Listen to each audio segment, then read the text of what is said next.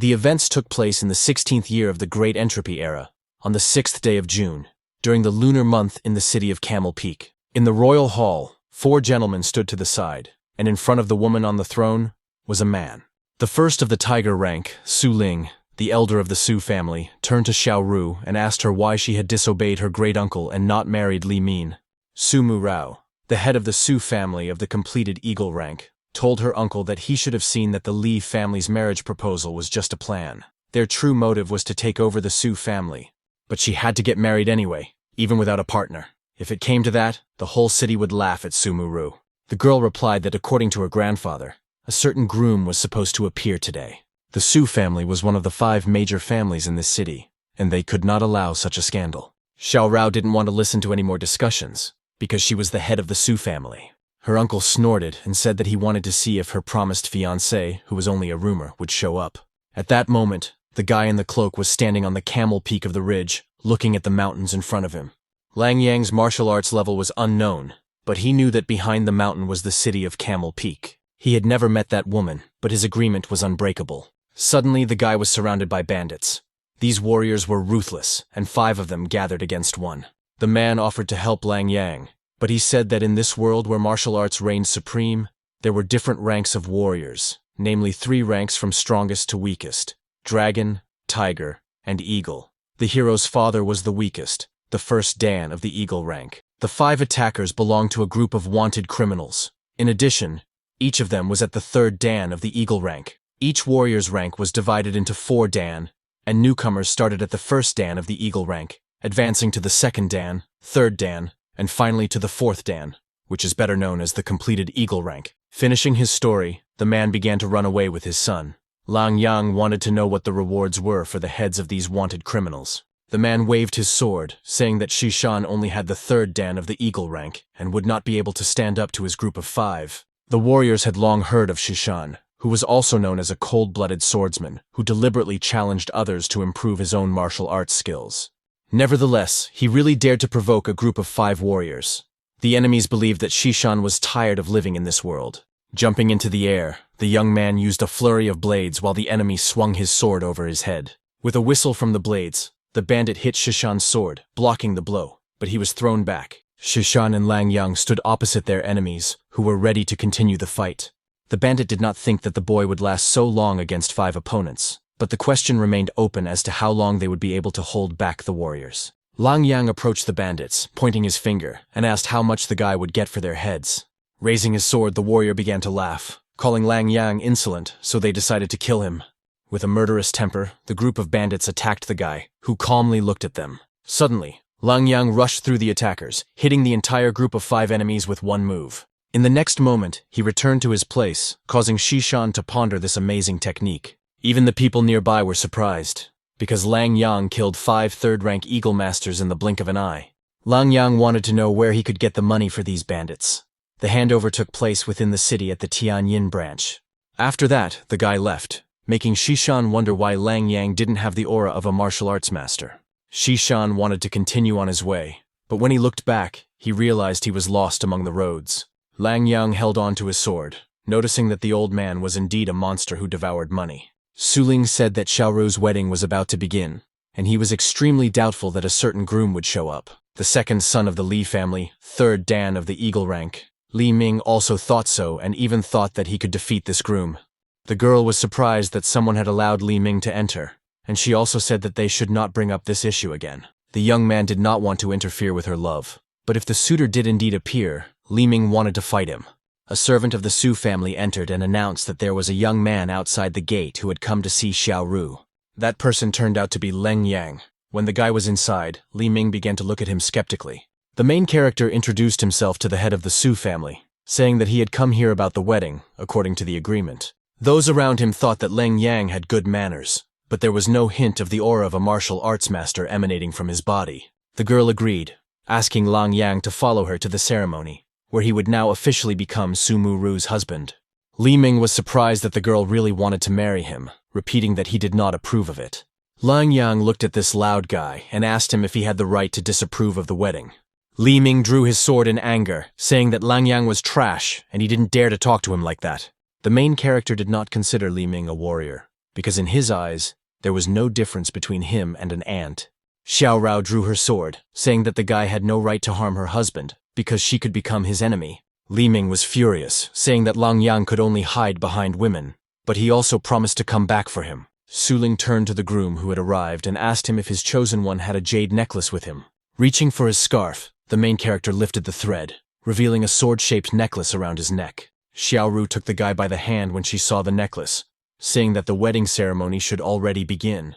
As soon as they were married, the couple headed to Dongfang, the traditional residence for newlyweds on their wedding night. Xiao Rou married Lang Yan out of desperation, and they are doomed to different fates. The marriage contract will be for 3 years, so after that time, Xiao Ru will divorce her boyfriend, but she will also repay him with tail. Lang Yang didn't care. He agreed to the girl's rules and then invited her to rest. But Xiao Rou had to leave already. Soon someone would bring him food, and next time, Lang Yang would have to address the girl as Mu Rou. Lang Yang was only here to find Excalibur, so he didn't care about the girl's reputation. As he began to drink, the protagonist hoped that these 3 years would pass as quickly as possible. The Su family's subjects discussed Lang Yang, noticing that the second son of the Su family was heading towards him. They couldn't miss such a spectacle. Accompanied by 2 guards, Su Mu Chen approached the young man, calling him that trashy husband. Su Mu Chen possessed the 2nd rank of Eagle Dan, and he asked the main character to leave the Su family, because he was too lazy to raise his hand against him. Lang Yang did not fall for this provocation, but with a dissatisfied look on his face, he asked the young man who had given him permission to speak that way. For such insolence, Su Mu Chen decided to teach him a lesson with the help of his 2 bodyguards. But in a split second, the 2 men were behind their master, lying unconscious on the floor. Su Mu Chen thought it was some kind of sneaky technique, but Lang Yang simply told him to leave. Enraged, the young master leaped into the air, declaring that the protagonist was truly seeking death. Su Mu Chen's blow missed, and Lang Yang was disappointed that his opponent was so weak. Looking at his hopeless enemy, Lang Yang did nothing while he waved his fan.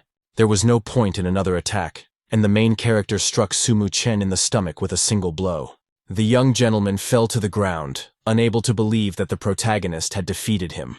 But even so, Su Mu Chen had a trump card up his sleeve. Hidden in his fan was a poisonous centipede that was supposed to have already attached itself to Lang Yang. Raising his hand, Lang Yang found the very centipede that Su Mu Chen had been talking about in his palm. The main character knew that he couldn't harm this small insect by throwing it back at the guy. Su Mu Chen began to ask the guy not to throw the poisonous centipede, but as soon as he opened his mouth, it flew inside. A rash appeared on the guy's body, which itched intensely, and Su Mu Chen's voice faded as he begged for help. The girl appeared from around the corner, asking the main character how he dared to poison Su in her residence. Her name was Su Mu Ling, and she was the 2nd daughter of the Su family, possessing the 2nd rank of the Eagle. When the girl found out that the man standing in front of her was her older sister's husband, she declared that she didn't need a brother like him. Lang Yang began to provoke the girl, offering her 3 moves to justify herself. Throwing herself forward, Su Mu Ling couldn't believe that he was looking down on her. But on his way to attack, Lang Yang simply stretched out his finger and lightly touched her forehead. Surprised, the girl immediately fell to the ground, not understanding how it happened because she didn't feel the touch. Su Mu Ling called the main character a liar because he promised to give her 3 moves but attacked after the first one. The main character struck because the girl's movements were too flashy and he was tired of watching them. Su Mu Ling decided to ask Lang Yang to teach her this finger movement because he had not yet lived up to his reputation. As soon as he used this technique, the heavens and earth opened up. Only his finger was visible. He is captivating, but he carries a power that will not allow anyone to deviate from it. Waving his hand, Lang Yang began to leave, for he did not want to teach her this technique for free. The girl continued to beg for training while Su Mu Chen lay dying on the ground and begged them for help. Li Ming wanted to know how things were going. The 3rd uncle said that all 4 big families were gathering together, the Jin, Chen, Li, and Chung families. According to the man, there were also small families in the city who wanted to go against the Su family. Xiao Rou was furious, because the families dared to attack when the father of the family was not around. The girl's father was indeed the strongest in the Su family, and on the way back from the capital, an accident happened to his 2nd brother and his sister-in-law. But the death of Xiao Ru's parents was definitely not an accident. At that moment, a report came in. The 2nd lady and the master had gotten into a fight in the backyard. Li Ming decided to go there because Mu Ling didn't realize the consequences, and if she hurt Lang Yang, it would be a real disgrace for the Su family. While Xiao Rou was approaching the boys, her younger sister continued to beg her fiancé to teach her the finger technique. Without fully understanding the situation, The girl raised her sword and asked the main character what he had done to her sister. Mu Ling hugged her sister, saying that after one poke between the eyebrows, she fell, and Lang Yang was amazing. While she was telling her sister about Lang Yang's mysterious power, the guy went off to wander around. Mu Ling tried to find out why his master had chosen her sister as his wife, but the main character himself wanted to know the answer to this question. A battle was taking place on the roof of the building between the cold-blooded swordsman Shishang and his enemy. Shishang continued to fight. His rank was at the peak of the 3rd Dan of the Eagle rank, but his whole body was wounded. Li Ming dismissed the idea that the snowstorm sword style was still used by cold-blooded swordsmen as nonsense. Shishang asked the guy to give him the snow ginseng, since he had managed to withstand 3 of his blows. The young man began to laugh, calling Shishang an idiot, as he did not have any snow ginseng. Shishang was extremely angry. Full of rage, the guy swung his sword but did not reach his opponent. But in the next moment, blood spurted from Shishang's mouth, his wounds preventing him from challenging his enemy. Li Ming wondered how Shishang dared to challenge him, assuming that the guy was looking for death. Li Ming decided not to torment the swordsman, sending his blade straight at him, but suddenly he stopped. Lang Yang was the one who stopped Li Ming's sword, surprising the young man with the strength of his grip. But he did not lose his confidence, and Li Ming declared that the main character had found trouble when they were not looking for it. With a new fighting spirit, Li Ming pulled his blade out of Lang Yang's grip to strike. Swinging his sword, Li Ming was confident in his attack, but Lang Yang dodged the blow without any problems. Calling his opponent fast, Li Ming asked his allies to kill the main character. While Shishang was not ready to continue the fight, 2 assassins jumped onto the roof to join the fight. Su Muling asked her brother to be careful, as the assassins belonged to the 2nd rank of the Eagle. But suddenly, the 2 warriors who had just entered the fight were struck down by a huge blade. Shishang gathered his strength to defeat the thugs who had attacked the main character, angering Li Ming even more. Li Ming rushed into battle, hoping to kill Shishang, but Lang Yang intervened and stopped the blow. Li Ming was furious, and he raised his sword again, intending to kill Lang Yang first. Su Muling continued to shout at her brother to leave the battlefield, because his enemy was at the 3rd Dan of the Eagle rank. Lang Yang did not even think about running away.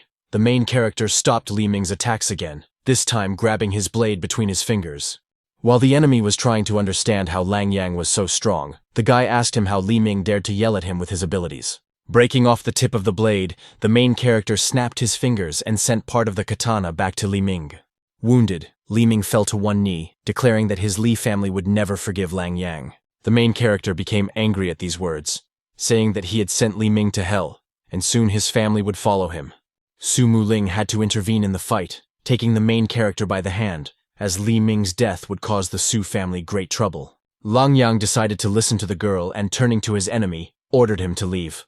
While Li Ming remained silent, the main character took Shishan and began to lead him to a doctor to treat his serious battle wounds. The girl asked Shishan why he didn't fight back against Li Ming, since the guy was one of the top 10 masters in the Camel Peak region. Shishang revealed that he needed snow ginseng, and Li Ming said he had some. He said he would give it to Shishang if he could withstand 3 of his moves. Lang Yang noted that snow ginseng was an unusual medicinal herb, wondering why Shishang would want it. The guy revealed that he wanted to save one person, but in return he would have to give up his life. But for Shishan, who had given up everything for Tianxiang, such a loss was worth it. Shishan asked the guys to help him get home and not tell anyone how he got injured.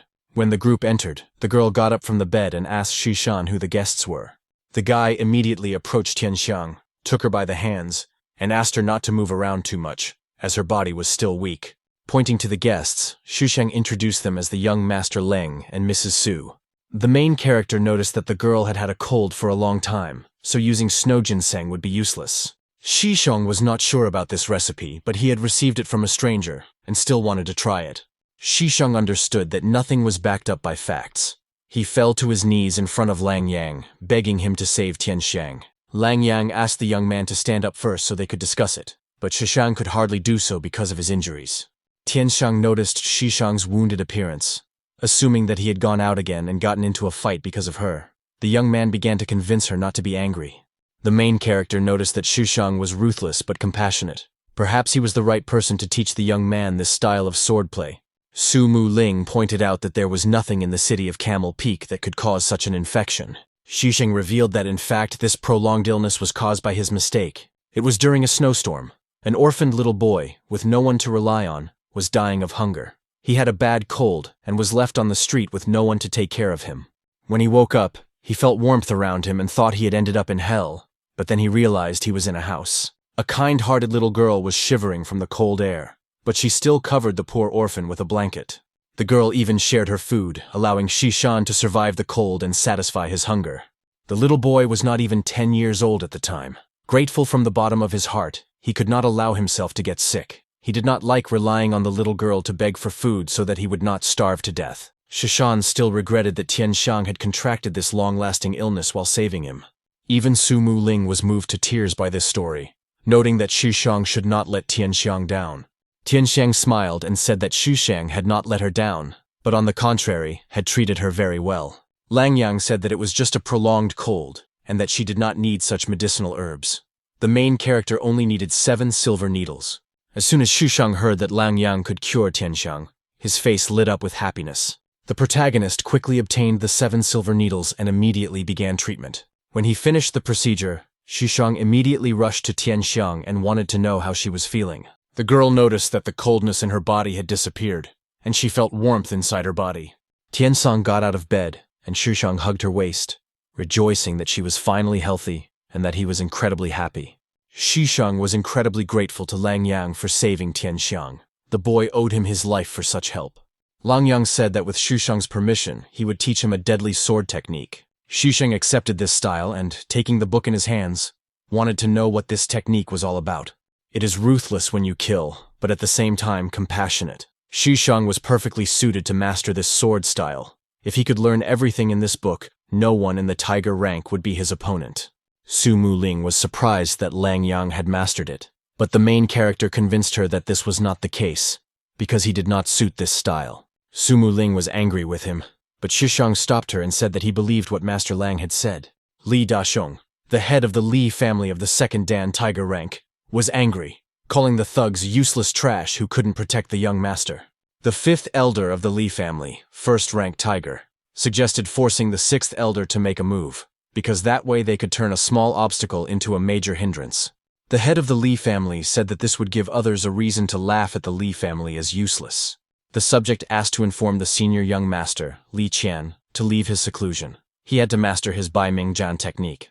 The 5th elder was delighted that Li Qiang had succeeded in mastering Bai Mingjian, as then he would not have the full power of an eagle. Li Daxiong added that Bai Mingjian Chang'er could defeat not only Langyang, but even Mu Rou.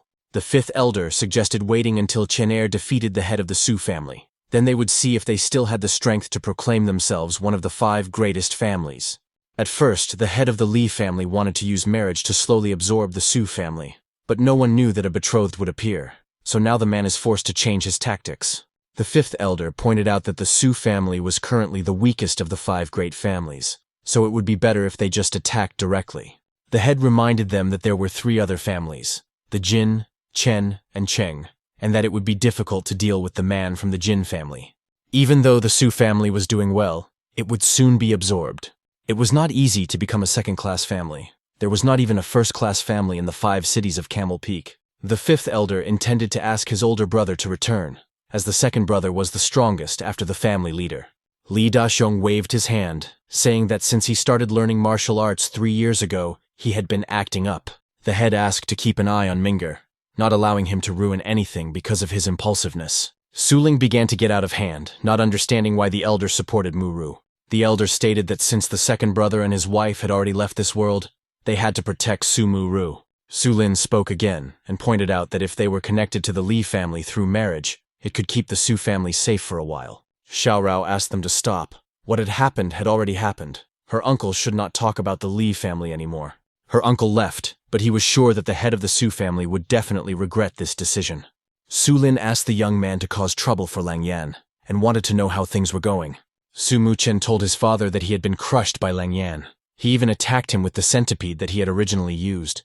Lin couldn't believe that a 2nd-rank eagle martial arts master had lost to a stranger. According to Su Muchen, Lang Yang should be on the same level as Xiao Ru, and he was not a weakling.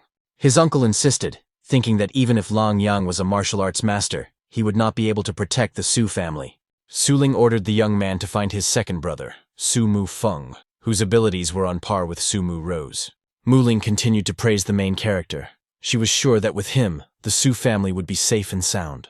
Lang Yang didn't understand, because everyone in her family, including Mu Rou, didn't trust him. But his younger sister believed in him so fiercely. Mu Ling smiled and said that her intuition was usually very accurate, and she believed that the guy would be able to help them. The main character said that this time her intuition was definitely wrong. The survival of the Su family was not his concern. However, he was going to make sure that Mu Ling was not harmed, even if something happened to Su's family, because she was the only one who believed in him. At that moment, Su Mufeng arrived with Mu Chen to finally put an end to his tirade. Mu Ling stood up for Lang Yan, and watching this, he noticed that the sisters had very similar personalities. The girl said that if the boys dared to show disrespect again, she would tell Mu Rou everything. Mu Feng had heard that Lang Yang was not just a boy for comfort, so he came here to test this theory and fight. The girl asked her brother to be careful, as Mu Feng was ranked third among the younger generation of the Su family. With a surprised expression, Lang Yang doubted his words about fighting, noting that the boy was unworthy. Mu Feng became angry and grabbed his sword, declaring that Lang Yang could only be a training dummy for his sword. Mu Chen decided to join the fight as well, drawing his blades, and the two martial artists decided to attack together.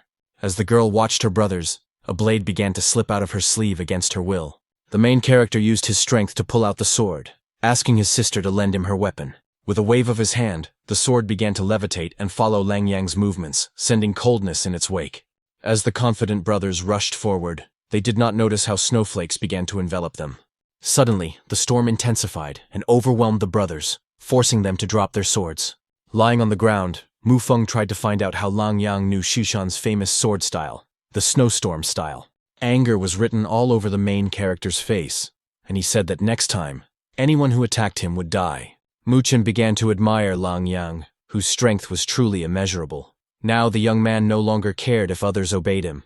After the incident with his brothers, the main character decided to seclude himself and enter the room destined for him. Glancing at the divine sword, Lang Yang kept it with him, for he could recognize the other 10 divine swords. However, the recent resonance of the Akagi Excalibur weakened. It seemed that the symbols engraved on it were not enough. Lang Yang began to sprinkle dust on the sword. The last bubble of silver sand remained. He had to figure out how to earn some money and buy more. When the sand hit the sword, it rose into the air and powerful lightning began to dance around it. After swaying from side to side many times, the blade finally stopped and pointed toward the mountains. The main character assumed that Excalibur Akagi was at the top of Camel Peak. The unbearable power of this blade caused a powerful lightning strike to hit the ground in the mountains. The Su family noticed this impact, and its members gathered together and went to see what had happened. Even Li Daxiong was there. In his opinion, the image of heaven and earth that had just appeared was truly shocking. The fifth elder had heard that the previous emperor, Zhang Lu, had used Excalibur to establish his dynasty. The man wanted to know how it could be so simple. The second brother was supposed to be traveling in that area, but they weren't sure if they would meet. The fifth elder had not seen the second brother since he went mad, and apparently he was already far away. Mu Rou wanted to know if their family could obtain such a great sword, whether there would be a chance to get out of this dangerous situation. The third uncle assured the head of the Su family that this was the case, for it was an item of divine level. Wishing for the impossible, there were countless beasts ahead, and virtually no martial artist would dare to go against them. The group of masters, which included Lang Yang, passed through the thicket of beasts, killing everyone in their path. The old man turned to Heis and said that he had recently accepted Tian Yinluo's mission to destroy the monsters. But still, he was drawn here by heavenly thunder, and the old man did not know how to get out of here. The main character asked the old master to see if there were any visions nearby that could be interpreted before they fled. The old man turned to Lang Yan. Given his age, the young man was not higher than the eagle rank, yet he dared to train on Camel Peak Mountain. The main character said he was just passing by, and as it turned out, one of the masters was here by the same coincidence. The other two masters told Elder Lu that they were from the Sun family of Wen City. The guys suggested joining forces so they could escape from there. Lu Qiankun was at the first dan of the tiger rank. He asked the guys how they knew his identity. The girl turned to Lu Qiankun and said that she had expressed her respect to the head of the Lu family. Lin Yanzhan pointed out that there were 5 cities around Camel Peak Mountain. The Lu family was one of the 3 second-rank families living there. The random old man turned to the elder and said that they could use the old madman and the 2 younger ones as bait. Lu Qiankun revealed that due to his injury, he could not fight at full strength, so using the younger ones as cannon fodder was a sound idea. The master suggested trying to escape together, otherwise they would all die here. The lost old man declared that he would not be cannon fodder alongside these 2 weaklings.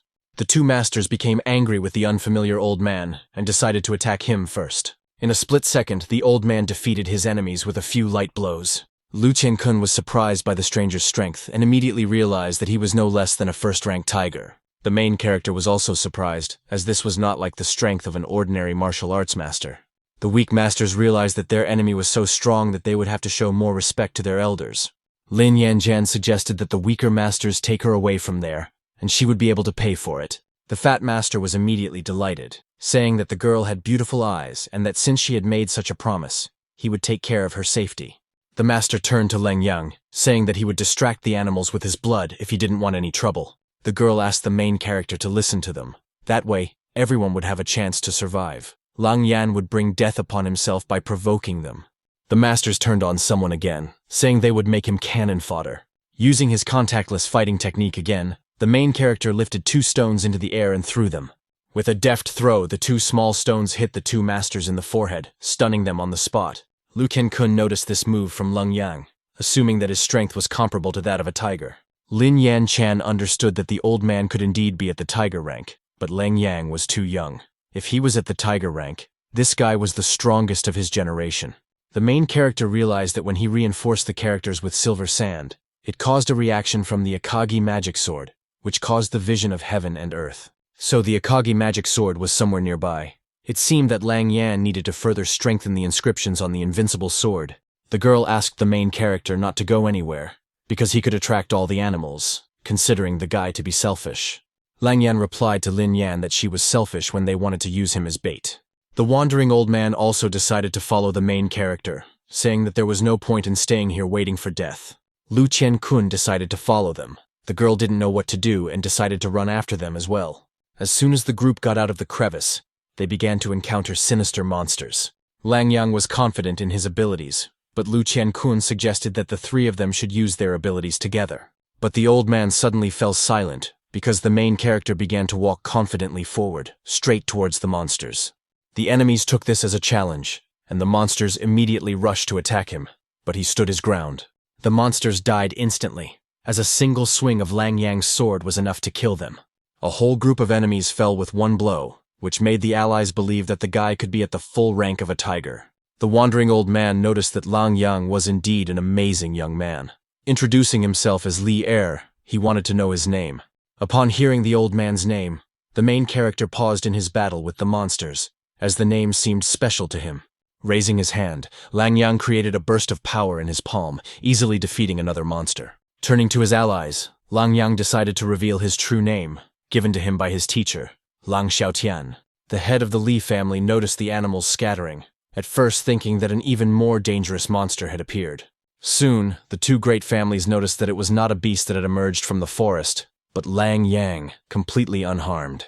Xiao Rou was very surprised to see her fiancé and wanted to know what he was doing there. She added that it was dangerous here. He was now part of the Su family. If something happened to him, her family's reputation would suffer. Mu Rou had a sharp tongue but a kind heart. The girl was tough on the outside but soft on the inside. The current situation of the Su family weighed heavily on her. It was no surprise that she had to become strong. The main character convinced the girl that everything would be fine with him. Su's uncle told the head of the family that Lang Yang was only needed as protection from other families' matchmaking, so there was no need to worry about him. Su Mu Chen said that his son-in-law was just hiding his skills, but Su Ling quickly silenced him, calling it a shameful memory.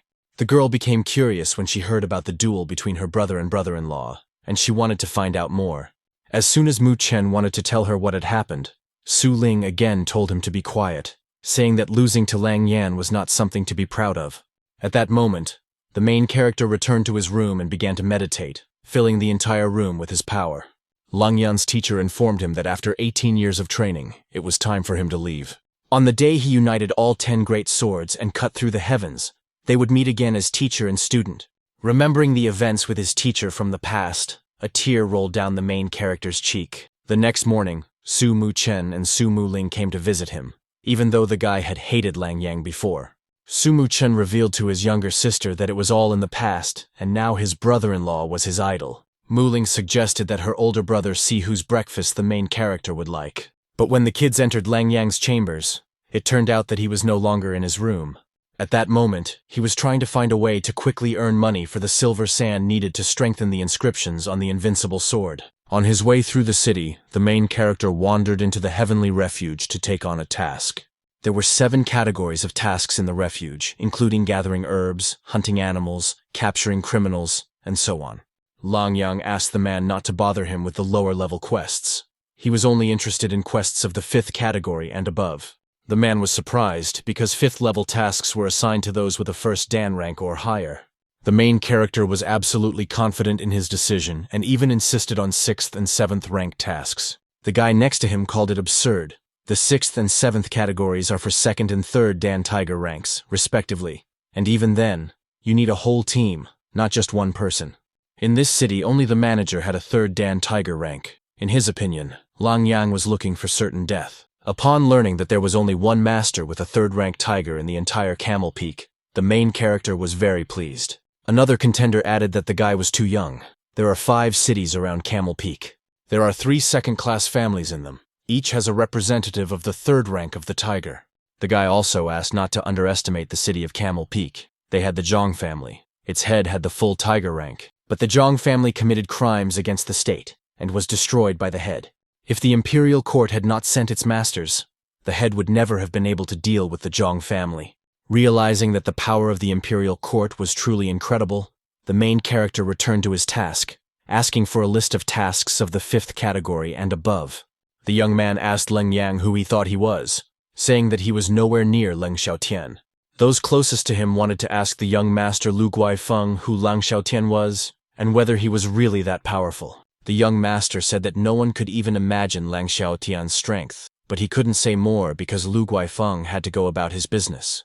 The main character was surprised that rumors about his true identity had spread so quickly. Looking at the list of tasks, Leng Yang wondered why bringing Duanya a flower was a 7th category task. The man asked the main character to choose another mission, as this one was impossible to complete. This task came from the city's leader himself. The Duanyang flower only grew on the slope of Camel Peak, where many ferocious animals lived. Even if a whole squad of tiger-ranked masters went on the mission, it was unlikely that anyone would return. Deciding to test his skills, the main character took the piece of paper and decided to accept the impossible task. The 5th elder of the Li family demanded that the Su family hand over Leng Yang, because he had wounded the young master. Xiao Rou asked him who was to blame for his lack of preparation and his crushing defeat. Everyone demanded that she hand over Leng Yang. After all, the Su family was in no position to enter into conflict with the Li family. Xiao Rou waved her hand for the servants to show the guests the way out, for she had no intention of handing over her husband on demand. The elder was pleased with this, and all that remained was to wait for Li Qian's return. The reason for confrontation was already prepared. Already on the ridge of Camel Peak, the main character raced through the mountains while the animals fled from him in fear. Not far from his path were 2 swordsmen trying to slay a mountain python. Lang Yang came to the scene of the battle and told the warriors that the mountain python now belonged to him. The guy didn't understand what Lang Yang thought of himself and asked him to reveal his identity. With a lunge forward, the weak cultivators were thrown aside while the protagonist revealed his true name. The python began to strike the ground with its tail, but Lang Yang dodged and held up 2 fingers. Declaring to the beast that it would die, the protagonist shot concentrated energy from his fingers. The energy was so powerful that the sphere pierced the neck of the huge python and decapitated it. Passing through the snake's body once more, the main character waved his hand to bring the ball back to him. The 2 contenders who had originally fought the snake were wanted, so Lang Yang decided not to miss the opportunity. Nearby, a group of warriors were preparing to attack an armored earth crocodile. The captain ordered them not to hold back, to give it their all. This monster was a 5th category heavenly refuge task. The old man said it should have been a 6th category task. They had no chance of winning. As soon as the leader turned back to the crocodile, it began to sweep his men away with its tail. The warrior next to him was terrified and refused to fight, because only a 3rd-rank tiger master could handle this beast. The main character was passing by, gradually getting closer, watching the squad being destroyed. The old man noticed the young man and asked him not to come closer, otherwise he would die at the hands of the crocodile. The team leader addressed the old ghost Jin, telling him not to waste his time on him. But when Jin turned back, it was too late. The beast had already opened its mouth and was too close. The main character used the shooting technique again to protect the old man, but this time, the beast's skin was not pierced. The old ghost was curious about what kind of technique could simply throw the monster into the air. His second question was where such a young tiger-ranked master came from on the ridge of Camel Peak. Lang Yang began to move forward, puzzled because the beast's strong armor had allowed it to survive his attack. The crocodile began to roar, preparing for its next attack, while the protagonist waited for it to approach. Without drawing his blade from its sheath, Lang Yang created a phantom sword using a slash. The slash was so powerful that it reached the heavens and cut through the clouds. At that moment, the armored earth crocodile was cut in two. The old man introduced himself as Jin Wu, from the local Jin family. Thanks to Lang Yang, they were saved. The main character said that he did not do it to save them, but to kill the monster in order to complete his mission. The guy noticed that there were many valuable parts in the armored earth crocodile's body, but he was only going to take the core. As the hero was leaving, Jin Wu wanted to at least know the name of his savior, to which he replied, Lang Xiaotian. The commander noticed how young Lang Xiaotian was, barely reaching the first dan of the tiger rank, and yet, he easily cut the monster in half, which should only be possible for someone of the second dan. Jin Wu agreed that it was easy to kill a monster higher than himself in rank, and with Lang Yang's training, he was surely on the yellow list. In each of the three ranks, Eagle, Tiger, and Dragon, the 100 best warriors from around the world made up the yellow list. Everyone on the yellow list was unquestionably considered the most talented warriors of their generation. As Lang Yang continued to advance, a 2-on-1 duel was about to take place next to him. The spearmen asked the main character to help them because their enemy was a one-armed tyrant, a 5th-class criminal. His ally agreed with him that if Lang Yang killed him, the entire reward would be his, and he would even get overtime pay.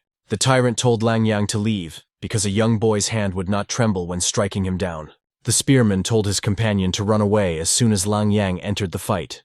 The girl did not want to abandon an innocent man, but the man added that the one-armed tyrant was on the yellow list of the tiger rank, and she would not be able to defeat him. The main character decided not to show his feelings, and simply went forward, delighting the one-armed tyrant. Holding his sword behind his back, the tyrant rushed into battle, telling the spearman that he would take care of his companion. To minimize the risk to his own life, the man pushed the girl forward, toward the enraged tyrant. The helpless girl tried to block the tyrant's sword while her ally ran away. Suddenly, the man's head was pierced by a stone covered in golden energy. The one-armed tyrant became interested in who had committed such a murder, and asked them to show themselves. At that moment, Lang Yang was holding another stone behind his back, preparing for his next throw. The tyrant decided to quickly grab the beauty and run away, because the dangerous stranger was not showing himself. The man struck urgently, and as the blade approached the girl's face, she lost hope in her eyes. The main character raised his blade, and as soon as the tyrant's sword touched it, he threw it back. A smile appeared on the tyrant's face, and he told the guy that it was none of his business. He gave him a chance to escape if he wanted to live. The main character declared that no one would kill the person he, Lang Xiaotian, had decided to protect. Covering his sword with energy, the tyrant decided to kill Lang Yang if he wanted to fight him so badly. The tyrant put all his strength into the blow, but the crushing blade missed, as Lang Yang easily dodged it. While the tyrant was trying to comprehend what had happened, he noticed a stone near his face. The man managed to block it with his sword, realizing that the mysterious killer was Lang Yang. The tyrant did not think that such an unremarkable warrior would turn out to be a master, but today, he could let him go. Lang Yang refused to leave. He decided to see it through to the end and claim the reward for the tyrant's head. The man declared that the kid had asked for it, covering his sword with energy again. Jumping high into the air, the tyrant used a sword technique called Falling Star. He aimed his sword at Lang Yang. The main character created an imaginary sword again, preparing to cut down the one-armed tyrant.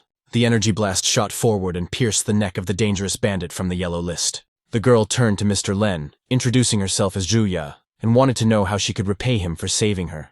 The main character said that he didn't need anything, because Zhuya had saved herself. The guy couldn't find any traces of the Duan flower.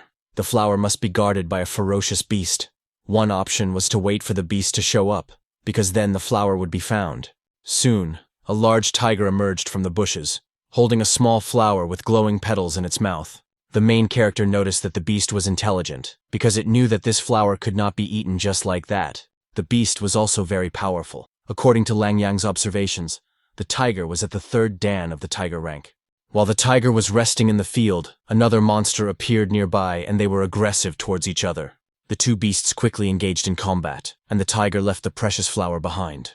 Lang Yang thought this was a great chance for him to take the Duan flower. As soon as the tiger noticed the unwanted guest near his treasure, he attacked the weaker beast. While the main character held the flower in his hands, the vicious tiger was preparing to fight for his flower. Lang Yang felt Qi's indignation. There was someone even stronger than these two beasts nearby. He decided to retreat, and all the animals were so frightened that they didn't even pay attention to him. Lang Yang couldn't believe that there really was such a terrifying creature on the ridge of Camel Mountain. As he pondered this, a huge rock appeared behind the main character, flying straight at him. Lang Yang used the polar star step to retreat from the solid boulder. Thanks to his ability, Lang Yang jumped forward, leaving the rock behind him. The protagonist assumed that the chase was over. Judging by Qi's agitation, the monster's strength was comparable to his own. It wasn't worth the risk, especially with the flower. At that time, Xiao Ru was at Su's residence. She was determined to find those who had killed her parents. When she was a child, her grandfather told Xiao Rou that he had already chosen her future husband. Grandpa said that her future husband would be the man who would be with her for the rest of her life, take care of her, and protect her. The girl replied that she didn't need a husband. She wanted to stay with her grandfather, father, and mother forever. Her grandfather believed that the husband he had chosen was the most talented man in the world. Xiao Rou was sure that this 3-year union would protect them too. She hoped that no one would be offended by her decision. Xiao Rou swore that she would never marry, as she respected her grandfather's wishes. Lang Yang returned to the hideout. The man asked if the boy understood that this task was beyond his capabilities. Without saying a word, the main character took out a bag and put it on the table. The bag contained heads, and the first head turned out to be that of a one-armed tyrant, a 5th category criminal. The next items were the cores of an armored earth crocodile and a mountain python, which surprised the man even more. And last, in a small wooden case, the main character showed the duan flower. The man asked the young gentleman to wait a moment while he went to fetch the head of their department. The young man introduced himself as Lan Yu, the caretaker of the Heavenly Refuge branch. The caretaker asked for the young gentleman's name, and when the young man said Leng Xiaotian, the atmosphere changed. Lan Yu smiled at the main character, releasing his aura around him, which Lang Yang did in response. Snorting, Leng Xiaotian flashed his aura, filling not only himself but also the surroundings with his power. This made Lan Yu extremely tense, and he instinctively retreated out of fear of the power of the guy in front of him. The guy said that he just wanted to test his abilities. His fellow master had no malicious intentions. Chief Gu turned to the caretaker, but Lan Yu added that there was no need to worry. He just wanted to show off his skills. The man approached the head and bowed, handing him a case containing a duan flower. The head beamed with happiness, because if it was really him, then his son had a chance at healing. Unfortunately, his eldest son had been injured as a child. His meridians were torn, and he needed the duanja flower to restore them. Deep in the Camel Peak mountain range lived monsters of the dragon rank. Len Xiaotian was truly amazing. The main character added that this medicinal plant was too powerful a remedy, and it was unsafe to use it directly. Chief Gu knew this, and after offering a reward for the duan flower, he also began searching for the recipe for the medicine. Lang Yang knew a recipe that would neutralize the dangerous side of the duan flower, if, of course, the chief was willing to trust him. The chief certainly trusted the young master. His incredible skills were undeniable. First, Lang Yang needed the old gentleman to bring him some writing supplies. A little later, the main character wrote down the recipe for the medicine, pleasing the head even more. Looking at the paper with the recipe, the head of the Gu family was immensely pleased, calling it magnificent. The head began to thank the main character, but Lang Yang stated that all issues had been resolved and he must take his leave. Lan Yu turned to his fellow master, hoping that they would soon get to know each other better.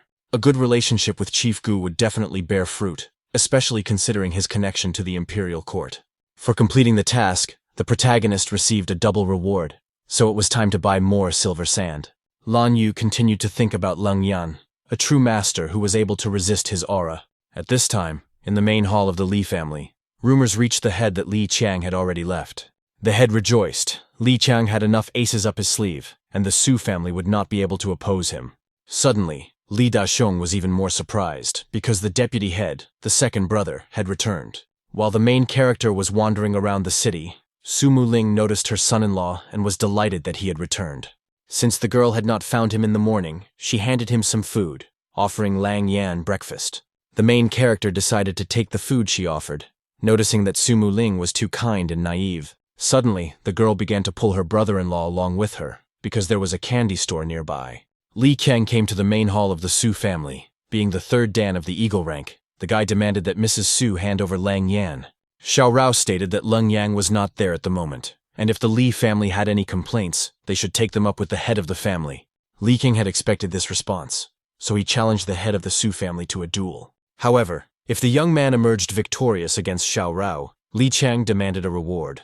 For his victory in the duel, Li Qiang demanded a third of the Su family's property as a reward. Xiao Rou stood up and asked the confident young man what she would receive in return if she won.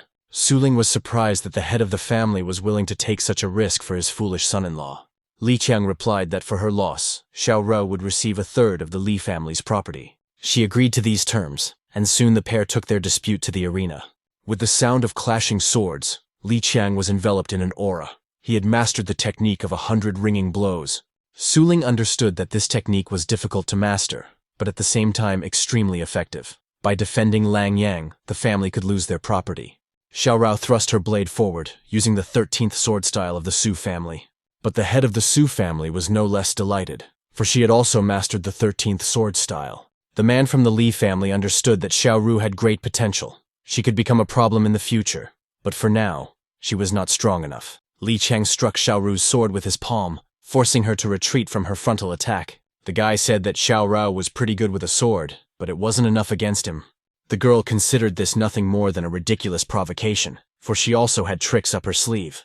All this time, Xiao Rou had been secretly increasing her dan, and right in the middle of the duel, she rose to the full dan of the eagle rank. The girl raised her dan the day after Li Qian's brother came to propose. The Su family rejoiced, while the Li family's matchmakers were quite perplexed. But Li Qian believed that even this would not be enough, enveloping himself in an aura that belonged to the tiger rank. This came as a surprise to everyone, as only the head of the family knew that the young man had raised his rank. The smug young man rushed into battle, declaring that Xiao Ru didn't stand a chance. Wielding his blade, Li Qiang swiftly struck the girl, leaving a wound on her shoulder. Su Mu Chen had been looking for the main character for a long time, and quite tired, he excitedly asked him to listen. The guy revealed that Li Qiang wanted revenge for his brother's injury, and demanded that they hand over their son-in-law. Now Mu Rou refused to do so, and they fought each other. They learned that Xiao Rou had already been wounded, and even Mu Ling asked her brother-in-law to save her sister. Lang Yang asked her not to worry, because it was all his fault, so she would not be left without help. At the Li family residence, the fifth elder took his second brother, Li and asked him to hurry. Li did not understand where his third brother was taking him, as the elder had just returned home. Li Qiang went to the Su family to issue a challenge, and the members of the Li family were to support him. Li did not want to go there, because there were no opponents of his level among the living. The old man wanted to improve himself, otherwise he would never reach the level of that young man who destroyed monsters with such ease. The fifth elder regretted that, apart from the fact that the second brother was not inferior to the first in power. The training he had chosen clouded his mind. Li Qiang continued to gloat, asking Chief Su if it was worth defending the main character. Even when Xiao Ru realized she was losing the duel, and her family insisted on giving up their son-in-law, the girl refused. The guy decided not to hold back his power anymore, telling Xiao Rou that she had only herself to blame. Mu Rou couldn't give up now and disgrace her family. She tried to do everything in her power. Suddenly a small stone hit Li Qian's sword, knocking it out of his hands, which allowed Xiao Rou to survive. The person who threw the stone turned out to be the main character, who had arrived at the arena with Su Mu Chen, his brother, and younger sister. Lang Yang immediately went to Xiao Rou to check on her condition. The girl was fine, but she wanted her brother-in-law to leave, because Li Qiang had come for him. The main character said that this incident happened because of him, so Xiao Ru had to let him deal with it. Li Qiang asked Lang Yang how he dared to ignore her. He gave the guy one last chance to kneel and beg for forgiveness. Hearing this, the main character said that he would also give him a chance to kneel, otherwise Li Qiang would die today. Ling didn't understand where Lang Yang got the courage to say such things to a martial arts master. The guy was about to rush into battle, but Ling intervened and asked him not to go too far, because this was his residence, Su. Li Qiang thought that Ling had treacherously knocked the sword out of his hands, saying that his Li family could crush them. Suddenly, the fifth elder and Li came to the Su residence and asked Su Lin if he would still be so confident now. Li Qiang noticed that Lang Yang now didn't have the courage to repeat his request. Li glanced at the people present and noticed the legendary Leng Xiaotian. The main character decided to repeat himself, telling Li Qiang that if he did not kneel, he would die. The Li family's subjects began to die of laughter, asking where they could find such an arrogant son-in-law. Li continued to listen as his family mocked Leng Xiaotian, and this made him very angry. Suddenly, the second brother of the Li family slapped Li Qian in the face to silence him. Li told Li Tian to kneel down and quickly start begging him, as Lang Yang had said. Li Qian tried to argue, but Li kicked him and told him not to argue but to kneel down. If they angered the main character, his entire Li family would be destroyed that very day. Li turned to the fifth elder, telling him that although his techniques had clouded his mind, the man was now completely fine. The fifth elder was afraid to argue with him, because the man thought that Li would hit him too. Li Dasheng laughed, saying that they were lucky. He had heard that when Li once went mad, he had actually beaten a tiger-ranked elder from his own family to death. So whenever this happened, everyone feared the same fate, and no one in his family dared to provoke him. Sumu Ling believed that Li had gone mad, noting that even the heavens were on their side. Li Qiang told his brother-in-law that they were lucky today, but they would settle the score with him another time. Xiao Rou asked Lang Yang to let her deal with such incidents in the future. If it happened again, the protagonist should not be so presumptuous. When the Li family began to retreat, Lang Yang asked the young man if he would let him go. Li Qiang was furious because his son-in-law dared to tell him to kneel before him. Li was frightened, realizing that now the protagonist was not going to let him go. The old man struck Li Qian in the face once more to finally calm his combative nature. Li called him ungrateful, ordering him to kneel and beg for mercy. He, by the way, had saved Li Qian and the entire Li family. Realizing that his second uncle was absolutely positive about his decision, Li Qian had to apologize. The main character asked him to speak louder. Li Qian said that if he wasn't afraid that his own uncle, one of the 10 strongest masters of the Camel Peak, would kill him, he would never kneel before Lang Yang in his life. As Li watched him, Li Qiang bowed and said that he didn't know what he was doing, apologizing to Lang Yang once again. The main character accepted the apology and told the young master to leave. Li folded his hands and thanked the young master Lang for his generosity towards his family. Lang Yang said that this pathetic worm was not worth him dirtying his hands. But if he continued to annoy him, Li Qiang would die in one fell swoop. The main character noted that in their time, it was not easy to perfect the spirit and body, asking Li not to stray from this path. The elder noticed how Li behaved around Lang Yang and thought that he might be stronger than they thought. Su Ling replied that it was not worth believing the crazy Li. Once, after drinking for 3 days and 3 nights, he mistook a pig for his brother. However, the conflict with the Li family only intensified. The Su family was now in a difficult position. Xiao Rou said that when enemy troops come, commanders fight back, and when floods come, they build dams. Li Dasheng was furious, calling all members of the Li family trash and a useless bunch of scum. Turning to his third brother, he simply asked him to look after his second brother. Li told his older brother to listen to his advice. Don't mess with Leng Xiaotian. This young master is a true celestial being. Li Dasheng did not believe that he was a celestial being. After all, if he was so important, then the Jade Emperor was the head. Li Dasheng declared that he was expelling his second brother from the family. From now on, the affairs of the Li family would no longer concern him. Li Eru was saddened that his brother did not believe him enough to expel his second brother from the family. The head said that the last time he took him to bow to the wise celestial being, it turned out to be a pig's head. Then the Li family became a real laughingstock. Li Dasheng no longer wanted to see Li. Li began to leave, asking the head of the Li family not to regret his decision in the future. Li Dasheng decided to put his affairs on hold, and ordered his men to secretly capture Lang Yang and bring him here. At this time, Xishang continued to train at home, following the teachings of Lang Yang. This sword style is truly incredible, but it is not so easy to master. Tianxiang called Xishang to eat, and the boy began to eat very quickly, so the girl asked him not to rush. Xishang asked her to eat too, but the girl said she wasn't hungry and would eat later. Xishang noticed that Tianxiang had suffered so much because of him, but the girl interrupted him. Tianxiang asked him not to say that. Shan was so straightforward and kind because she had seen how hard he had tried. Xisheng asked her not to worry, because he would do everything to ensure she had a decent life. Taking a bite of food, the guy noted that he had always believed in this and would strive for it. When he finished eating, he would go straight to the heavenly refuge, take on a task, earn money, and hone his deadly sword fighting skills. Tianxiang asked the young man to take 5 days' worth of supplies with him before leaving and to take care of himself. Xisheng didn't want to take so much food, because then the girl would have nothing left. Tianxiang asked the young man not to worry about it. The main thing was that he did not forget his lucky charm. He was a faithful follower of the rule that throwing a stone to determine the path was always engraved in Xishang's mind. The main character came to the store and asked for 5 portions of medicinal herbs from the list. Lang Yang poured the herbs into the bath and began to take it along with the herbs he had bought. This recipe, given to him by his teacher, is truly extraordinary. It not only nourishes the body, but also promotes self-improvement. Xiao Rou was walking towards the main character, and in front of the entrance was a girl who had brought food to Lang Yang. The head of the Su family asked the girl to give her the bucket because she wanted to carry the food herself. When Xiao Ru went inside, she noticed the main character in the bath and called him a pervert. But Lang Yang didn't consider taking a bath to be perverted, so Xiao Ru quickly calmed down. In any case, she wanted to thank him for helping the Su family in their conflict with Li Qian, but it would be better not to leave the residence in the coming days. Xiao Rou didn't know how he had persuaded Li Yi to beat Li Qian, but the Li family would definitely not let it go. Xiao Ru was just worried that if something happened to him, it would disgrace her Su family. In any case, he had no plans to go anywhere in the near future, as he needed solitude for his practices. 3 months later, the head of the Li family realized that they had failed with the Su family, but they had not been able to catch this freeloader during all this time. The fifth elder turned to the head and said that the boy was a real trickster and a coward. All this time he hadn't shown his face outside the Su family residence. Li Qiang suggested kidnapping Mu Rou to lure him out of the Su family residence.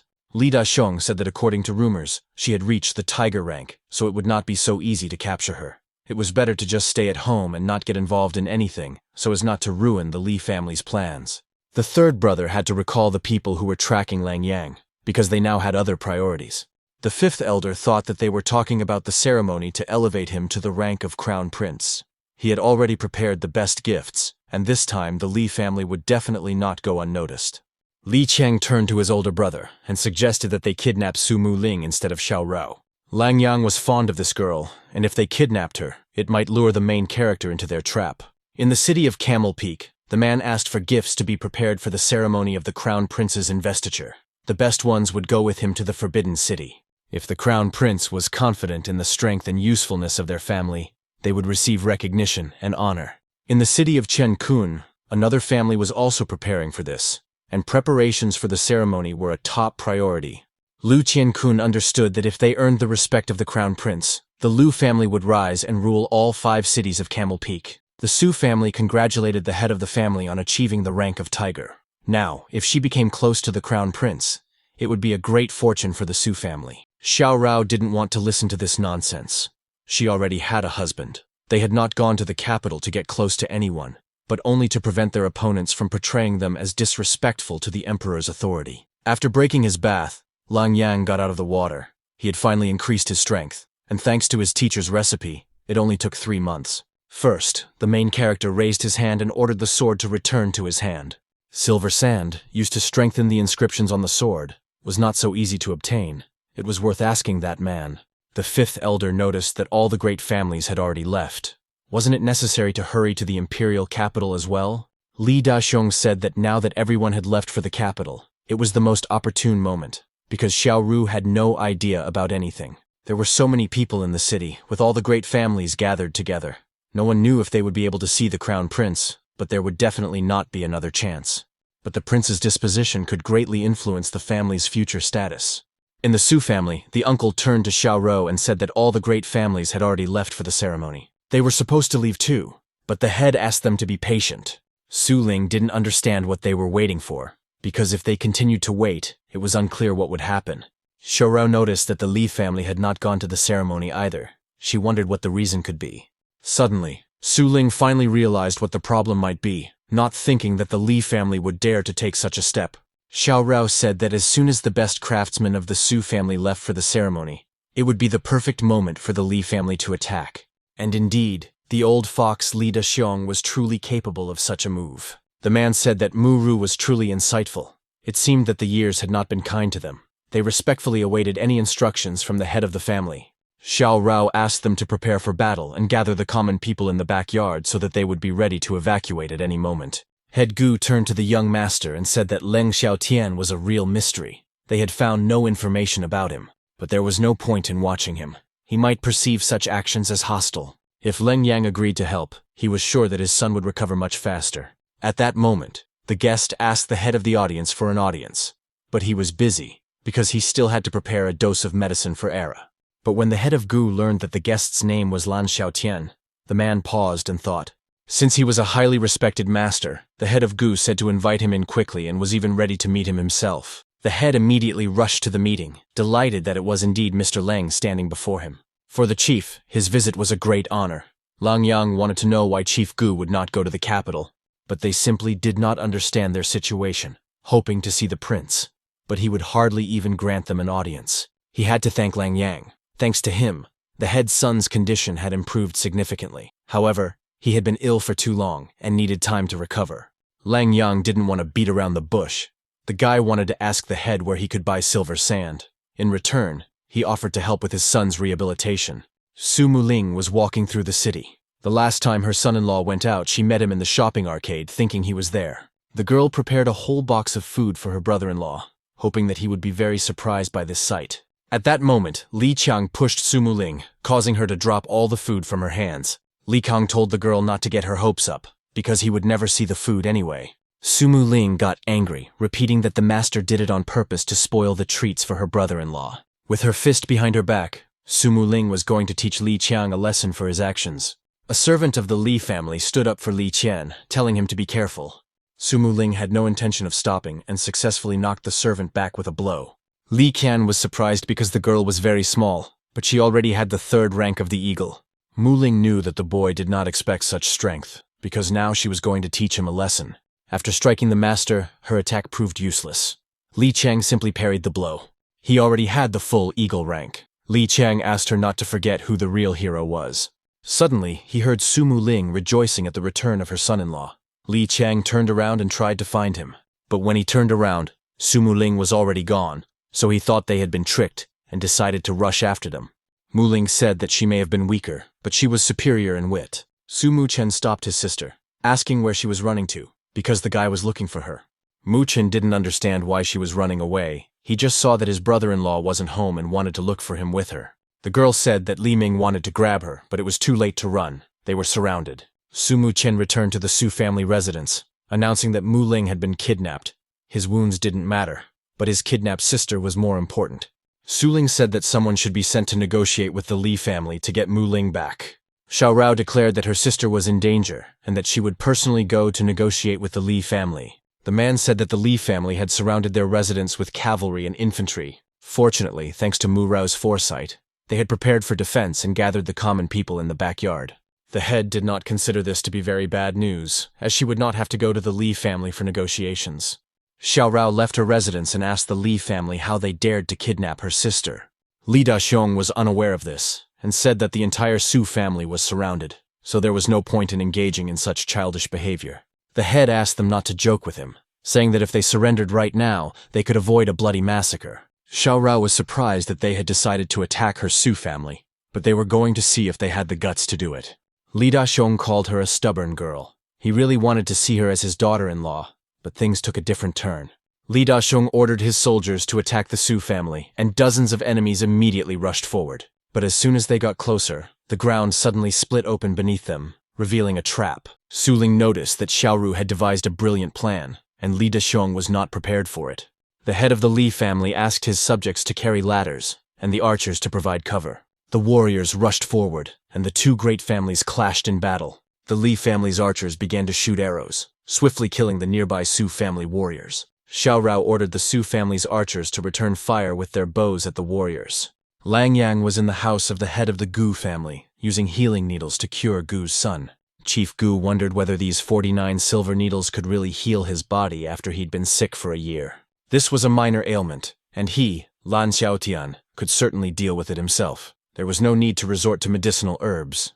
After sticking the needles into the chief's son, he suddenly cried out, but continued to endure the needles in his body. The boy told his father that a pleasant warmth was spreading from his chest throughout his body, healing the internal stagnation. Chief Gu was very grateful to the main character. As for silver sand, it was very rare, and its sale was controlled by the imperial court itself. It could only be found on the black market, so it was no surprise that he couldn't find silver sand for sale. The main character wanted to go to the black market. On the black market, silver sand was sold at triple the price. Young Master Lang, his benefactor, had connections in the government, so Chief Gu could help with the legal purchase of silver sand. Lang Yang did not object, but he needed much more silver sand than the head could imagine. Therefore, it would be better if he put him in touch with the seller directly. Leaving his son, the head of the Gu family tried to express his gratitude to him. After all, if he needed anything else, the head was always happy to help. Su Muling was tied up, and the girl asked Li Qian what he wanted, ordering him to let her go. The girl said that if he dared to do anything to her, her sister would not forgive him. and the Su family would cut Li Qian into pieces. Li Qian said that the Su family would soon disappear. Xiao Ru would not help her, so Mu Ling would have to get used to it. Li Kong had already sent people to the Su family to lure her brother-in-law out, but whether he came or not, it would be too late. The older brother entered the room, wondering how such a beast had gotten into the Li family. How could they drag a child into family feuds? Li Qiang suddenly realized the gravity of his actions, stood up, and began to get dressed to leave. But the older brother was no better, declaring that Su Mu Ling was an immaculate flower that only he was worthy of picking. Grabbing the girl by the neck, the older brother told her to scream louder, because no one would help her. Lang Yang walked through the city, listening to the locals discuss the great massacre at the Su family residence. A resident had recently seen Su's second sister walking down the street as well, and she apparently did not know what was happening at the residence. Xiao Rou turned to her grandfather and said that when the Su family was on the brink of destruction, little Rou wanted the promised godlike man to really appear and save their family. Her uncle was wounded and didn't know what to do, because they couldn't hold out much longer. Li Daxiong had already said that his son-in-law was useless trash. When the Su family was on the brink of destruction, he simply took off and ran away. Xiao Rou thought it was no surprise that Lang Yang had abandoned them. They had never treated him as a member of the family. The head of the Su family said that if they had the energy to gossip, they should spend it on protecting the Su family instead. Although it was true that Lang Yang had abandoned them, the girl still felt sad for some reason. Su Mu Chen asked why they didn't accept their son-in-law as a full member of the family, since he was a strong warrior. But that meant nothing. Even if he was a strong warrior, even if he was a first-ranked tiger, it would not change anything in the war between the two great families. With their fictitious marriage, dragging him into the conflict between the families would be completely dishonorable to him. After this battle, the Su family could have ceased to exist, but they continued to fight. Xiao Rou continued to fight, hoping that if it was the will of the heavens, they would see each other again with Ling Yan. At this time, the main character hoped that the head of the Gu family would be able to obtain the silver sand as quickly as possible, and it would be very bad if someone else found the magic sword of the red heavens. He also heard the residents talking about how the second daughter of the Su family, who was walking down the street, had been kidnapped by the second son of the Li family. The Su family was about to be destroyed by the Li family, and there would be no one left to save the second daughter of the Su family. The main character immediately rushed to this resident, trying to find out about the kidnapping of Su Mu Ling. Lang Yang grabbed the man by the neck because he refused to talk. Suddenly, he promised to tell everything. That morning, Li Ming and his henchmen beat up the young master Su Mu Chun, and the Su family's daughter was captured and dragged to the Li family's residence. Shouting, the main character demanded to know where the Li family residence was, and the man pointed him in the direction. The next moment, Lang Yang disappeared, saying before leaving that Li Qiang deserved to die for such an act. In a very short time, the protagonist ran to the Li family residence and stood in front of its entrance. He decided to warn the Li family once that Li Ming should come out and hand over Su Mu Lin. Otherwise, they would face death.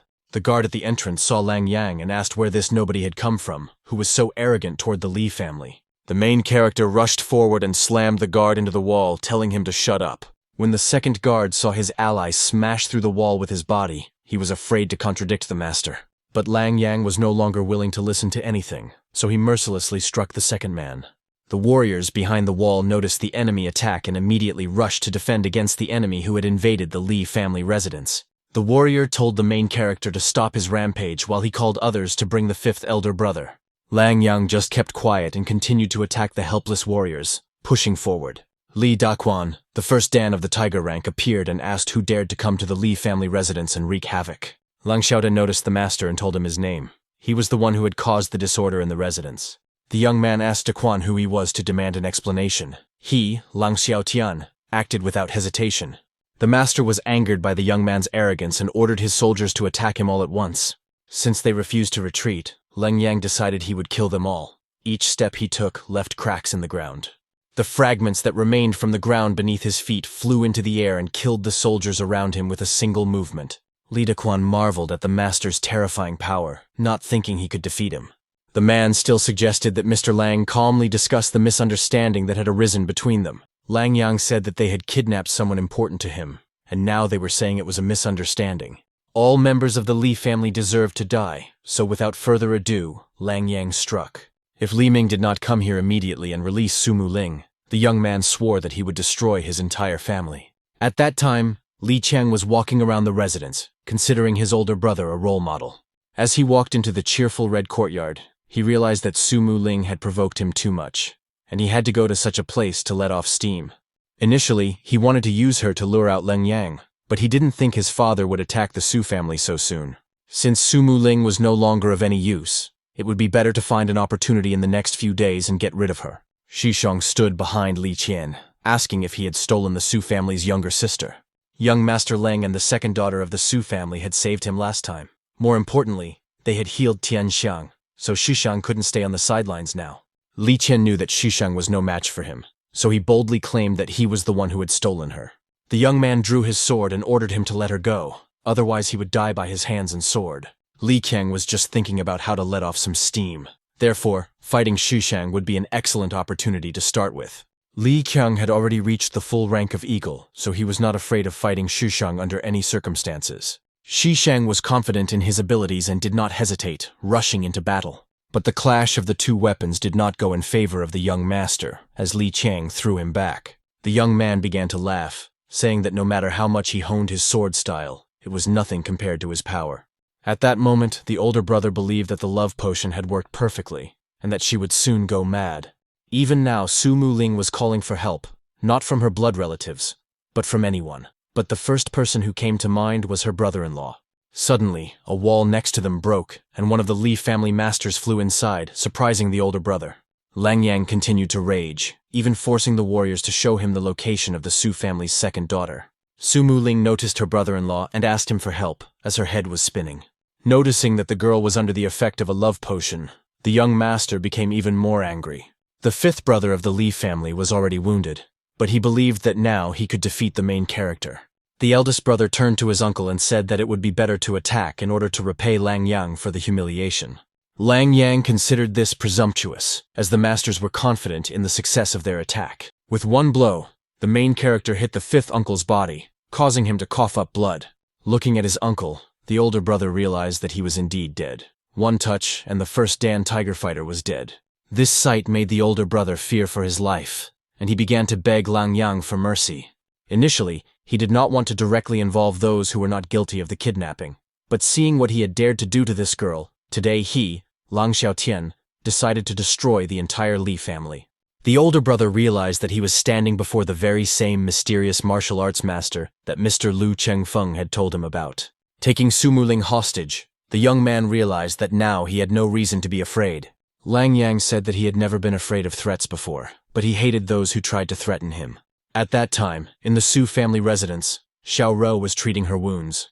She was no match for Li Daxiong, as she had been seriously injured after suffering a single attack. Her uncle said that the Su family's defeat was inevitable, and that it would be better to give the order to retreat. They still had a chance to break through the back door and escape from the residence. Xiao Rou couldn't leave the residence her father had built, but she had a risky plan. The girl turned to her brother and asked him if Sumu Chen had what she had asked for. Sumu Chen was unsure about this decision and confessed to the head of the Su family that he was afraid. Convinced that he was a worthy son of the Su family, Sumu Chen had to do it himself. In fact, Sumu Rou's plan was for her brother to pose as an imperial officer and scare Li Daxiong away. Sulin did not think it was a good plan. Under no circumstances should anyone pretend to be an imperial representative, as this could lead to the execution of the entire Su family. There was no other choice. All that remained was to hope that the head of the Gu family would not punish the Su family so severely in memory of his friendship with her father. The Su family man added that the old fox Li Daxiong was not so easy to fool. The subject added that the Li family had withdrawn their troops, madam. The Li family had let them go, and the Su family was saved. Thanks to Mu Rou's quick wits and resourcefulness, the Su family had escaped a great danger. She did not even hope that everything would go so smoothly. Their ancestors must be smiling down on them. But suddenly, Xia Mu Rou realized that her younger sister was still in the hands of the Li family. Li Qiang told Shishan that he had not only caught the girl, but also had a good time with her. The swordsman was extremely angry because he dared to have fun with a girl who was still just a child. Li Qiang declared that he loved young girls. Playing with them gave him special pleasure. Although Shishan had not increased his dan, he was not useless. The guy had mastered a deadly sword style and was now going to test it. Li Qiang believed that he had begun to master some useless style and was already rushing to disgrace himself. Shishan didn't care. He took his sword and was about to use the first technique of the shadowless blade. After lunging, Li Qiang didn't even have time to react and received a barrage of blows. Falling to the ground, Li Qiang couldn't believe it. Xishan's strength had increased so much and so suddenly. Although this style could not increase his spiritual power, his physical strength increased to terrifying heights. The young man understood that this style was too powerful, so he wanted to escape while he still could. The second sister Su and Mr. Lang had once helped him, and Li Qiang dared to dishonor her. He was going to kill the son of the Li family at all costs. Li Qiang claimed that he hadn't laid a finger on Su Muling, but had simply played a joke on him. Xishang did not want to be taken for a fool. He was not going to believe a word that came out of his filthy mouth. For the sake of his benefactor, he was going to fight to his last breath. The fifth elder was angry that the Su family had enlisted the support of the head of the Gu family, and they had to retreat. Li Daxiong himself did not believe that it was a real imperial officer. He understood that they had fallen for the trick of the Su family head's daughter. The fifth elder realized that they had dared to pass off one of their own as an imperial officer, and if that was the case, why had they retreated? The head of the Li family said that the elder should ask Li Yuan what news he had brought. The elder wanted to know what was going on. Shouldn't Li Yuan have stayed with Li Qian and Li Daqian to defend the residence? Li Yuan replied that a madman had broken into the residence to rescue the second daughter of the Su family, killed Li Daquan, and cut out Li Qian's tongue. Then he sat on the Li family throne and waited for them. Leng Yang said that even the little girl had not been spared, and the Li family truly deserved to die. The main character ordered Li Yuan to immediately summon the rest of the Li family, and they would get what they deserved. The second youngest master had the idea to steal Su Muling, which infuriated the head of the family. This useless master always ruined everything. The elder told his older brother that this arrogant madman must be punished when they returned, otherwise the Li family name would be disgraced forever. Li Daxiong said that there was nothing to discuss. The death of the fifth brother could not go unpunished. When they arrived at the Li family residence, they found many corpses of family members lying in front of them.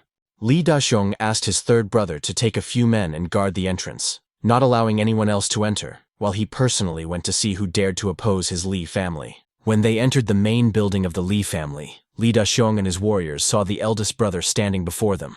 The son of the head of the Li family was badly wounded, tears streaming from his eyes and his tongue missing from his mouth. The head asked who dared to interfere in the affairs of the Su family. Did he dare to give his name? The main character gave his name. However, Lang Yang was not concerned with his business with the Su family. Even if they defeated the Su family, it was none of his business. Li Daxiong asked Lang Xiaotian why he had killed so many members of his family. It was because they had laid their hands on someone they shouldn't have, and that was why they would all have to die now. Li Daxiong was surprised that it was all because of some girl. So much anger over one little girl, and because of her, he went to war with the entire Li family. Lang Yang said he wasn't going to risk his life. They should have understood that the only reason he called them was so they could accept their deaths. Li Daxiong called him a madman. The old man was tired of listening to this empty nonsense. Today, the chief would make him experience something that would make him beg for death. Li Daxiong ordered his soldiers to seize the main character immediately, and a dozen subjects rushed forward. Lang Yang created swords from energy and threw them forward, saying that the soldiers were nothing but insects of eagle rank. The swords instantly pierced the soldiers' heads, killing a dozen eagle-rank subjects in an instant. The young man stood up and said that nothing was impossible for him, Lang Xiaotian. The eldest brother of the Li family turned to his father and tried to say something. Li Daxiong asked him to hold back. The head ordered the main character to immediately release his son Qian, and they would be able to resolve everything peacefully. Suddenly, the eldest brother tried to get up, and he immediately began to fall, spitting blood. From the moment they angered Lang Xiaotian, there was only one outcome for them: death. Even the heavens could not save them. It was he, Lang Xiaotian, who guaranteed the death of the Li family. The uncle asked Xiao Rou not to act rashly. The Su family had barely survived the attack, and if she went to the Li family's residence, they would fall into another trap. Be that as it may, Su Rou's sister was in their hands, and she had to save her from the Li family. Many of the Su family's followers raised their swords and declared that they would go with their leader to protect Su Muling. Her uncle believed that there was no point in going, as this behavior would doom the Su family. Even the head said that it was not worth doing. Xiao Rou wanted to go alone. If something happened to her, Su Mufeng would become the new head of the family, and her uncles would help him deal with everything. Su Mufeng asked his sister not to do this, because without her, the Su family would be doomed. Li Daxiong wanted to start crying, but now was not the time to give in to his emotions. Thinking about where Lang Yang got his strength from, Li Daxiong realized that he simply had a hidden weapon, which the guy used treacherously. The main character asked the head why he needed to use a hidden weapon, because the Li family did not deserve it. Li Da-xiong said that no matter who he was, he would use all the power of his Li family to chop him into many small pieces. The third brother brought all the best martial arts masters to the head of the family, gathering another squad. The fifth elder recognized the guy. He was the husband of the head of the Su family, whom he had seen on his previous visit. Li Da-xiong did not think that all this time the Su family had such a warrior, and they did not even suspect it. Lang Yang traded the whole family without a shadow of a doubt for a little girl, and who would have thought that one little girl would bring such misfortune to the whole family? Now that Li Qiang was dead and the young Su Mu Ling was safe, the Li family had paid for their sins, and the matter could be settled peacefully. The main character did not think that they were in such a position that they could hand Li Minyi over to her, and he would spare the rest. The fifth elder had no idea where Li Ming was now, so there was no point in cornering them. No matter where he was, Lang Yang simply asked for him to be handed over. Either voluntarily entrust him to the main character, or everyone dies. Li Da-xiong said he was going too far. Killing all the heirs was no different from exterminating the family. The head of the Li family told his third brother that it was time to stop talking to this madman and attack all at once. The fifth elder took up his sword, saying that since Lang Yang was so stubborn, they should bring all their might to bear on him. Li Da-xiong said that the entire Li family must hear his order. Fight to the death. Whoever kills him will receive the position of clan elder and 10 times the usual allowance. 2 fists cannot defeat 4 hands. Lang Yang might block a few attacks, but he couldn't handle them all. The Li family was confident that they could defeat him by combining all their forces. The main character raised his hand and called the challengers before him pathetic insects. Li Da-xiong asked the members of the Li family to be careful, because he had hidden weapons in his sleeves. Another shot from the main character managed to hit one of the best warriors, but the others blocked the attack. Lang Xiaoten noted that they were able to block his spiritual blades, saying that they were well armed. Li Da-xiong said that they had blocked his strongest blow, and now it would be easy to defeat Lang Yang. The main character smirked, saying that it wasn't even close to his strongest blow and that the head didn't understand the word. Li Da-xiong said that now he would taste the Li family's sword style, passed down from generation to generation. The fifth elder rushed into battle, saying that Lang Yang should be happy to die from his famous twin sword strike technique. In addition to the 2 special attacks, the remaining masters of the Li family decided to attack again with a single strike. The main character called them nobodies, deciding to show the true power of the Li family. Creating a huge blade that soared into the sky, the swift sword of doom was about to cut down all enemies. This time, the fifth elder and Li Da-xiong were unable to dodge the attack and were struck down. Falling to the ground, the head of the Li family, Li Da-xiong, said that he had always been so cautious, but today the centuries-old history of the Li family had been erased because of his actions. Lang Yang told him to blame only himself. Sons behave as their fathers raise them. In his next life, he could pay more attention to properly raising his descendants so that they would not offend those who should not be offended. Xiao Rou came to the Li family residence, demanding that they return Su Mu Ling to the Su family. Before entering the residence, the girl was surprised because she smelled the strong scent of blood. The girl went inside, and Xiao Ru noticed many corpses of the Li family's masters in front of her. Even the family's ordinary minions did not escape the massacre, dying at someone's hands right in the residence. The blood had not yet dried, which meant that the battle had just ended. Xiao Ru wanted to see the master who had taken everyone's lives. Su Mu Rou walked further toward the main building, noticing even more corpses and her sister. Even Li Da-xiong himself was dead, and the girl couldn't understand who could have done all this alone. Xiao Rou ran to her sister, picked her up, and asked if she was okay. Her sister took Su Mu Ling with her, and decided to retreat from the destroyed Li family residence. The residents noticed the eldest daughter of the Su family, who was carrying the second daughter in her arms. But they did not understand why Lang Xiaotian was not with them. He had broken in quite a while ago but had not come out yet. The residents assumed that he was dead. The elder of the Li family returned with his men and broke into the Li family residence alone, which was enough to make him famous, even if posthumously. Fortunately, the main character managed to remain unnoticed by Su Mu Rou. I would rather not explain what happened here. It wasn't boring here, but it was a pity that Li Min had disappeared, and Lang Yang didn't know where to look for him now.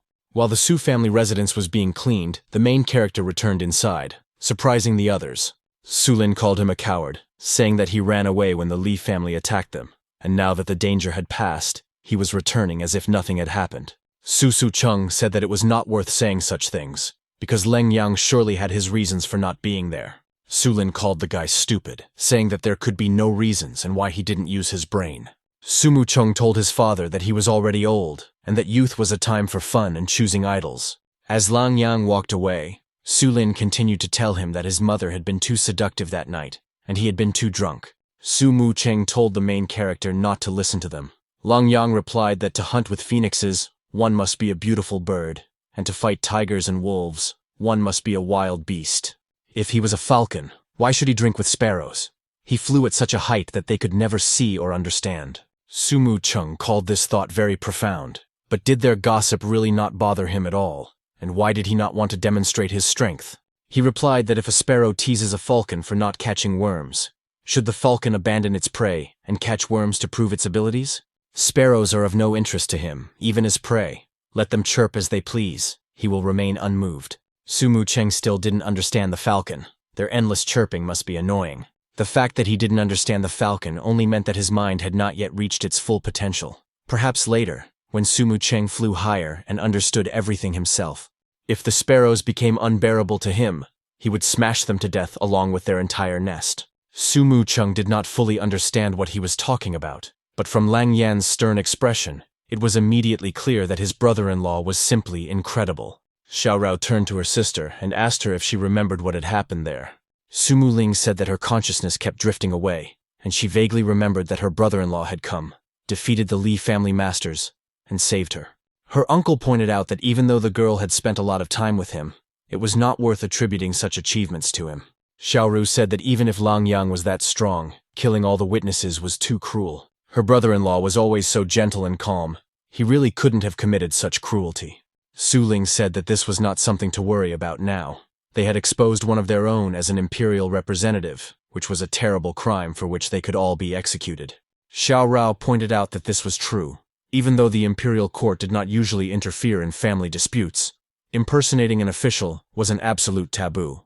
The girl asked her uncle to prepare gifts for the city's leader, and she would personally go to ask for mercy for their offense, hoping that in memory of his friendship with her father, he would not be lenient with the Su family.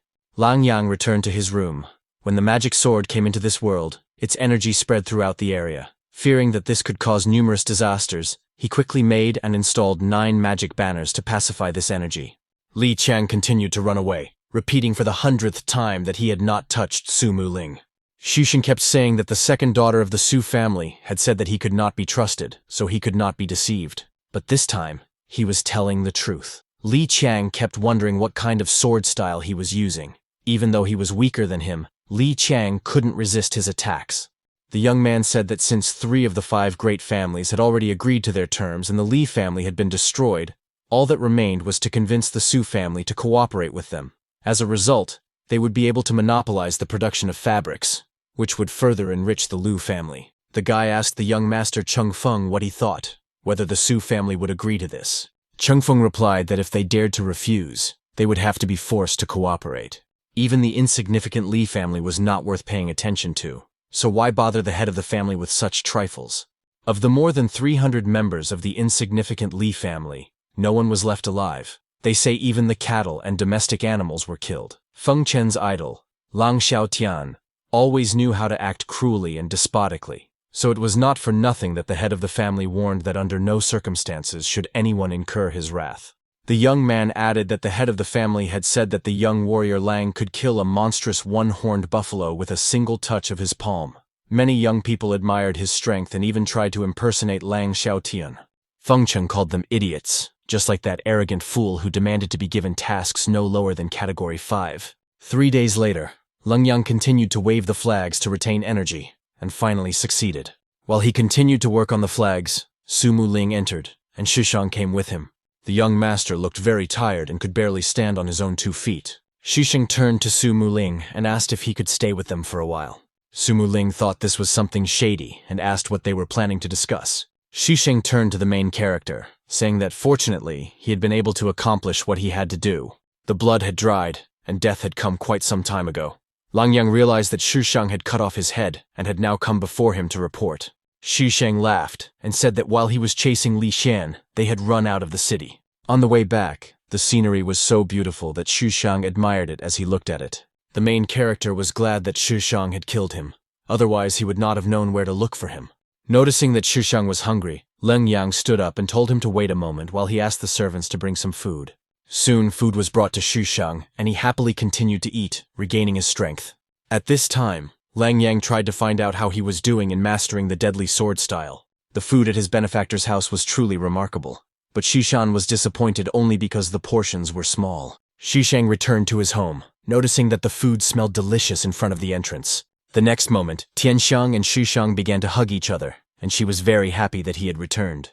Judging by Xishang's appearance, Tianxiang noticed that he had gotten into another fight, but he still had enough strength left to shout. Xishang said that he had helped the young master Len a little, so he fed him.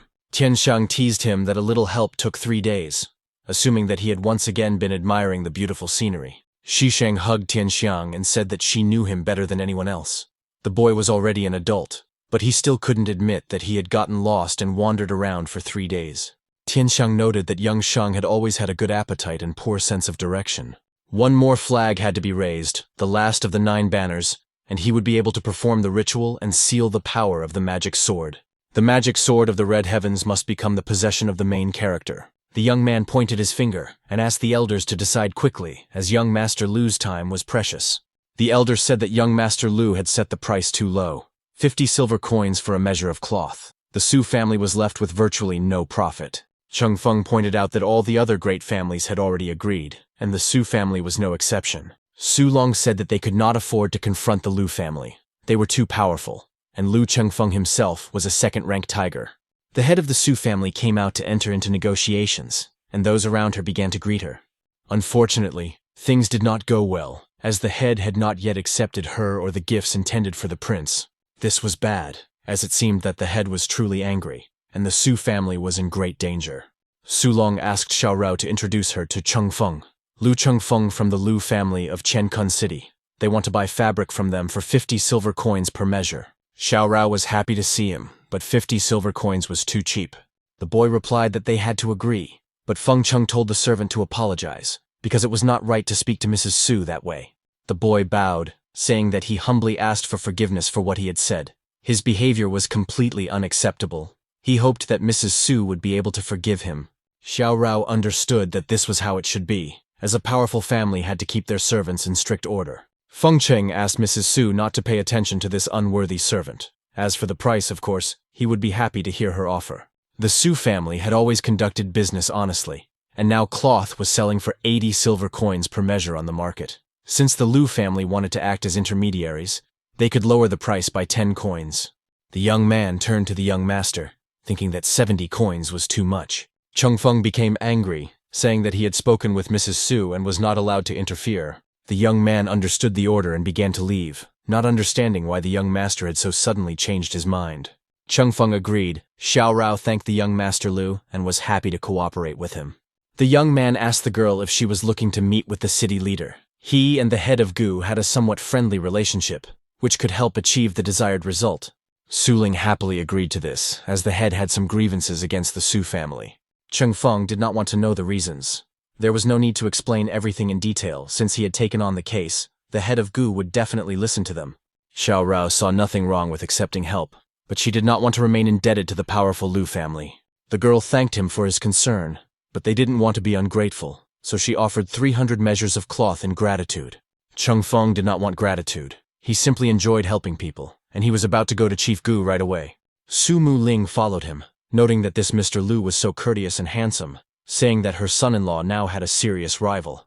While in the vicinity of Camel Peak, Lang Yang was about to raise the last banner. After sealing the flag deep into the ground, he was about to raise a barrier over the marked location.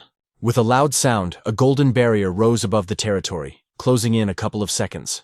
The barrier of 9 flags was finally set up, and now Lang Yang had to obtain the silver sand with the help of Chief Gu. After that, he would have to summon the magic sword into this world and be ready for a merciless battle. Cheng Feng was already with Chief Gu, and they were chatting at the table, asking each other how they were doing. The guy said that his grandfather was now secluded and training to obtain a new rank. Cheng Feng's subordinate brought the chest inside, saying it was a modest gift to show his respect. As for the Su family's problem, Cheng Feng hoped that Chief Gu would rely on his good name and resolve their issue. Having agreed, Cheng Feng happily said that he would not take up any more of the head's time. When the young man left, the head of the Gu family did not believe that he had a good reputation, for he was nothing without the Lu family. The head son said that pretending to be an imperial representative was a crime punishable by the destruction of the entire family, but so far, the imperial court had not assessed these actions.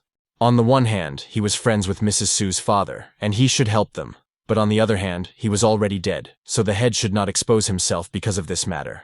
Whatever the imperial court decided would be final. The son asked if the destruction of the Su family was really inevitable.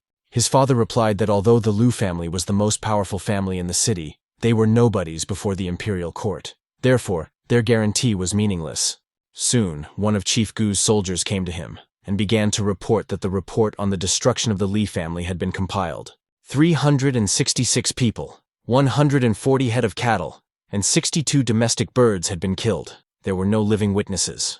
Hearing of such extraordinary cruelty, the chief ordered that the paperwork be completed as soon as possible, that the killer be found, and that he be brought to justice. The son wondered why his father had not sent men there when there was a battle between the Su and Li families. His son still had a lot to learn. The emperor did not care about feuds between families as long as no outsiders suffered. When an entire family is slaughtered with such cruelty, it is a completely different matter. This could sow panic among the common people, so naturally the imperial court would want to arrest the culprit. Fortunately, Lang Yan had enough resources to create a barrier of 9 banners. However, capturing the magic sword might require additional preparation. Su Muling finally found her sister's son-in-law and hugged him, saying that he now had a rival who was in love with her sister. Lang Yang asked his sister how she knew about such things as a rival in love. But as for the rival, Lang Yang was not interested or concerned about such things, and Su Muling should not have watched adult performances. The girl asked her brother-in-law if he had saved her on the day she was kidnapped. After all, she had always dreamed that he would be her savior. Xiao Rou came to them, interrupting the conversation, telling Su Muling that her brother Mu Chun was looking for her. Su Muling looked at her sister, and was amazed by her beauty that day before going to her brother. But her younger sister was no fool. She hid behind a rock, knowing that Mu Chun was not even at the residence at that moment. Su Muling understood that her older sister definitely just wanted to send her away. Xiao Rou turned to Leng Yanyu, saying that she did not blame him for leaving when the Su family was fighting. The main character just listened, and the girl assumed that he blamed her for ignoring him after the wedding. Lang Yang told Mrs. Su that she might have misunderstood him, because he just wanted to say that if Xiao Ru needed anything from him, she should say so directly. Xiao Rou was surprised because she just wanted to talk to him, but she couldn't finish her thought. Lang Yang did not intend to listen any further, and said that if the girl did not need anything from him, then he would leave. The main character still had so much to do after installing the banners. He couldn't just waste time on idle chatter. Xiao Rou thought that when her family wanted to devour her by forcing her into marriage, Lang Yang risked becoming her husband. But now that the threat from the Li family was gone, he didn't see that Xiao Rou had come to express her gratitude. The servant turned to Chief Su and said that a young gentleman named Lu had come to their residence. Xiao Rou arrived, and Cheng Feng immediately delighted her with the news that he had already spoken with Head Gu. Head Su instructed the servants to quickly set the table and prepare the best pieces of fabric she had promised. Inside Chief Gu's residence, the chief wanted to know from investigator Wang if he had found the murderer. Wang replied that he had no clear evidence, but witness interviews showed that someone named Leng Xiaotian had broken into the residence just before the incident. Chief Gu asked the chief investigator to immediately stop the investigation, cancel the search, and not send any reports to the capital. Wang said that, with all due respect, the destruction of the Li family was a high-profile case, and they couldn't just sweep it under the rug. Then Chief Gu decided to alter the reports to make the Li family appear guilty. Chief Gu asked to report that the Li family had caused Lan Xiaotian some kind of mortal offense, and that it was a murder out of revenge. The son did not think that Lang Xiaotian was involved in the destruction of the Li family, and whether he was somehow connected to the Su family. Suddenly, Chief Gu realized that if Lang Xiaotian and the Su family were connected, then wouldn't the case against the Su family be an insult to him?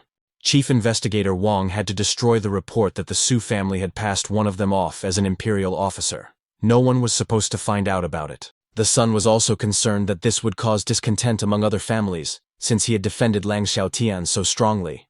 But that was the power of an imperial representative. If he wanted to say someone was guilty, then they were guilty. The main character now had to obtain the silver sand to summon the magic sword. He went to the head of the Gu clan to find out if he had obtained it.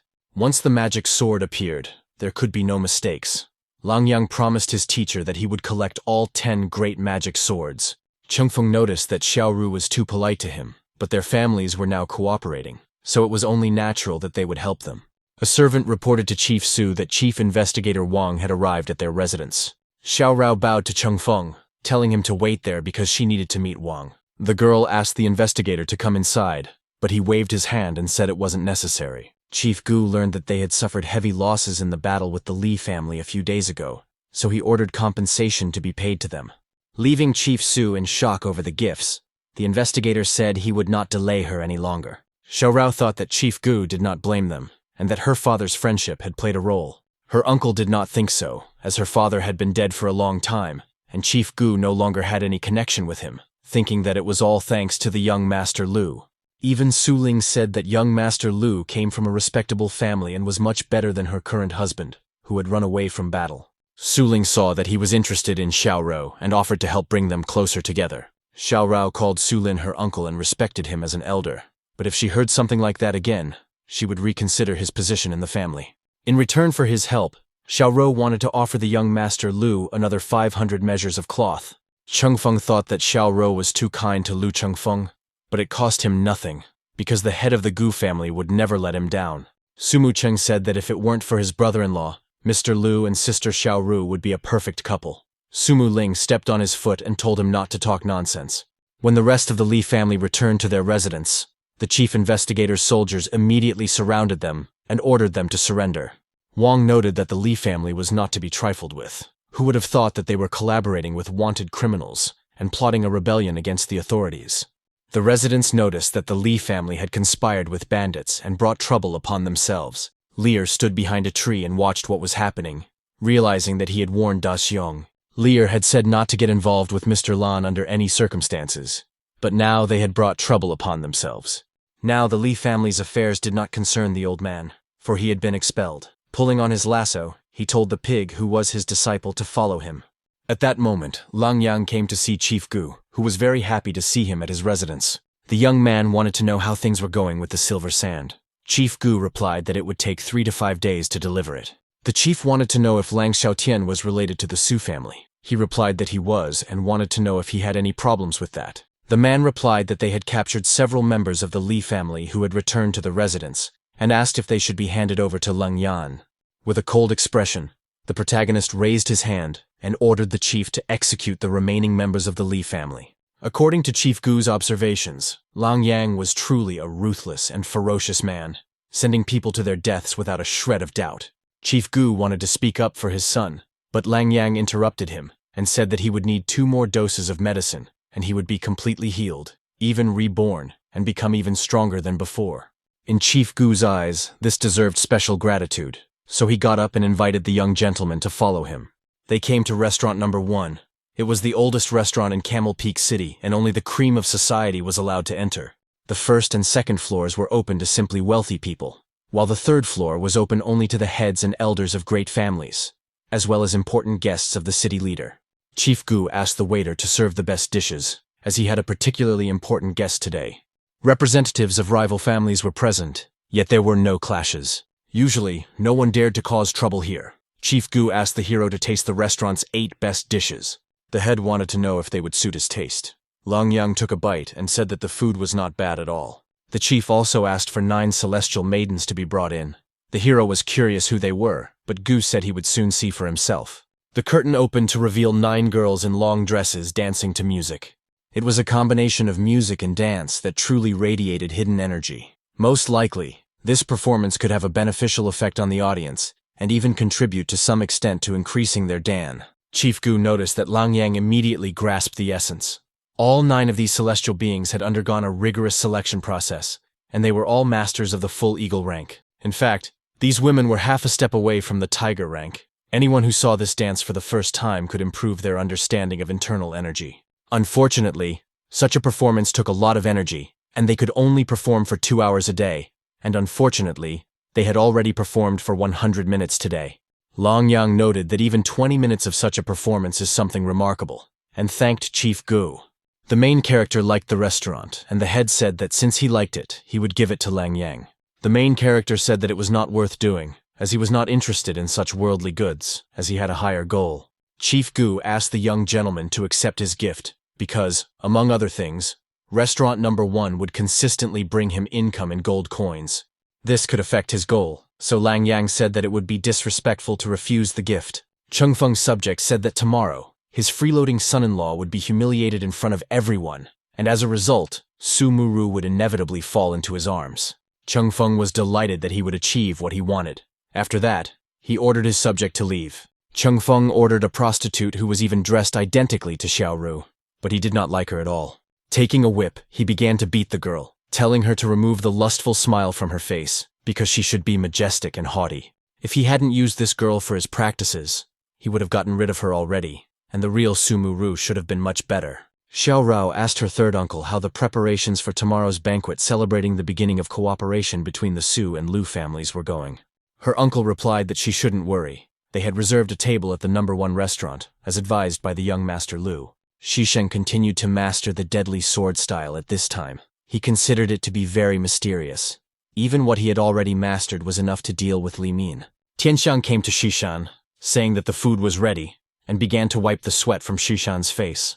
Hugging the young master, Tianxiang hoped that Xishan's training would soon bring him even more results. Alas, although the potential of this technique was unimaginable, it was very difficult to master, and it seemed that Xishan had reached a certain limit, and it would not be easy to progress further. The next day, everyone gathered at the first restaurant to celebrate. Su Ling said that the fabric market in the 5 cities of Camel Peak was now saturated, and demand might decline in the future. Cheng Feng replied that they should not limit themselves to 5 cities. With the latest changes made by the Crown Prince to trade regulations, they should seize the opportunity and enter the capital market. Xiao Ru expressed her respect, as the young Master Lu's foresight in conducting business was worthy of admiration. A member of the Lu family said that Mr. Cheng Feng was so young, yet he was already discussing trade matters with the heads of families and thinking about expanding the market, while Ling Yang was only thinking about girls.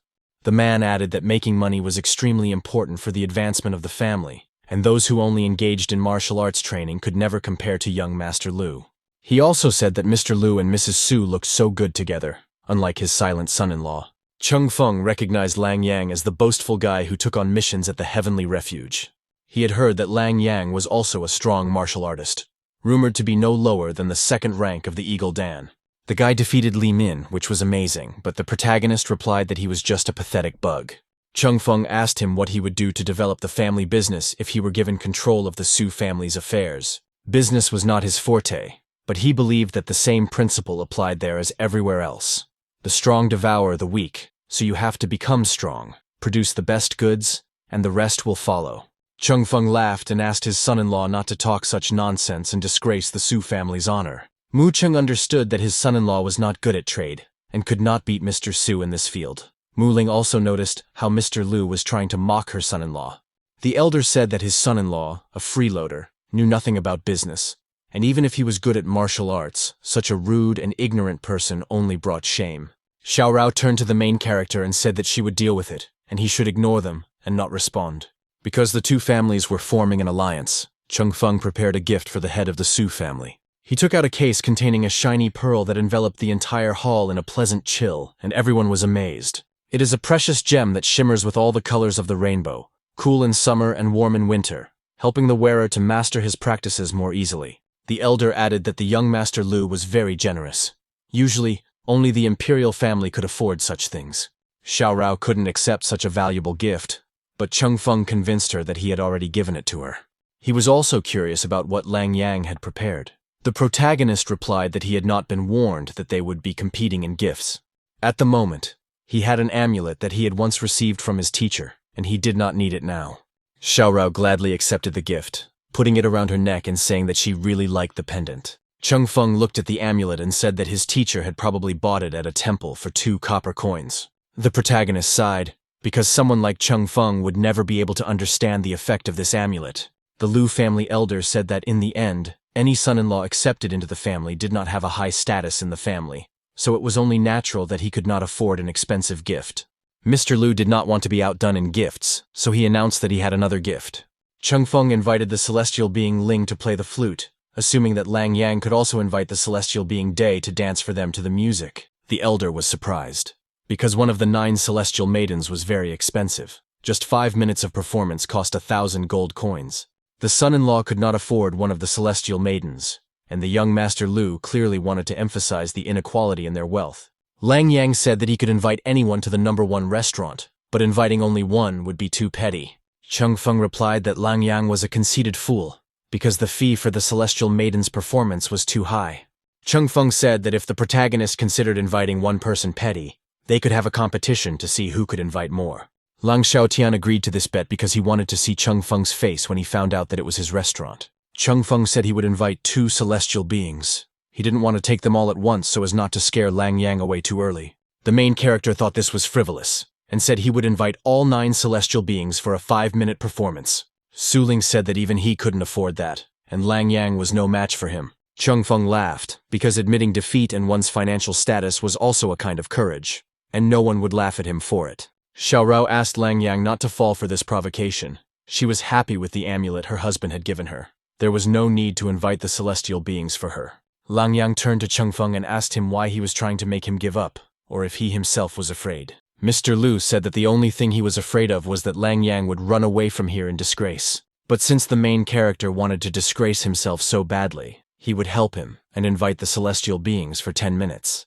Lang Yang tripled his bet, saying that he would invite the celestial maidens for 15 minutes. Mu Chen was shocked, because all 9 celestial maidens for 15 minutes was 27,000 gold coins. Chung Feng was not going to back down either, raising the bet even higher, saying he was willing to buy them for 20 minutes. The celestial maidens could only perform for a total of 120 minutes per day, so for Xiao Ru's sake the main character would invite them for 100 minutes. The man from the Lu family was not sure that the entire Su family could afford a performance for 180,000 gold coins.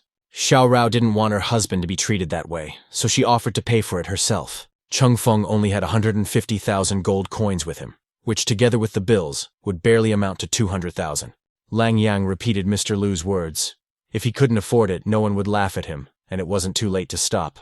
Chung Feng wanted to make sure that the main character could afford it, and wasn't just wasting his time.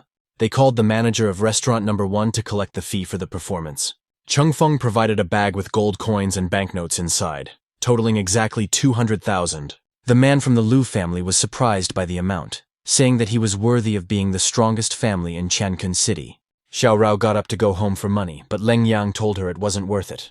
The main character took out a small bag, which was very light, apparently containing only banknotes. The manager was stunned when he saw what was on the papers inside the bag.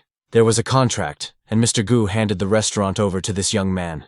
Chung Feng turned to the administrator and asked how much money Lang Yang had, and whether it would be enough to invite 9 celestial maidens for 100 minutes. But the administrator was in no hurry to answer, as he understood that it would be enough not just for 100 minutes, but for every day. Upon hearing the agreement, Su Ling was also surprised. He couldn't understand where his brother-in-law got such funds. Chung Feng thought that this guy was stealing from the Su family to show off, but he wanted to corner him to see if he would really risk spending the money. Chung Feng offered to place the order with no refunds, waiting for the protagonist's response. Mr. Lu decided to order the celestial beings for 110 minutes, which would leave him with 2,000 and change. Lang Yang knew he had the right to do whatever he wanted, so he placed an order for 115 minutes. Xiao Rou asked if her husband really wanted to spend so much, as prestige came at a high price. After placing the order, Chung Feng asked if he could order an even bigger show, but on credit. The manager looked at him with contempt, and asked if Chung Feng thought the #1 restaurant was some kind of diner. Lang Yang pointed out that Chung Feng couldn't afford it. But that was okay, because today he would do something unprecedented. Let the 9 celestial maidens perform here for a full 2 hours, in the name of Mu Rou. Su Ling was still in shock. The full performance cost too much, and where did Lang Yang get that kind of money? Chung Feng refused to believe that he could invite them for the full time, so he waited for the young master's next move. But the main character questioned Chung Feng's words, saying why would he invite the celestial beings? Standing up, the main character said that this restaurant belonged to him, and he didn't need to invite them if he could just order them. Chung Feng thought he was being mocked, saying that the owner of this restaurant was Mr. Gu. The manager apologized, revealing that the restaurant had been transferred to Mr. Len, showing him the papers. From today, he was the new owner of restaurant #1. Young Master Lu thought he had been tricked, but he still began to regret spending 200,000 gold coins. Lang Yang said there was nothing more to wait for. Pointing with his hand, he asked the manager to have the celestial beings begin their performance. When the girls began to dance to the music, all the spectators were amazed by their beauty. Amazingly, The masters really felt that they were advancing in self-improvement. The Lu family even succeeded in having some masters reach the full eagle rank, and the music and dancing of the 9 celestial maidens were truly wonderful. 2 hours later, the candle finally went out, and the performance of the 9 celestial maidens ended. Ling noticed that the 2 hours had flown by in an instant. If he had the money, they could have enjoyed the performance of the 9 celestial maidens. Xiao Rou said it was time to leave. She told the young Master Lu that she hoped their cooperation would be fruitful. Lang Yang was not going to leave yet. He had just taken possession of the restaurant, and there were still some matters to settle. Xiao Rou added that Mr. Lu was at the 2nd level of the tiger rank, and even many of the elders of Camel Peak City were no match for him. The main character turned to the manager and asked him how much cash there was. With the nearly 200,000, they had received about 220,000. Lang Yang asked the steward to give him the 200,000 so that the young master could find a use for it. But they had to give part of it to the celestial beings, pay the state tax, and in the end, they would have about 100,000 left. Because of such large expenses, Lang Yang said that it would not be enough, but agreed to take the rest of the proceeds. Taking the money, he realized that silver sand would soon arrive, for which he would need more gold coins. But it was not too late to complete a couple of tasks. Chung Feng burst into his backyard, asking him how he dared to take the money. The main character responded by asking how the guy dared to break into his house. But now that the Su family was gone, Chung Feng didn't understand why the guy continued to show off in front of him. Chung Feng asked the guy if he really thought he was strong, and if he didn't want to make a bad impression on Mu Rou, he would have attacked him long ago. As soon as he said that, the main character walked up and punched him in the face, bringing the young master to his senses. Falling to the ground, he wondered how Lang Yang could send him flying when he was already at the 2nd dan of the tiger rank. Holding the attacked part of his face, the young Master Lu asked how he dared to attack him without warning. The main character said that he was flirting with his wife in front of him, and even though they were in a contract marriage, it was still disrespectful to him. Chung Feng said that he was counting on some intimacy with Mu Rou, and that he would not do anything about it. Young Master Lu wanted to teach him a lesson, but before he could even get up, Lang Yang struck him again. The main character said that he was not worthy of teaching him a lesson. Before he could help him, Lang Yang told Chung Feng to leave. The young gentleman said that the jokes were over, and now Lang Yang would learn the power of the 2nd dan tiger rank. The main character allowed him to strike him. Chung Feng used a war chariot strike. Lang Yang began to mock this strike, asking the young man if that was all he was capable of. The main character called it boring, and putting his hand forward, easily blocked Chung Feng's pathetic attack. After blocking young Master Lu's attack, the guy found himself in the air again, noticing that this time, the flight was prolonged. The residents noticed that Mr. Lu flew out of the restaurant's backyard, thinking it was some kind of magic. Chung Feng didn't understand why this freeloader was so strong. He must be at the 3rd dan of the tiger rank, or at least at the top of the 2nd dan. Chung Feng asked him to wait a little. No matter how strong he was, the Lu family would teach him manners, because the strength of one person was nothing compared to the strength of an entire family. In Qiankun City, the residents of the Lu family, the head of the family wanted to know who dared to disgrace the Lu family. Chung Feng lied to the head, saying that he didn't care about the Lu family and didn't give a damn about them. The head called him insolent and decided that Lu Qiankun would personally deal with this daredevil from Camel Peak, for the greatness of his Lu family must not be questioned. The head asked that this man be told to come to Lu Qiankun himself to accept his death. Otherwise, they would destroy his entire family.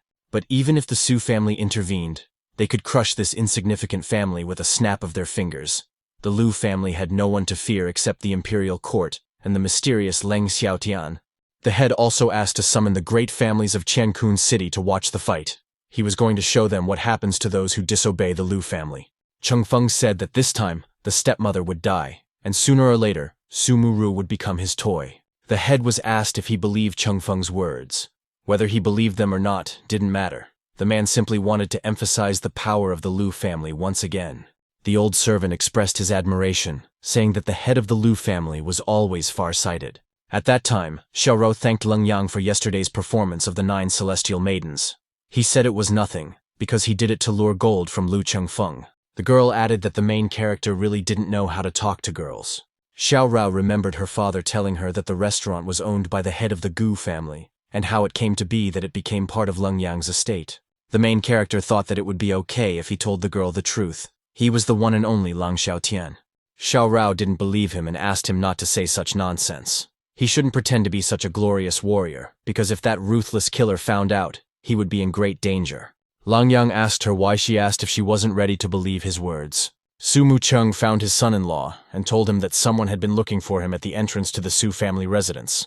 The guest told Su Mucheng that he wanted to speak with his son-in-law alone, so he had to leave them. The guest also added that his young master Lu had invited him to Qiankun City to accept his death. Lang Yang asked to tell Cheng Feng that he didn't have time for nonsense, but if he continued to bother him, he would find time to slap him across the face again. The guest laughed and asked the protagonist if he really wanted to involve the Su family in this. Lang Yang became angry, released his aura, and asked the guest if he dared to threaten him. But the protagonist decided that there was no point in arguing with such pathetic insects as him, and this time he would come. The guest began to leave, telling the hero not to dare run away, and suddenly his face stung. The guest noticed blood on his face. Lang Yang's single burst of energy had managed to leave a wound on his face. Lang Yang was angry because the Lu family had ordered him to come, and he was going to make sure they would regret it when they faced the wrath of Lang Xiaotian.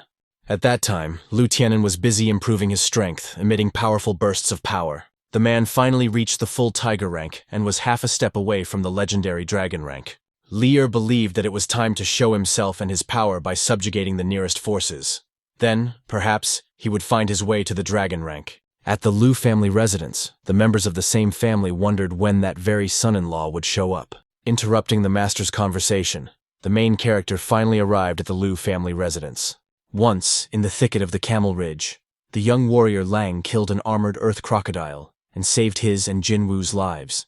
Although the Wang family is the strongest of the 5 families, the Lu family is on a completely different level. The main character asked Cheng Feng if he was looking for a fight with him, adding the question of whether he knew the price he would have to pay for it.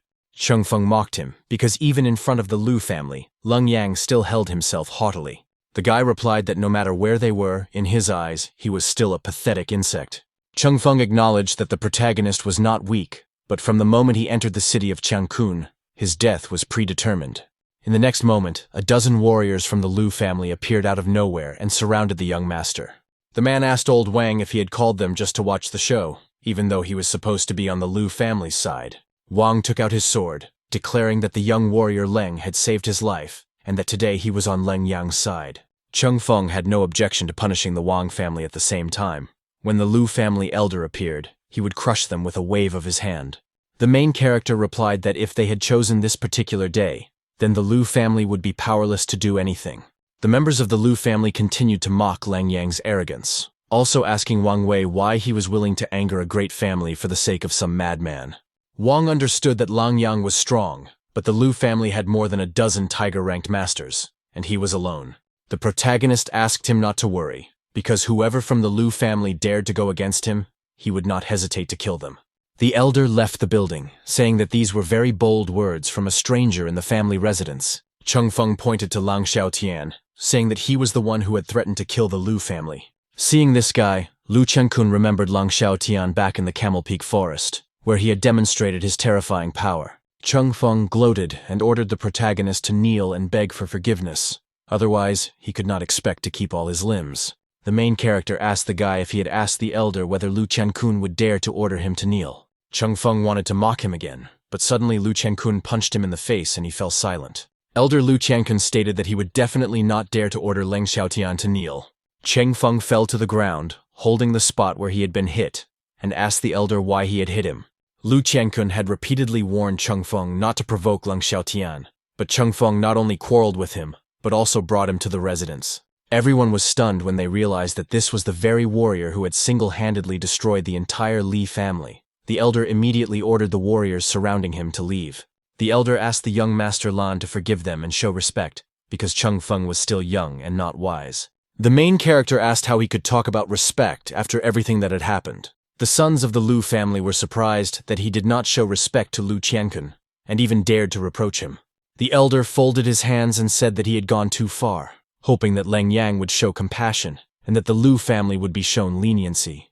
Wang knew that Mr. Ling was powerful, but he could not have imagined that the elder Lu would be afraid of him. By a lucky coincidence, no one from the Lu family had time to attack him, and Lu Qiankun appeared just in time to save his family. Although he is not a cruel thug, Lang Yang is not a simple-minded good guy, so he is not interested in anyone's gratitude. He doesn't care about public opinion. Elder Lu Qiankan wanted to know from the main character what the guy wanted to achieve.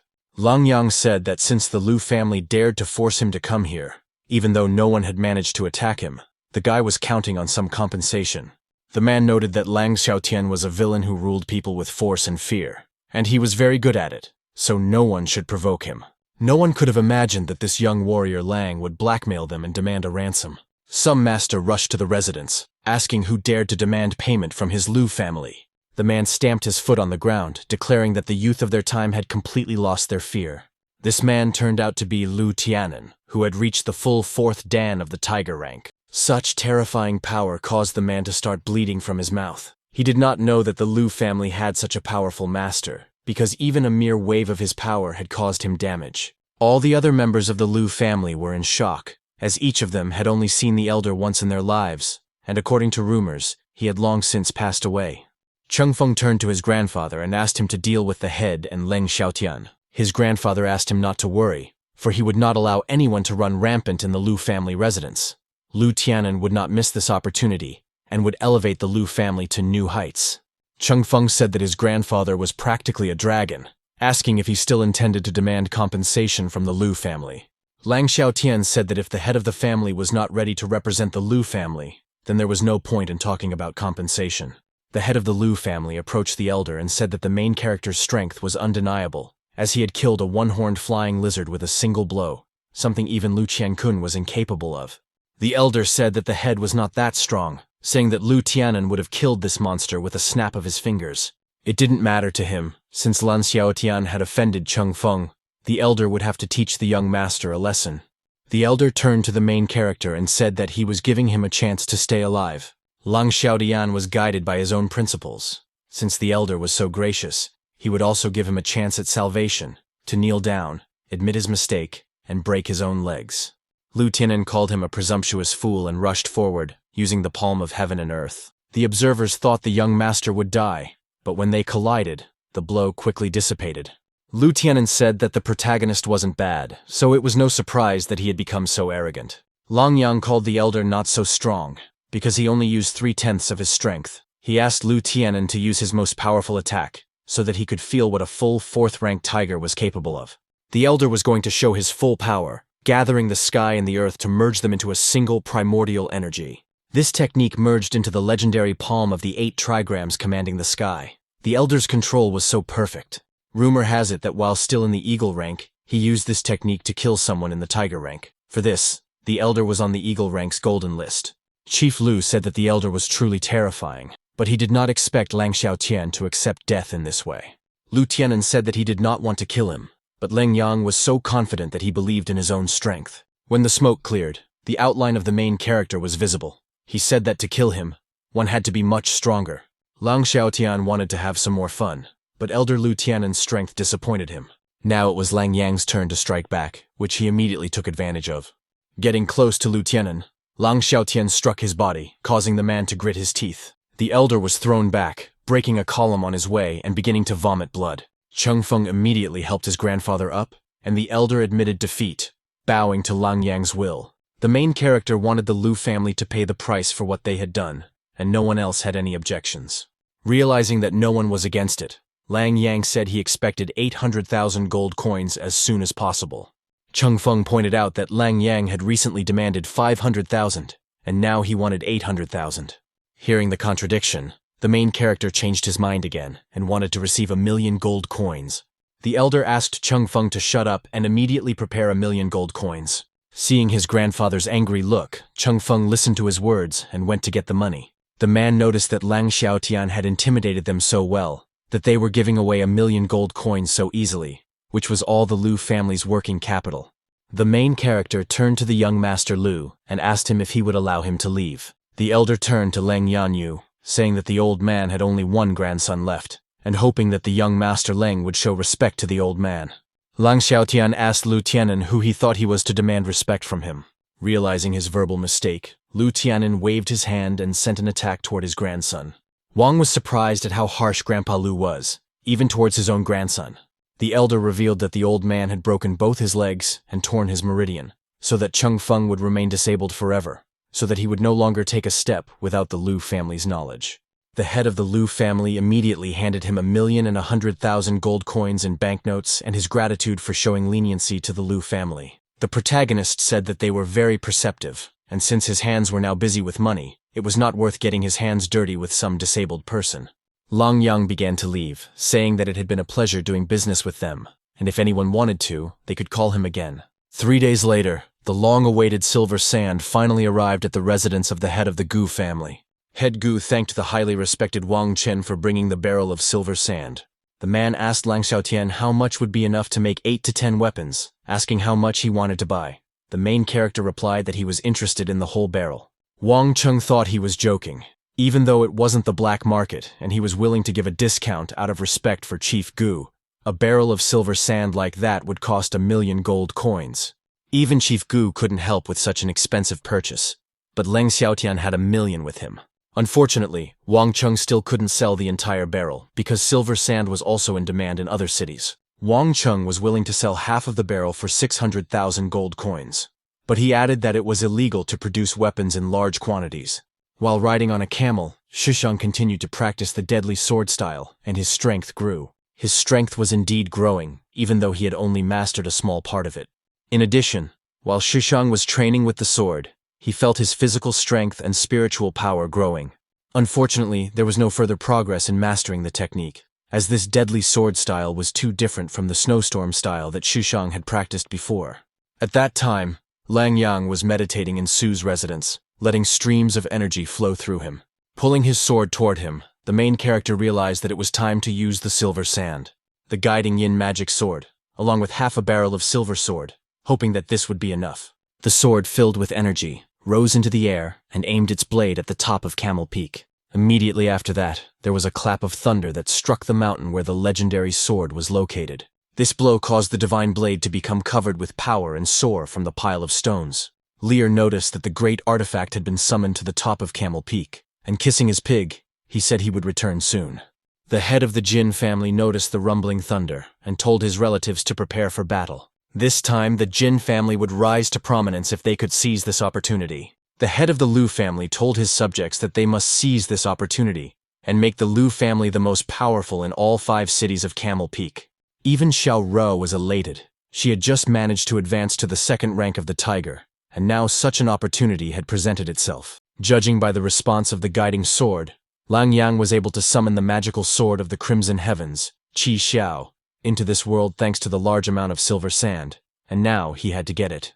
The man turned to the Lu family elder and asked if they had found anything in the signs of heaven and earth. The old man had no intention of getting involved in what was happening at Camel Peak. He was only concerned about Lang Xiaotian. Lang Xiaotian must have been a warrior from the golden list of the tiger rank, and he was probably in a high position. The masters thought that Lang Yang could not have the legendary dragon rank. Another master was certain that Lang Xiaotian was a dragon-ranked warrior. Otherwise, there was no way to explain the shield with which he blocked the elder's attack. Lu Tianen called them a bunch of pathetic insects, noting that Lang Xiaotian was not actually a warrior. The man asked the great elder what he meant by that, and how he was able to win then. Lu Tianen considered them young and short-sighted. There were other kinds of practitioners in the world besides those in the wilderness of Camel Peak. Their power surpassed that of warriors. Once, the elder had managed to help one such celestial master. He had informed her 3 days ago, and she should be here soon.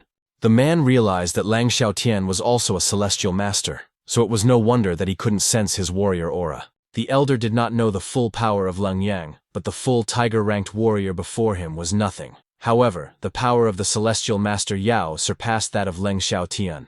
Wang Wei did not consider it important who this master celestial being was. Since they had decided to oppose the young master Leng, he would be the first to stand up against them and go inform him. The elder forbade him to do so, and 2 warriors stood in front of him, crossing their swords, neither of them willing to let him leave. Wang Wei was not going to sit idly by. He used his palm technique and threw the guards aside.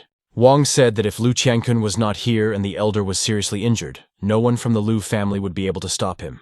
Suddenly, a pink-haired girl appeared, saying that dear Wang was truly so naive. The man asked her where she came from and how she dared to block his way out. She didn't move, and Wang said they would see what the girl was capable of. Wang Wei began to attack, putting his hand forward and creating a deadly palm. It was his trump card. Using his most powerful technique, Wang must have been afraid that Lu Tianen would intervene. The girl said it was too weak, raised her finger and shot forward, dispelling the palm technique. Clenching her fist, the celestial being declared that he was too weak and boring, that they were just pathetic insects in front of her. A strange feeling came over Wang Wei's body, and for some reason, the man couldn't move at all. It was the technique of a celestial being. She waved her hand and Wang Wei's body was torn to pieces.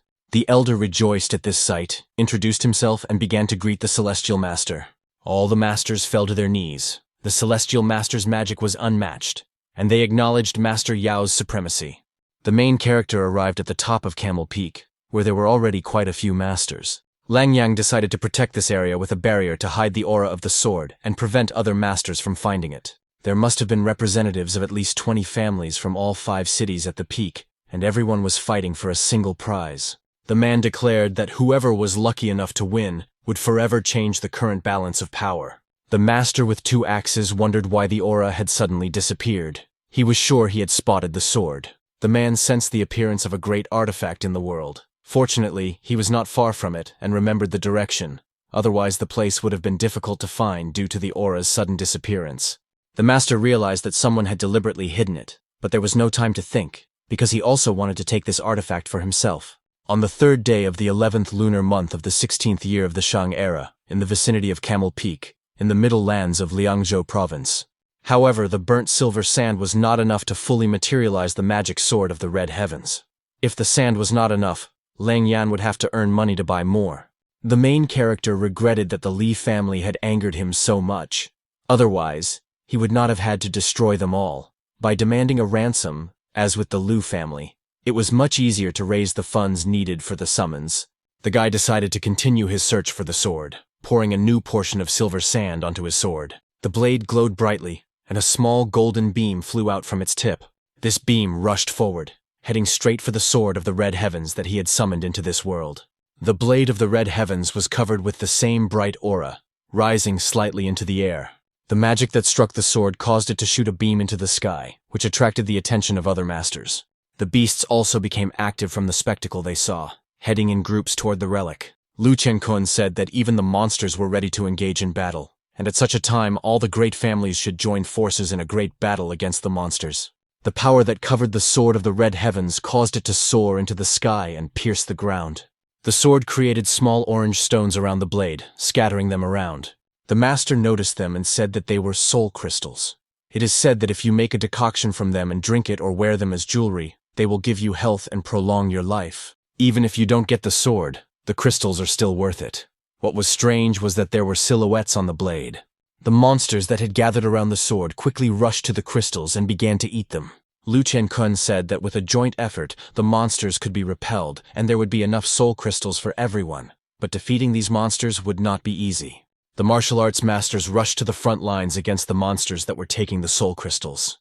The man said that the magic sword was the main prize today, and he intended to get it. The head of the Lu family was nearby and said that no one would take this sword from him.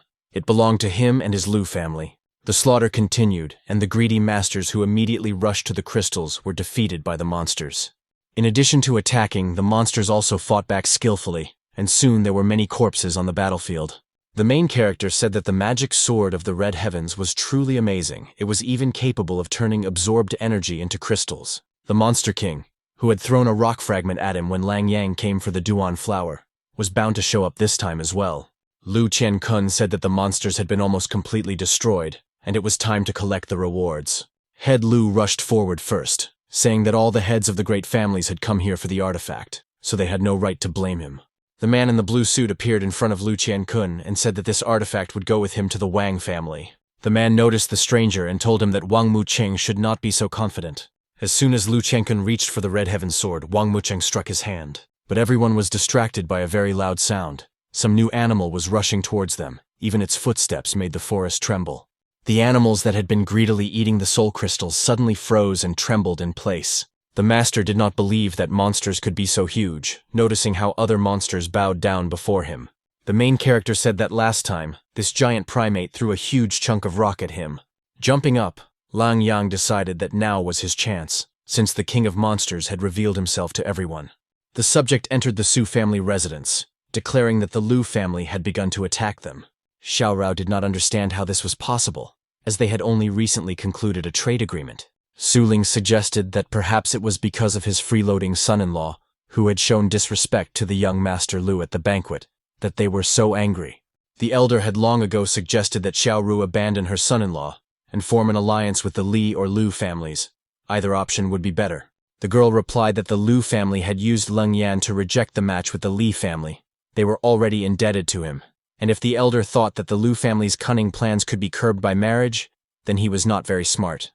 Ling asked the girl what their chances were of resisting, as sooner or later the family would fall into decline at the hands of Xiao Ru. Ling wanted to take control and lead the people away, to keep the Su family under his leadership. Lu Chengfeng thanked the Celestial Master for healing his legs and restoring his meridians. Lu Tianan said that now they would attack the Su family with her support, and the celestial being Yao only needed to defeat Leng Xiaotian. Yao said that it was not fitting for a celestial being to dirty her hands with such trifles, that she would kill Leng Xiaotian. They would pay 1 million in gold, and that would be the end of their cooperation. Lu Chengfeng ordered the Lu family to attack the Su family, except for Mu Rou and Leng Xiaotian, and to kill the rest without mercy. Chengfeng wondered what good Longyang's strength would do, as he did not foresee that the Lu family would also find a celestial master. A huge beast stood before the masters. They had to join forces, otherwise they would never be able to defeat the Monster King. Some warriors believed that they would not be able to defeat the Monster King, so it would be better to attack the ordinary monsters together, so that they could at least get the soul crystals. For some unknown reason, the huge beast did not react to the warriors in front of him. He raised his hand and began to call someone to him. The main character emerged from the depths of the forest. The king of monsters was calling specifically to him, and he went to meet him. Wang Mucheng did not understand who this young master was, because he did not feel the aura of a warrior. Lu Qiankun revealed that this was the very same tiger-ranked master, but Wang Mucheng doubted this because the guy was too young. The man also added that he was now unsure of the protagonist's rank, as he had only thought so a month ago. The man from the Wang family bowed to Leng Yan, who had saved him from the earth crocodile last time, and was now happy to see this master. Mucheng remarked that he had been too busy with his practices in seclusion for too long. The head of the family greeted him, but he did not even bother to respond. The man replied to the head that they were all in the tiger rank, but young Master Lang was at the gold list level. Mucheng replied that the golden siasik meant that he was capable of killing someone higher than himself in rank. It was possible to defeat an opponent higher than oneself in rank, but killing was not so simple. Tiger-ranked warriors had many techniques for self-defense. Another master did not believe in Lang Xiaotian's strength, stating that he was not even at the tiger rank, and at most at the second dan, he would not be able to compete with experienced martial arts masters. Lu Qiankun asked everyone to forget about it. No matter what anyone thought of Mr. Lang, their common enemy was the king of monsters. Suddenly, 2 monsters rushed at the main character. They were the same tiger and panther that had protected the flower last time. Last time, when Lang Yang came for the Duan flower, he chose not to mess with them or the Monster King, but for some reason, they thought the legendary warrior was afraid of them. In a split second, the 2 terrifying monsters were defeated, proving once again the power of the main character. The Monster King watched this and pointed his finger down at Lang Xiaotian's strength, disapproving of his skills. The man told the Monster King that he was indeed strong, but he should not underestimate humans. As a third-rank warrior, the master wanted to give him a fight. The huge primate showed no emotion towards the man, but simply crushed him with his hand, killing the master on the spot. By crushing the third-rank tiger warrior with a single blow, the Monster King proved his terrifying physical strength. Lang Yang rushed straight at him, wanting to test the Monster King and see how strong he really was. Wang Mucheng thought that the main character had decided to simply die, daring to compete in strength with a giant primate. But when they collided, the Monster King was unable to overpower Lang Yang, creating a shockwave around them. Wang Mucheng didn't understand how this happened. He saw how strong the giant primate was, but for some reason, the main character was still alive. Lu Qiankun also understood that this monster was terrifyingly strong, and they should not treat it lightly. Lang Xiaotian said that the master's strength was not enough to harm it. In order to pierce its thick skin, weapons were necessary. Using the Wang family's 9-sword technique, the deadly moon sickle, the overwhelming sword technique, and the falling star shuriken, all these attacks flew towards the primate, who was beating his chest. But as soon as the smoke cleared, the primate was standing in the same spot and appeared to be unharmed. Lu Qiankun noticed that the skin of this Monster King was as rough as stone, and its muscles were as strong as steel. Even a combined attack could not break through its defenses. The main character constantly felt that someone was watching this place from the darkness, assuming that there was someone even more dangerous here. Lang Yang decided not to reveal his full power, but to have some fun with the Monster King first. Using the Ice Execution Sword, first style of destruction, the guy shot a beam from his finger, and this time the holy power was able to pierce the primate's skin. The master noticed that this attack was similar to the one Lang Yang used last time when he defeated the monster, and saved everyone. The master had also never seen the young Master Lang draw his sword. Wang Mucheng was surprised at how Lang Yang was able to wound the primate without taking his sword out of its sheath. He thought that it was not his skill, but that of his magic sword. The other masters nearby were shocked by the main character's strength, as he was the only one who could break through the Monster King's defense. Lu Chengfeng was angry at this time, wondering how the insignificant Su family could be so well protected. Noting that they were well prepared for defense, the main entrance was blocked. It was easy to defend, but difficult to attack. The elder also considered it hopeless, saying that they needed to ask the celestial master Yao to break through their defenses. Lu Tianen did not want to, because they could not ask the celestial master to deal with such trifles, and he could take care of the Su family himself. Su Muling was frightened, and Su Lin insisted that his son-in-law go to the Lu family and kneel down, admitting his guilt. Su Muchen was already looking for his brother-in-law, but he was not at the residence. The second time they were attacked, he left. The elder said that as soon as the Su family had problems, the son-in-law would disappear like the wind. Mu Rou asked everyone to calm down, saying that after the Li family's attack, she had taken proper care to protect the residents. Her older brother ran into the room and told his older sister that the Lu family had passed through the main gate. The girl didn't want to believe it, as the main gate couldn't be broken down so quickly, and to open it, you needed a special key that only she, her eldest uncle, and her third uncle had. Su Ling said that Xiao Rou was leading the Su family to certain death, and the old man had no choice but to take the best fighters and promising young people with him to save the family. The third uncle said that the Su family was in great danger and that they could not compromise their honor and flee. The uncle asked Xiao Rou to take her confidants and son-in-law with her and leave for the ends of the earth. Xiao Rou thought that someone had betrayed the Su family, but she wasn't sure, because the choice was between two people. Lu Qiankun didn't understand why the primate had such impenetrable skin. Except for the attack by the young warrior Lan, they hadn't even scratched it. The elders of various families decided to join forces again and attack the Monster King. But all attempts were unsuccessful. The huge beast scattered the strongest elders with his palms. Wang Mucheng said that the monster was too dangerous. They were no match for it, and it was better to focus on defense, otherwise the masters would be doomed. Lang Yang understood that it was impossible to use the guiding magic sword Yin without absorbing another magic sword, and without it, it was not so easy to break through the monster's defenses. Although the main character had honed his skills by destroying the Li family, defeating this monster was no easy task, and he still needed to save his strength for the danger lurking in the darkness. A mysterious masked master appeared from the depths of the forest, saying that hopes of defeating the Monster King were pipe dreams. The guy decided not to reveal his identity until they were ready to join forces to defeat this monster, saying that the secret sword would go to the best. The elders were sure that they would not be able to break through his defense, but the stranger did not know this. Assuming that ordinary weapons could not pierce it, the guy said he had a solution to pierce the primate's skin and asked to be called Handsome. The main character looked at the guy and immediately understood who he was, and Handsome was surprised that he recognized him. Lang Yang noted that he could hide his face and name, but his aura remained the same. Besides, in the entire city of Camel Peak, apart from the crazy Li, he was the only kindred spirit here.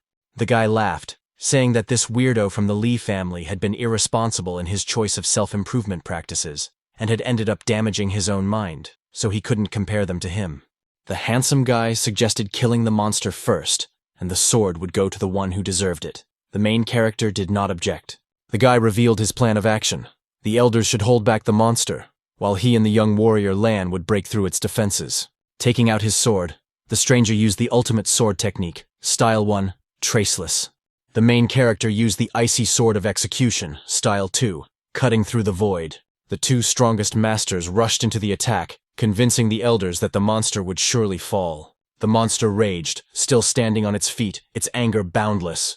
With a roar, the beast began to stomp the ground. A wave of stone spikes rose from the ground from the stomping of the Monster King, throwing the masters into the air. However, the attack by the two young masters was not in vain. They managed to seriously wound the primate. Wang Mucheng thought that such a powerful attack was possible for the masters because of the magic swords. which he himself wanted to get his hands on. The Monster King soared into the air and was about to crush the main character with his feet.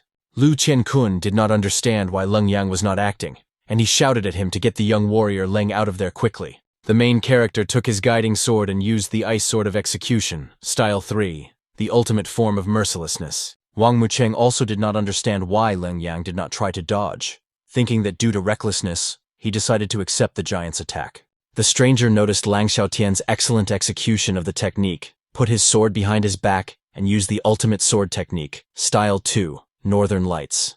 When the primate landed on the ground, there was a crack in the ground, and the foot of the Monster King in Lang Yang's place. Lu Qiankun thought that the young warrior Lang had been crushed by this monster, and there would be nothing left to bury. Suddenly, the monster began to scream, its body convulsed, and fierce attacks appeared around it.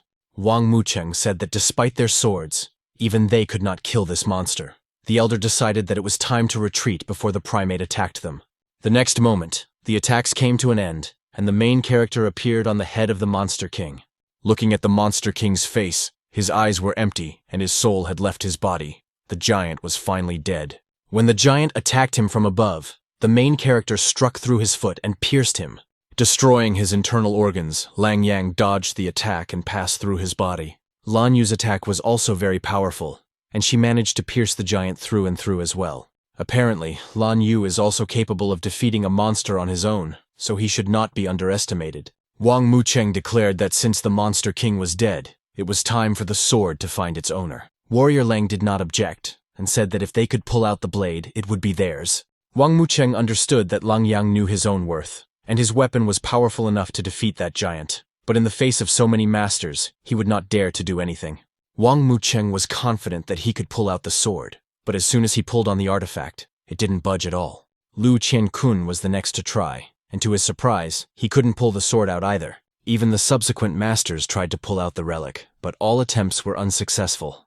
Lan Yu climbed out from under the rubble, declaring that only a handsome man could pull out this blade. Wang Mucheng told the master not to behave like that in front of his elders. Since the king of monsters had been defeated, he could simply hand over his weapon, and Chief Wang would guarantee his safety. Lan Yu laughed and said that he could have killed the king of beasts without any weapons, although it would have taken more effort. Wang Mucheng didn't believe him, so Lan Yu decided to demonstrate by raising his hand and firing. Chief Wang raised his blade to defend himself from the attack, but his sword was immediately destroyed. While Lan Yu was proving his strength, an unknown master came out of hiding and rushed towards the sword. The man told his enemies to continue fighting while he took the sword. A master named Shu Nanhu. The main character shot energy from his finger to scare Shu Nanhu away from the legendary artifact. Grabbing his axe, the man said that on a worthless Camel Peak, he, Shu Nanhu, had encountered two opponents comparable to him in strength. This was quite unexpected for him, but he was able to deflect the energy shot with his axes. Wang Mucheng was even more surprised that Leng Yang was able to attack with his chi without using weapons. Lu Qiankun convinced him that the masters were not of the dragon rank, as their practices were different from the usual ones. Wang Mucheng asked how he could be so strong if the guy wasn't even a warrior, suggesting that they might both be legendary celestial masters. The younger generation knew nothing about celestial beings. Head Lu revealed that celestial masters were on a completely different level than ordinary warriors. Lan Yu knew who Shu Nanhu was, a legendary master and one of the 5 demons of the Black Wind Cave. Zhu replied that Lan Yu was quite perceptive, so they could kindly give him this sword. Lan Yu had no intention of agreeing with the master's decision, telling him not to talk nonsense. The master launched a long-range attack on Shu Nanhu, but once again, his axe blocked the thrust. Lang Yang decided that this was his chance to take the Red Heaven sword, while the two masters were distracted by their duel. As soon as the protagonist got close to the artifact, Lan Yu and Shu Nanhuo attacked him. The young man apologized to his fellow practitioner Lang, telling him that this treasure would only go to someone worthy, and no one would simply give it up. Lang Yang did not consider this a problem, saying that they would see who was worthy of receiving it. On the contrary, he wanted to see what the master's practices were capable of. While the 3 strongest warriors were engaged in battle, the elder rushed to the sword, deciding to take it while they weren't looking. But as soon as he got close to the sword, the 3 celestials attacked him at once, creating an explosion. Lu Qiankun said that the great families would not see this treasure, and now it was up to these 3 to decide who would laugh in the end. Wang Mucheng asked where the young master Ling came from and why he had never heard of him. Despite his young age, he possessed such powerful practices. Lan Yu said that it might turn out that all three of them would lose, wounding each other, and that it would be better to join forces against Shunanhu and then meet in a fair duel for the sword. The brothers agreed to combine their skills and attack Shunanhu together. Blocking the attack, he jumped back and said that Lang Yang was not fighting at full strength, so Lan Yu had better side with him and defeat the main character. The masked man said that made sense. That for such a reward, one would have to be less picky about the means. Zhu Nanhu added that winners are not judged, and that all means are good for the sake of victory. Lu Qiankun noticed how the two immortals had turned against Lang Yang, thinking that nothing good awaited Master Lang. Wang Mucheng believed that if the three immortals wore each other out, he would have a chance to win. A battle raged at the Su family residence, and the Lu family was getting closer and closer to the Su family members. Xiao Rou asked the elder if the Lu family really wanted to exterminate her family. Lu Chengfeng replied that they should blame the insignificant Lang Yang for provoking him, and that no one could help the Su family today. Su Ling added that he had warned them that Lang Yang would bring trouble upon them. It would have been better to expel him from the Su family. The third brother turned to Xiao Rou and asked the head of the family why she was still here if he had told her to run away. The girl replied that they were not going to run anywhere. Xiao Rou lived for the Su family and was ready to die for them. Chengfeng decided to see what the Su family could do against the Lu family masters, ordering them to rush into attack. When they reached the Su family, the elders were the first to go on the defensive, clashing swords with the masters. Chengfeng said that Xiao Rou was strong, but Liu Yuandao, Yu Chankun, Chen Yuanshao, and Zhang Xiaotian had to prove their loyalty if they didn't want to end up like Wang Wei. The four third-rank Tiger Masters all attacked the head of the Su family, and everyone knew that she didn't stand a chance against them. At first, the girl fought well against the four masters, but she could barely keep up with them. Xiao Rou decided to retreat, as the master's strength began to exceed her abilities. The man told the young Master Lu that he would immobilize Xiao Rou for him so that he could enjoy her to the fullest. As soon as he finished his technique, suddenly, the master's hand was torn off, surprising him. The warrior asked who dared to attack him. The attacker turned out to be Shi Shang, who was holding his big sword. Zhu Nanhu said that it was difficult to resist four hands with two fists, and that Lang Yang was too arrogant. While Zhu Nanhu continued to show off, Lan Yu seized the moment and attacked him. Lan Yu apologized but stated that he would not form an alliance with low-level scum. Zhu called him a scumbag for deliberately pretending to attack him by surprise. Lan Yu reminded the master of his own words, that winners are not judged, and that all means are acceptable for the sake of victory. Xu Nanhuo took up his sword, saying that he would see if the masters could take possession of the magic sword without the amulet. Even the main character tensed up, his premonition getting worse and worse, not understanding what threat was hidden in this sword. Zhu understood that the amulet must have limited the sword's power, and now that it had been removed, it would be much more difficult to subdue the sword. As soon as the amulet left the sword, it was covered in fire and a face appeared on it, which began to glow. Suddenly, a spirit emerged from this face, an old man with white hair and red clothing. The spirit of the sword began to gather energy at its mouth, rapidly accumulating power. As soon as he fired, the incredible power of the attack tore off Xu Nanhu's arm along with the amulet. Even the head of the great family, Lu Qiankun, who was standing to the side, was injured by the spirit's attack. The spirit said that the Venerable One thought he was sealed in this sword for eternity, until his soul completely dissolved, but someone had broken the sealing amulet. Lan Yu tensed up, not understanding what kind of monster had emerged from this sword, for it possessed terrifying power. The Venerable One noticed the Celestials and realized that they had freed him. His spirit was still weak, and in gratitude, he would devour them first. The main character was amazed by the terrifying power, for it was this danger that he had sensed from the very beginning. Lan Yu told the spirit not to be so presumptuous, and suggested that they simply part ways without fighting. But the Venerable One just laughed, and reached out his hand straight towards the celestial being. His speed was incredible. Reaching the masters with his hand, he threw them back. The Venerable One had no intention of retreating. He wanted to fulfill his promise and devour them. Lan Yu understood the danger of the situation. The evil spirit was devouring everything like a madman, and the danger would soon reach them. Su Muling was delighted by the arrival of the cold-blooded swordsman Shishan, one of the 10 young talents of Camel Peak City. Xiao Rou expressed her gratitude to the young master for his help, but this was not his battle. Shishan said that this was not the case. The young warrior Ling and the second youngest lady of the Su family had helped him a lot, and now that the Su family was in trouble, the master could not stand aside. Su Ling said that Shishan was useless. Although he had potential, his self-development had not progressed for several months. Chengfeng noticed the young man and declared that a nobody of eagle rank thought himself a great warrior. There was too much trash in Camel Peak City. The master, whose arm had been torn off, decided to deal with him himself, believing that Shushan was lucky because he had caught him off guard. As soon as the warrior approached Shishanu, his blade pierced the warrior's chest, killing him instantly. The master did not understand how an eagle-ranked insect could have such a quick reaction. Elder Lu Tianan was surprised, while the celestial being Yao continued to watch this entertaining spectacle. Shishan raised his sword and pointed it at the elder, saying that they would only attack the Su family over his dead body. Cheng Feng told Yu Qiankun, Chen Yuanshao, and Zhang Xiaoyan that as 3 third-ranked tiger elders from Qiankun City, they should not be afraid of an eagle-ranked nobody. The man said that Shushang was able to surprise them, but the 3 of them would crush him without any problems. The 3 masters rushed into battle, using the Abyss Fist, the magic spear's overthrowing attack, and the mountain tiger's roar. Xiao Rou wanted to help Shushang, but Cheng Feng laughed and said that this man was already dead. Using his new style, the young master did not let his enemies get close to him, cutting each one down. Cheng Feng was shocked. All 3 masters were dead on the spot, killed by the eagle-ranked warrior. Su Ling changed his mind, and now thought that the Su family had a chance of salvation if Shishan was so strong. Shishang only regretted that his deadly sword style was not yet fully honed. Otherwise, a single swing of his sword would have been enough to kill these masters. Old man Lu Tianan approached the master and decided to deal with Shishang himself, because he didn't know what else he was capable of. Su Mucheng turned to Lu Tianan and asked if he had seen how strong Shishang was. Upon learning the old man's name, Xiao Rou noted that she had never heard of a tiger-ranked master with that name in the Lu family. Su Ling knew him. The old man had been the strongest in all 5 cities of Camel Peak 80 years ago and, according to rumors, had died 60 years ago. Su Muling wondered if the young master had any chance against such a terrifying monster.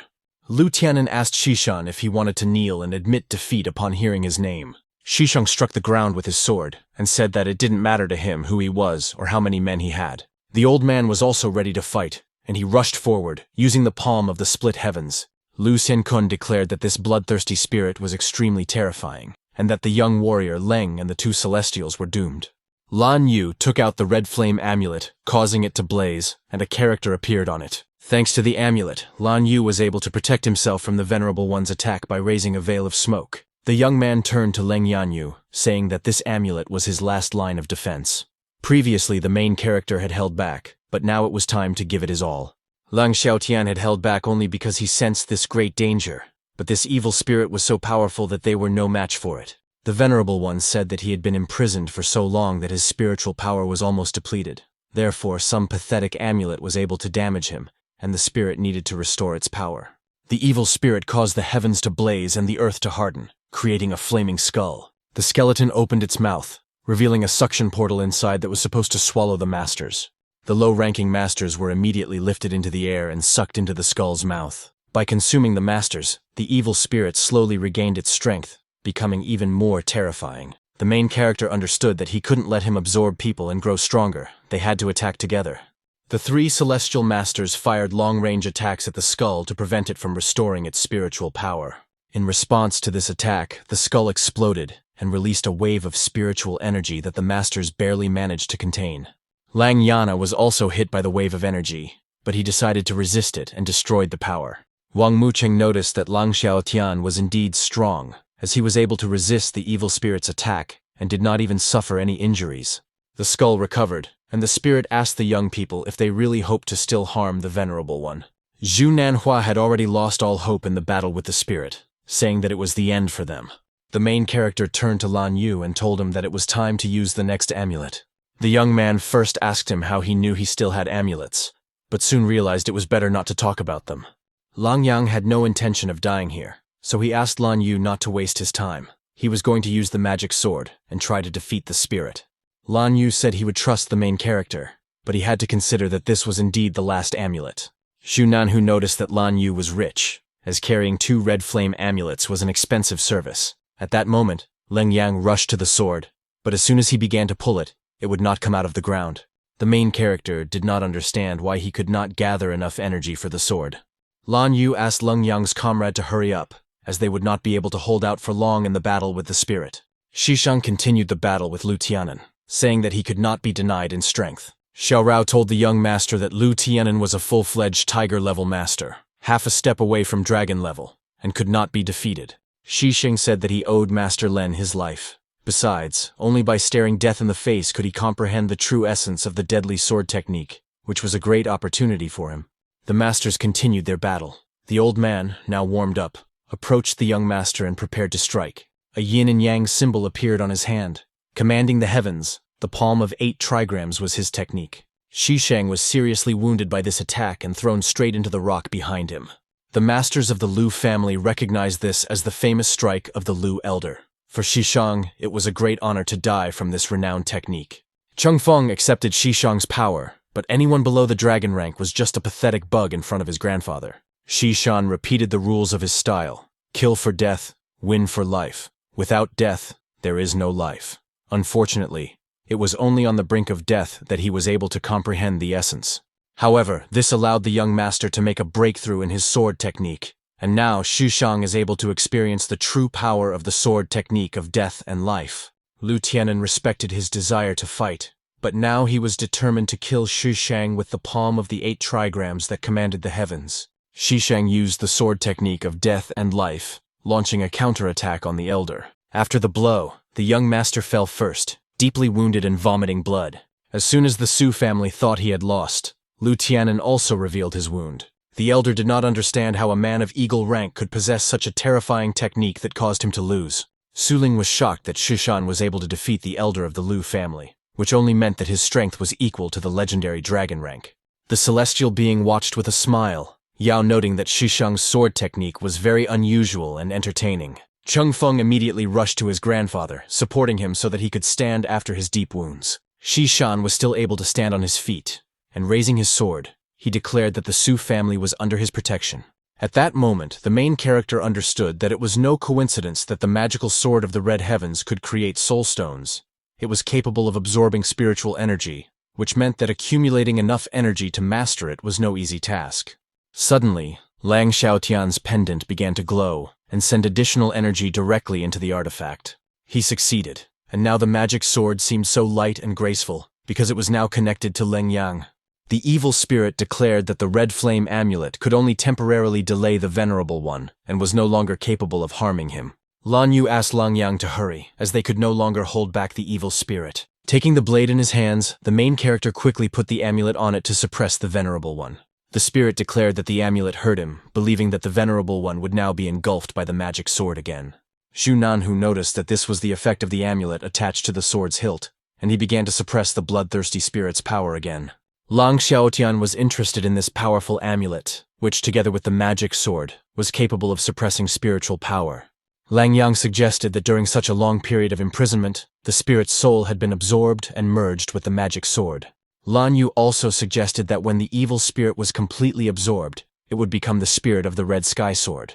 He took possession of the Red Sky magic sword, and it seemed that there was no other way to get rid of the bloodthirsty spirit. The Venerable One stated that even the 4 Supreme Lords could not kill it, only seal it, so it should be beyond Lang Yan's power. The spirit offered Lang Yan a deal. He would not seal him in the sword, and the Venerable One would help him with his affairs. Xu Nanhu said that all 3 of them had found this magic sword, and the main character had no right to take it for himself. Xu asked for the sword to be given to him, as he was one of the 5 demons of the Black Wind Cave, whose leader was a very scary man. The main character did not care who he was or who their leader was, and he did not kill him only because he sensed a hidden threat. But now, there was no point in Leng Xiaotian keeping Xu alive, and he was going to kill him. Nanhua laughed at the fact that Lang Yang hoped to take his life. Even though he was wounded, he was still strong.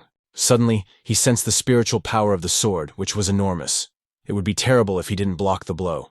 But as soon as Xu Nanhua's axe touched the blade of the Red Heavens, the axe immediately began to break. There was an explosion, and before he died, Xu left a mark on the main character, so that his comrades from the Black Wind Cave would find the guy. Lan Yu asked the main character if he was going to use the magic sword against him.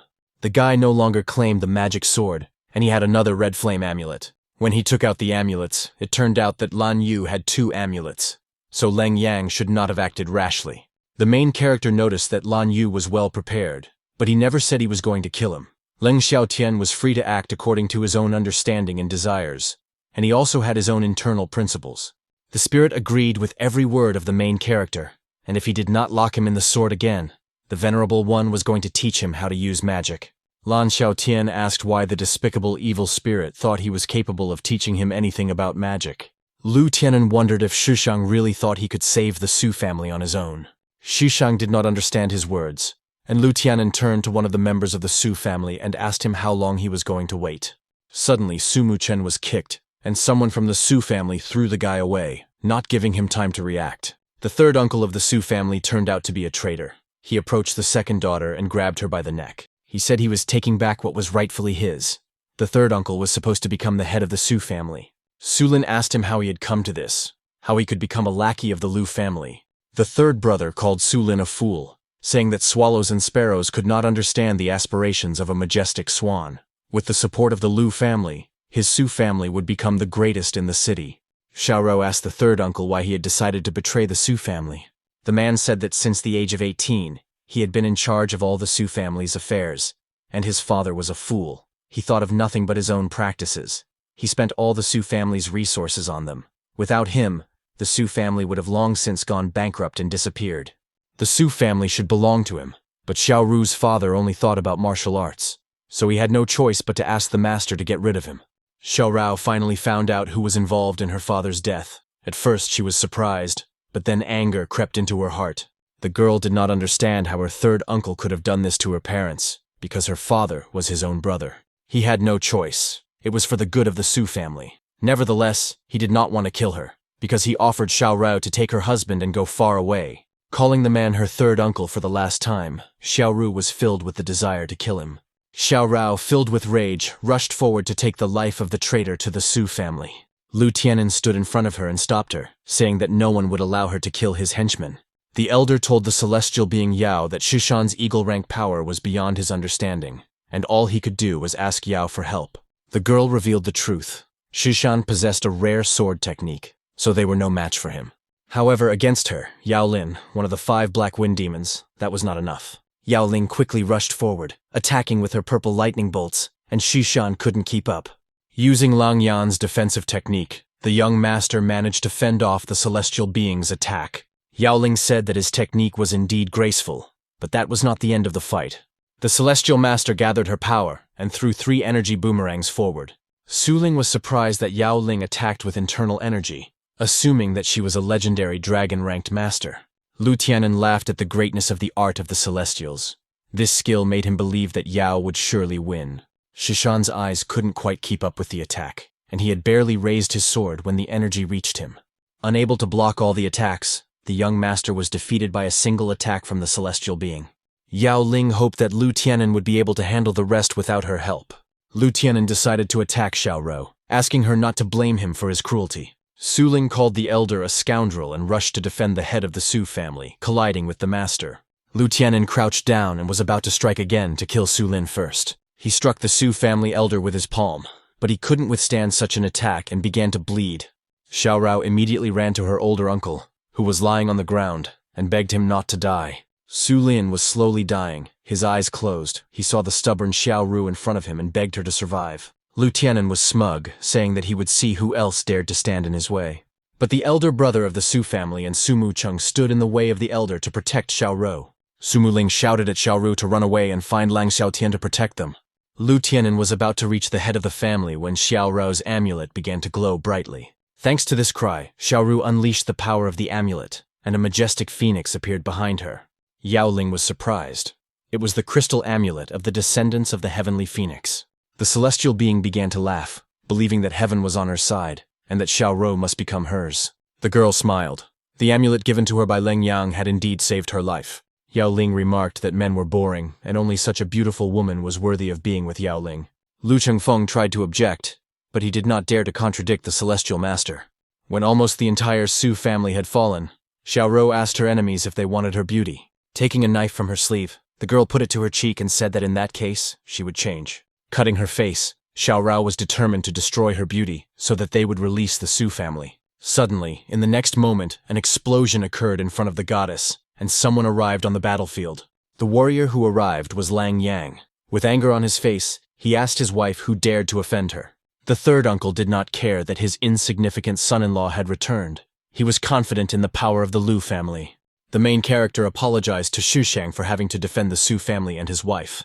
Lang Yang gave the young master a pill that would heal his battle wounds.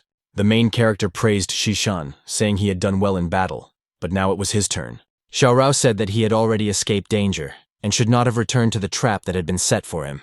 Lang Yang noted that this was true. Xiao Ru had already told him not to interfere, and that their marriage was only a fictitious deal, and that they were not on the same level, so she did not expect much from her son-in-law. It goes without saying that Lang Yang should not interfere in the affairs of the Su family. They have no reason to interfere in each other's destinies. Xiao Rou wondered why he had returned then. The main character revealed that he had come because they had gotten along well during that time, so he promised that if the Su family was in trouble, he would take care of them. Initially, the guy stood up for Su Muling, but now it was not only that. He had heard Xiao Rou defend him and even hurt her face for him, acting very recklessly. Even though their marriage was fictitious, Xiao Rou was still his wife and could not allow Lang Yan to be disgraced. The girl regretted that her older uncle had protected her at the cost of his life and fallen in battle. The main character revealed that even though he was already lying lifeless, he could still be saved. Since he had stood up for the girl, he would give him the pill that could heal him. The third uncle was angry that Lang Yang had decided to defend Xiao Ru, since he couldn't even defend himself. The main character heard these words and told the man to shut up and get out of his sight. After attacking him, the third uncle did not understand why, because Su Muling was still in his hands. When the attack reached its target, the third uncle was easily defeated, and Su Muling remained unharmed. The girl hugged her brother-in-law, saying that he was the best. She knew that he would save the Su family. Su Ling suddenly woke up, surprised that he was still alive. Xiao Ru revealed the reason for his revival, all thanks to Lang Yang's medicine. The man was still alive, and he asked Leng Xiaotian why he was so strong and how he dared to raise his hand against his third uncle. The protagonist said that he was not worthy of being recognized as his uncle's relative. Anyone who dared to raise a hand against Su Muling deserved only death. In the next moment, Lang Yang's attack reached the third uncle's head and took the traitor's life. Su Ling wondered how his pathetic, freeloading son-in-law could have become so strong. Chengfeng noted that the members of the Su family were indeed idiots, because standing before them was the ruthless killer Lang Xiaotian.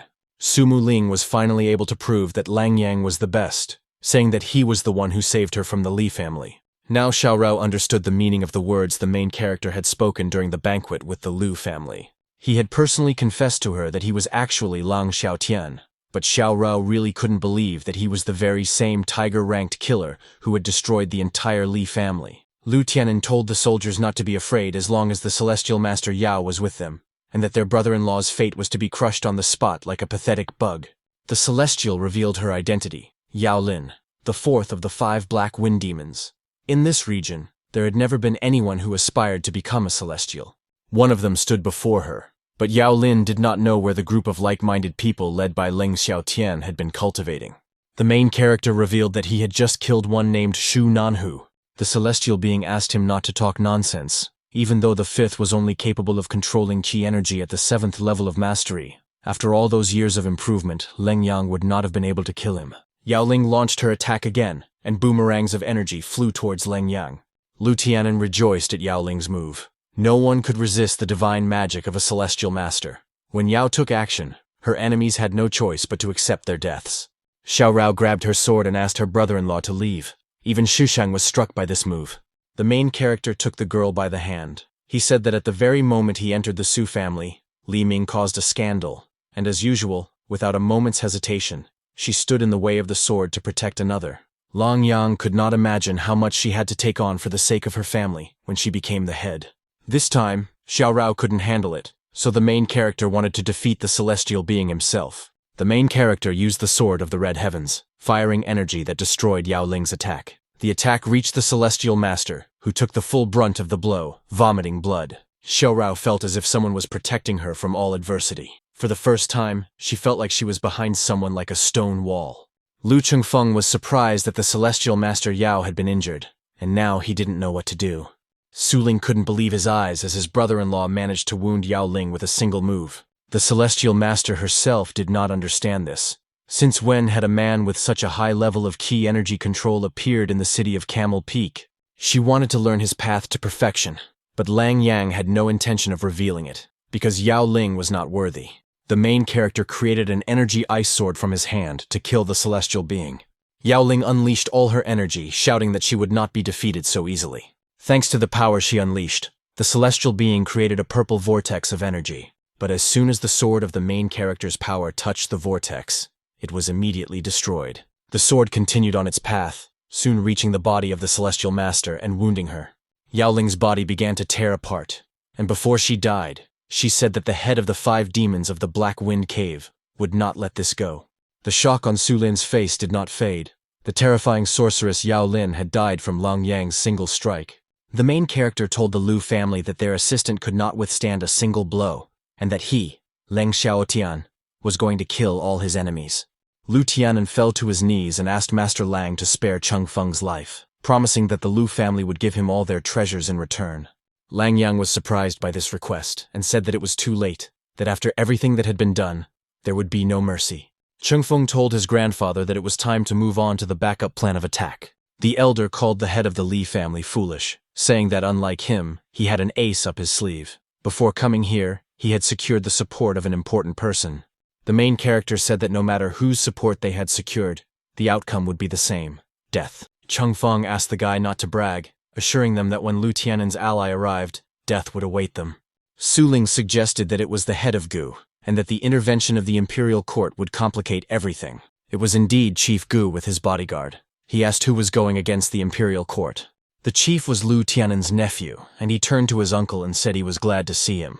The elder told Leng Yang that he was too young and naive, and that destroying the Lu family was a pipe dream. Cheng Feng turned to Xiao Rou and asked her to wait a little while, and he would dishonor her right in front of Leng Yan. She herself knew the power of the imperial court. If she dared to resist, her husband would be quartered. Su Mu Ling called Cheng Feng despicable and shameless, saying that he was immediately looking for support because he did not have the strength to stand up to his brother-in-law on his own. Cheng Feng believed that influence and support were also a kind of power, and the Su family did not have that. Xiao Rou appealed to the head of the Gu family, saying that in memory of her father, with whom he had been friends, surely he, as a representative of the authorities, would not fail to judge fairly. The head said that sometimes he was not his own master. Moreover, his favor toward the Su family had died with her father. Cheng Feng asked Lang Yang if he dared to raise his hand against him with the support of the Lu family. As soon as he spoke again, the protagonist swung his arm and struck him in the face. When Lu Chengfeng fell to the ground, Lang Xiaotian walked over and stepped on his head with his boot. Lang Yang said that he had hit him, so now he could ask Chief Gu if he dared to interfere. Lu Tianan told the head that Lang was acting out of line. Turning to his nephew, he asked him to arrest this rebel. Chief Gu repeated his words, saying that sometimes he was not his own master.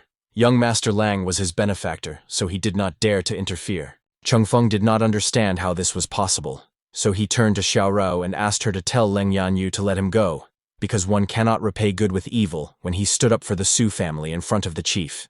Head Gu asked Chengfeng who was interested in his intercession. The charges were dropped when he learned of the Su family's connection to Lord Ling. Su Ling finally realized that his son-in-law was so influential that even the head of the Gu family showed him respect. In fact, he was an old fool who had met the living embodiment of a god and failed to recognize him. Xiao Rou was glad that her grandfather had chosen the right person, who did not disappoint them and truly saved the Su family. Lu Tianan decided that it was time to fight to the death to see if Leng Yang could defeat more than 400 masters. Su Ling did not believe in such enormous power of a celestial being. Someone would surely flee, putting the Su family in a difficult position. The elder said that at least half of those present would flee, and with the 4 great families of Qiankun City suffering, real chaos would ensue, in which case the head of Gu would not be able to stand aside. In such a situation, he really could not stand aside. So the head of Gu decided to surround the Su residence so that no one could escape, and this battle would end here. Lu Tianan said that this would play into the hands of the Su family. As a court official, Gu had to judge fairly and be impartial. Chief Gu respected Lu Tianan and called him uncle, and as the head of the city, he was always fair. The elder said that even if the old man had to sacrifice everything he had achieved on his path to perfection, he would take them with him to hell. Xiao Rou realized what was happening. The elder wanted to ignite his inner energy and destroy everyone along with himself. The main character laughed at the elder's decision and shot energy at him from his finger. Lu Tianan did not have time to do anything. Lang Yang's shot was much faster. The main character declared that a pitiful insect was, in the end, nothing more than a pitiful insect. Chengfeng saw his grandfather's death with his own eyes, and his anger towards Leng Xiaotian overwhelmed him. Lang Xiaotian asked the young man what he was going to do, whether he was going to fight him. The pathetic master fell to his knees and began to beg to be spared. to be given a chance to live, admitting that he was wrong.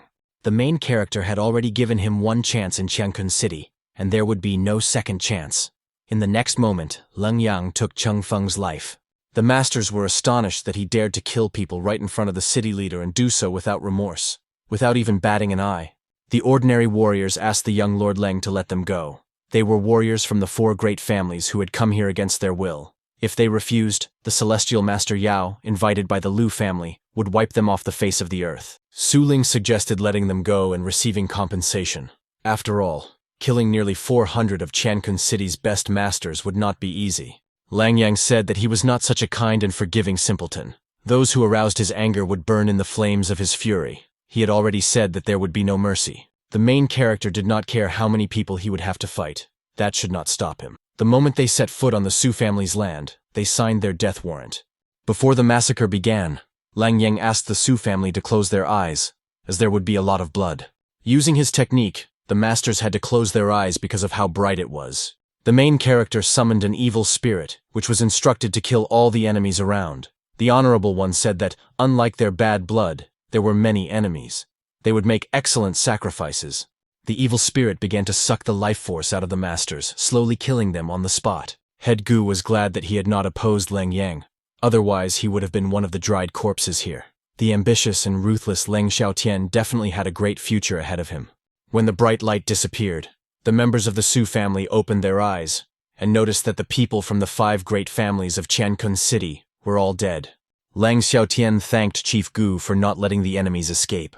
The chief replied that it was nothing. The main character hoped that he would settle everything necessary here, and he was going to go to Qiankun City. Except for the Wang Wei family, the rest would cease to exist today. Xiao Rou asked him not to be reckless, as there were more than 1,000 warriors in the 5 great families of Qiankun City, and he was taking too much of a risk. Chief Gu himself understood that. Even without taking into account how many warriors there were in the 5 great families, Xiao Yuan, the head of Qiankun City, would not turn a blind eye if he carried out mass killings there. If Lang Xiaotian exterminated the 5 great families of Qiankun City, it would destroy the city's economy, so Xiao Yuan would appeal to the imperial court, and they would send their masters here. The main character asked not to waste time, because if Lang Xiaotian wasn't going to do anything, no one could force him, and if he decided to do something, no one could stop him. The master said that the magic of the celestial master was terrifying. He could exterminate 400 people in a matter of moments. The power of Lang Xiaotian's killer magic knew no bounds. Half a day later, an evil spirit rampaged in the courtyard of the Lu family in Qiankun City, killing the residents. The elder asked the young man if he could be considered a hero or a nobleman in such a case. He is a true evil demon who kills the innocent. The main character never declared himself a good person. He was Leng Xiaotian, who followed only the dictates of his heart and had no worldly concepts of good and evil. If heaven dared to condemn him, he would challenge heaven itself. Today, the great families of Qiankun City would be destroyed, and no one could change that, because Lang Xiaotian had decided so. Walking past piles of corpses, Lang Xiaotian continued on to the next residence of a great family. On the 3rd day of the 11th lunar month of the 16th year of the Shang era, the Liu family was extinguished. The head of the city of Qiankun, Xiao Yuan, had no intention of allowing Leng Yanyu to run rampant. If 5 of the 6 families were destroyed, the city's economy would be ruined. Chief Gu asked Xiao Yuan if he thought he was capable of stopping Leng Xiaotian. Xiao Yuan said that the imperial court had countless masters, and Leng Xiaotian would not be able to stand up to a dozen warriors like him. Chief Gu replied that the young Lord Leng was a benefactor of his Gu family, and he and Xiao Yuan were colleagues, so he hoped that Chief Xiao would show him favor. Xiao Yuan said that from the day Xiao became an imperial official, he swore that he would never practice favoritism and would judge fairly, obey the law, and be worthy of His Majesty the Emperor. Chief Gu asked him not to worry that his city would fall into economic decline, promising him support in the form of 2/10 of all tax revenues from his city, as well as 3/10 of his personal income for 3 years. The man did not accept this offer, and asked Chief Gu who he thought Xiao Yuan was. Chief Gu decided to make a big deal, offering him half of his personal income and, in addition, anything he liked from the treasury. Xiao Yuan emphasized that he and Chief Gu were colleagues and loyal friends, so he could not allow his benefactor to be persecuted by the imperial court. Since it had been decided not to pursue the matter, it was necessary to stop the spread of rumors and justify the mass murder of 5 families. Otherwise, it would be difficult to justify it to higher officials. Head Gu had already stopped the rumors about Leng Xiaotian's destruction of the Lu family's henchmen at the Su family's residence, and people were afraid of the government soldiers and didn't dare to talk about it much. Xiao Yuan said that it was quite difficult to stop the information from leaking. After all, there were about 400 people there. Head Gu could assure everyone that no one had escaped. He had personally taken care of that, so any rumors would be unfounded. Xiao Yuan laughed at Head Gu's flawless decisions. In that case, he announced that the 5 great families had been destroyed in the course of Leng Xiaotian's righteous blood feud, and that no innocent people had been harmed. Lan Yu considered Leng Xiaotian to be the most ambitious and ruthless person of their generation, who, in a fit of rage, destroyed the 5 great families of Qiankun City without hesitation. The elder wanted to know the young master's opinion on whether Leng Yang would be willing to confront the masters of the imperial palace after he had wiped out the 5 great families. Lan Yu turned to Danyan and said that even if he went to the headquarters and removed the restriction on his power, he would still be unable to stand up to a large detachment of imperial masters. The old man did not understand why Leng Xiaotian acted so recklessly in that case. Lan Yu realized that he simply lacked perspective, and his father once told him a parable. The sparrow caught insects for food and laughed at the eagle, saying that it couldn't even catch a bug. But the eagle didn't try to prove to the sparrow that it could catch a bug. It just sat quietly in the tree and ate the antelope it had caught. That's what it means to have different perspectives. On the second day, even more sparrows flew in, and they all began to shame the eagle. But the eagle did not care about them because the sparrows did not affect his fundamental interests. Danyan pointed out that if this was the case, then Leng Xiaotian should have spared the 5 great families, since they were just pathetic sparrows, incapable of affecting this man's fundamental interests. Lan Yu added that on the 3rd day, after a successful hunt, the eagle went to the sparrows. Even though they did not affect his interests, their restless chirping became annoying, so the eagle destroyed them along with their nests, because everyone's patience has a limit. If it was not out of personal interest, but simply out of irritation, the destruction of the 5 great families, Leng Xiaotian was truly terrifying. Lan Yu liked dealing with this kind of person, who, possessing undeniable power, was capable of acting decisively and cruelly, regardless of the possible consequences. And since he was favorable towards him, the guy would not take action against him. In the city of Camel Peak, the Jin family, the man said that there were only 5 great families: Jin, Chen, Li, Cheng, and Su. Now that the Li family had been wiped off the face of the earth and the Su family had been weakened, the 3 families should join forces and take what was theirs. Chen Xiu, a second-ranked tiger, pointed out that this was true, and if they divided the Su family's property, all the city's means of production would be in their hands, and they would be able to rise to power. The elder replied that the Li and Lu families had opposed the Su family and coincidentally had been destroyed by Leng Xiaotian. Chen Shu did not want to attach too much importance to this. As he said, it was just a coincidence. The young man found out that no one in the Su family was acquainted with any murderer named Leng Xiaotian. Cheng Ye, a second-ranked tiger, added that if the Su family had secured Leng Xiaotian's patronage, they would have boasted about it long ago. The old man decided to accept these words, saying that the heads were right and that he must have been imagining too much. Chen Shu had inside information that Leng Xiaotian had destroyed the Li and Lu families in a blood feud, so it was all just a coincidence. In that case, they could calmly make plans on how to attack the Su family and take their property. It was also said that Leng Xiaotian was incredibly powerful, that he had been on Camel Peak and conquered a fierce and evil spirit there. Cheng Yi was also afraid that now that the 5 families of Qiankun City had been destroyed, all the cities were filled with rumors about the boundless magical power of the killer Leng Xiaotian. Under no circumstances should one incur his wrath. At the Su family residence, in Lang Yang's apartment, a feast was laid out for the main character. Lang Yang asked his subjects why they had brought him so many dishes, since he couldn't eat that much. The girl said that her brother-in-law had been working hard lately, so he needed to eat well. The maids would leave him alone, and if he needed anything, he could call them at any time. When they left the apartment, the girl was happy that her brother-in-law had looked at her, honoring her with his gaze. Xiao Rou knocked, asking if she could come in, and asked Lang Yang if he minded her coming in. The girl asked why he had so stubbornly hidden his power from them, and why he had kept himself in the shadows. The main character revealed that he wasn't hiding anything on purpose, and wasn't deliberately staying in the shadows. Just as when he wanted to destroy the 5 great families, he went and destroyed them. He usually acted as he saw fit, obeying only the dictates of his own heart. Xiao Rou pointed out that destroying the 5 families was indeed an impressive feat, But why did Lang Yang do nothing when some people said that his fighting skills were insignificant and even called him trash? The main character said that it was too much trouble. Their mouths spoke nonsense, not his, so he shouldn't care about it. Lang Yang did not belong to the same world as them. It did not matter whether ordinary people considered him strong or weak, a hero or a villain. In reality, it had no effect on his path to perfection. Therefore, the words of pathetic insects did not affect him in the slightest. As long as they did not touch what was important to him, did not cross the line, he had no desire to stoop to their level and pay attention to them. This was not false modesty or a desire to stay in the shadows. Xiao Rou assumed that, in Lang Yang's opinion, she did not have enough insight to understand him, so he hid his true power from her. The main character wanted to take action against Li Min, but was stopped by Xiao Ru, while Li Er stood up for Li Qian and asked for mercy, after which there was no convenient opportunity. It would be foolish to show off his power by making a spectacle of it. Xiao Rou jokingly said that she would love to see the famous Lang Xiaotian put on a show for her. The main character asked the girl not to worry about the wound on her face, saying he could find a remedy that would leave no scar. Sumu Ling eavesdropped on the conversation, hoping that the performance itself would not be as spicy as the scenes in theatrical productions.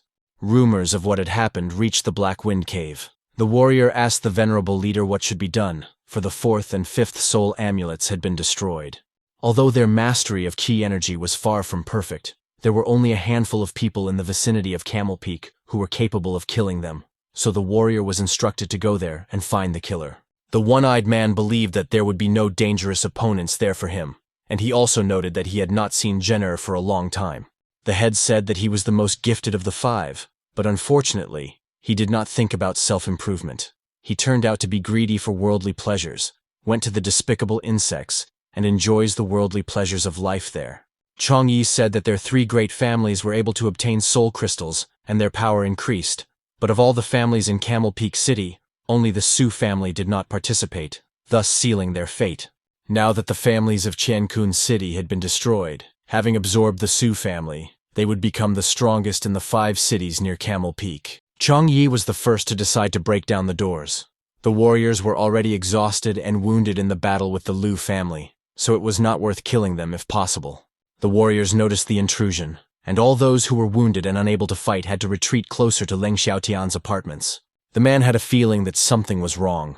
Even though the wounded members of the Su family had retreated, they did not seem afraid at all. Chong Yi believed that they were just pretending to be calm, and in the end, they fled anyway. Su Ling turned to the leader.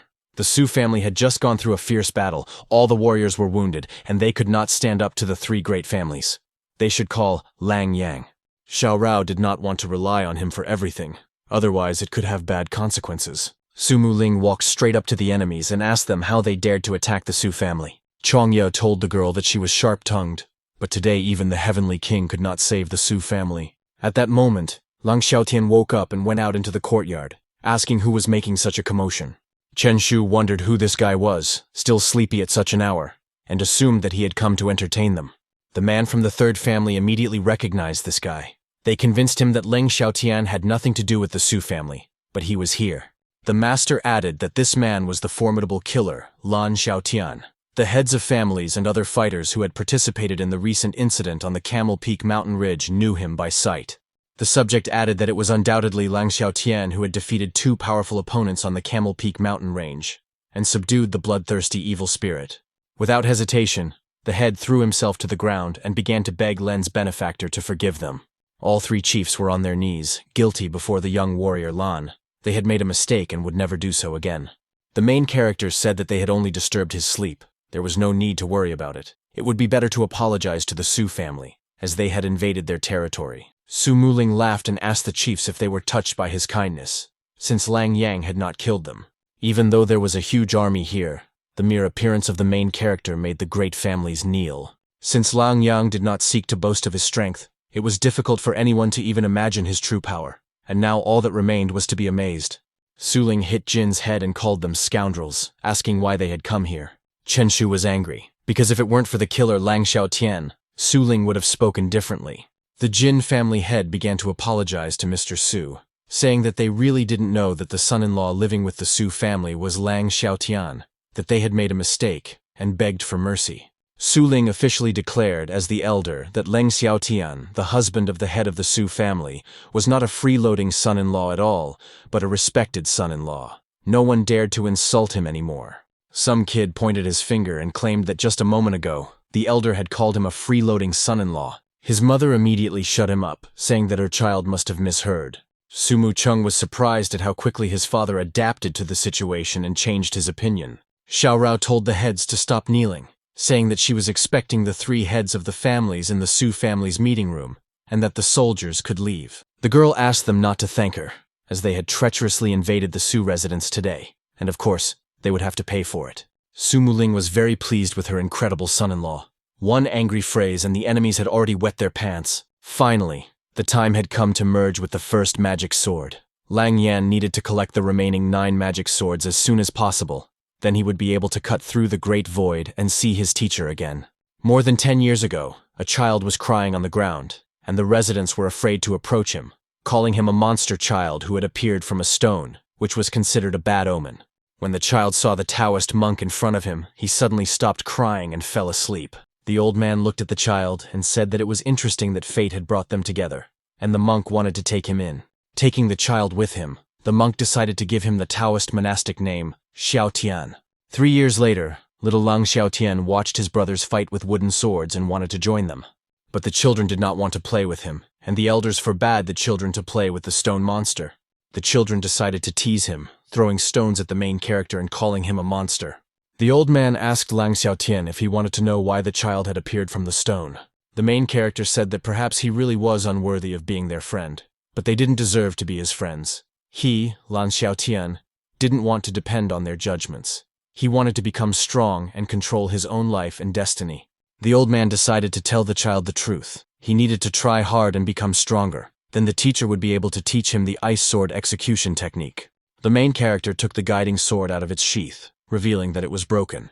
The magical sword of the Crimson Heavens, Lang Xiaotian was going to combine it with his own weapon. It cost him a lot of money and effort. Su Ling understood that although Lang Yan was not skilled in managing family affairs, he possessed great power. One is gifted with incredible strength, the other with a talent for managing family affairs. In the end, they are the perfect couple. A one-eyed warrior appeared in front of the Su family residence.